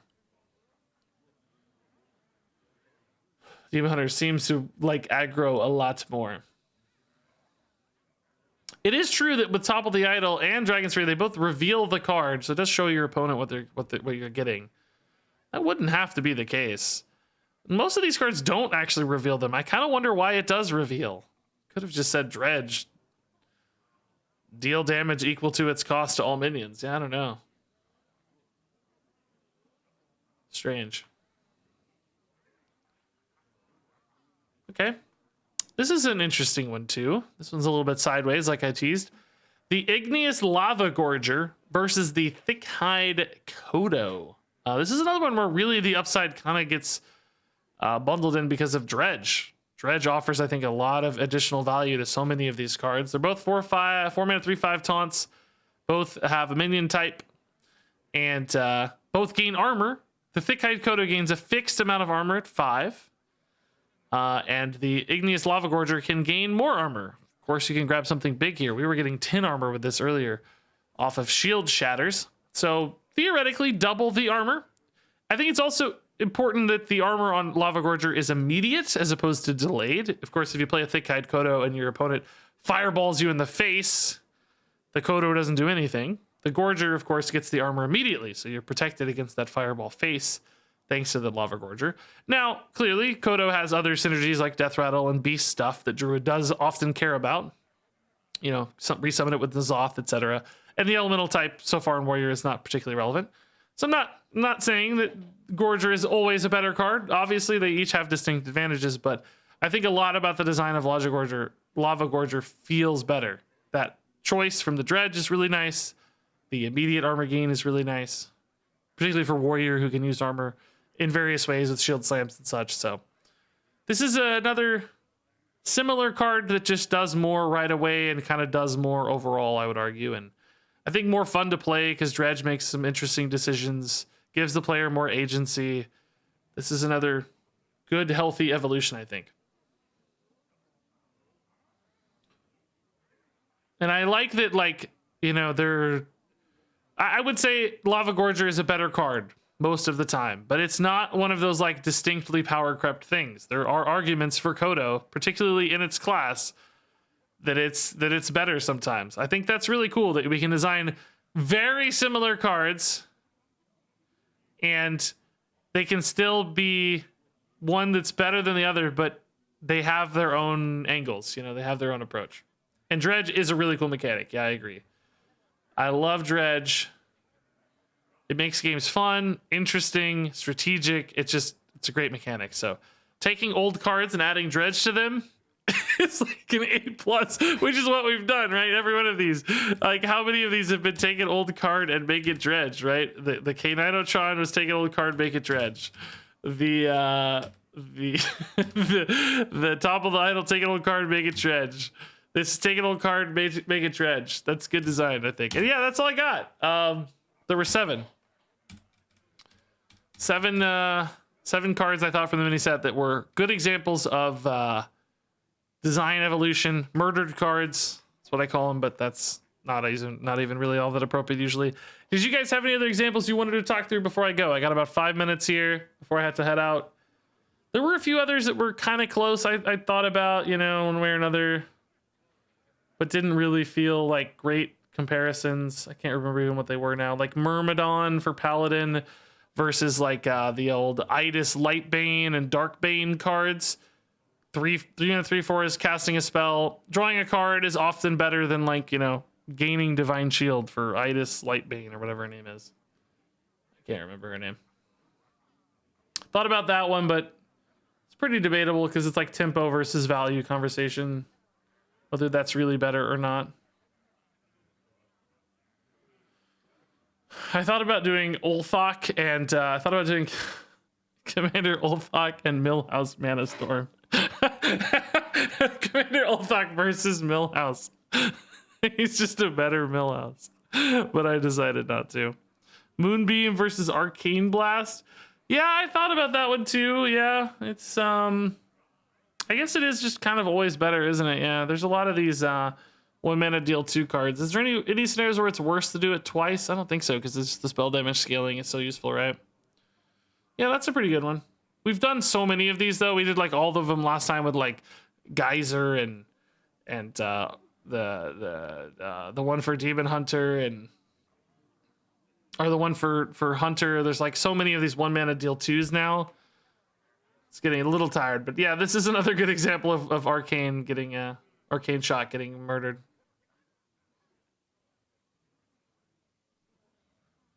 Old Neptulon versus new Neptulon, yeah, sort of.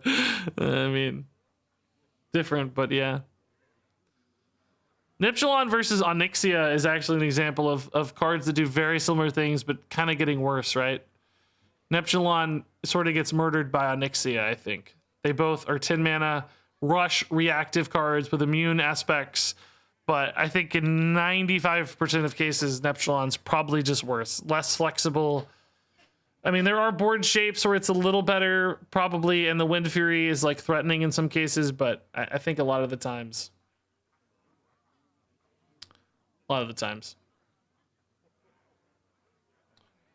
Arcane Blast, the double spell damage can only hit minions. Oh yeah, I guess it's also way better than that. Yeah, but that's a little different because, well, no, I guess it's not that different. Yeah, it's a good example. That's even like almost more specific to spell damage scaling. Yeah. Yeah. I think that's it. It's amazing. 7 cards out of 35 were good examples of like old designs done up in a new way. Sure, there's even more. People will have more thoughts. I did think about Light Ray versus Thing from Below. They're both 5/5 taunts. They get cheaper, but I don't know. They operate so differently and so distinctly. It's really hard to compare them. It's really just the outcome that's the same. So yeah, those are the murdered cards of Throne of the Tides. These are some of my fun comparisons to do every time. So anyway, I gotta go. I will see all of you. I don't know about tomorrow, actually. I'm not sure, but soon. Good stream today. I was really salty yesterday, really sour yesterday, but today was more fun. Fun decks, fun wins, fun chat. So thank you, everybody. I love you. I appreciate you. I'm gonna drop you off on a raid, and then I'll see you soon. Probably on YouTube. All right. Love you. Thanks for watching. Thanks for the subs and bits and follows, kind words. Good luck out there. Thank you. And until next time, game on.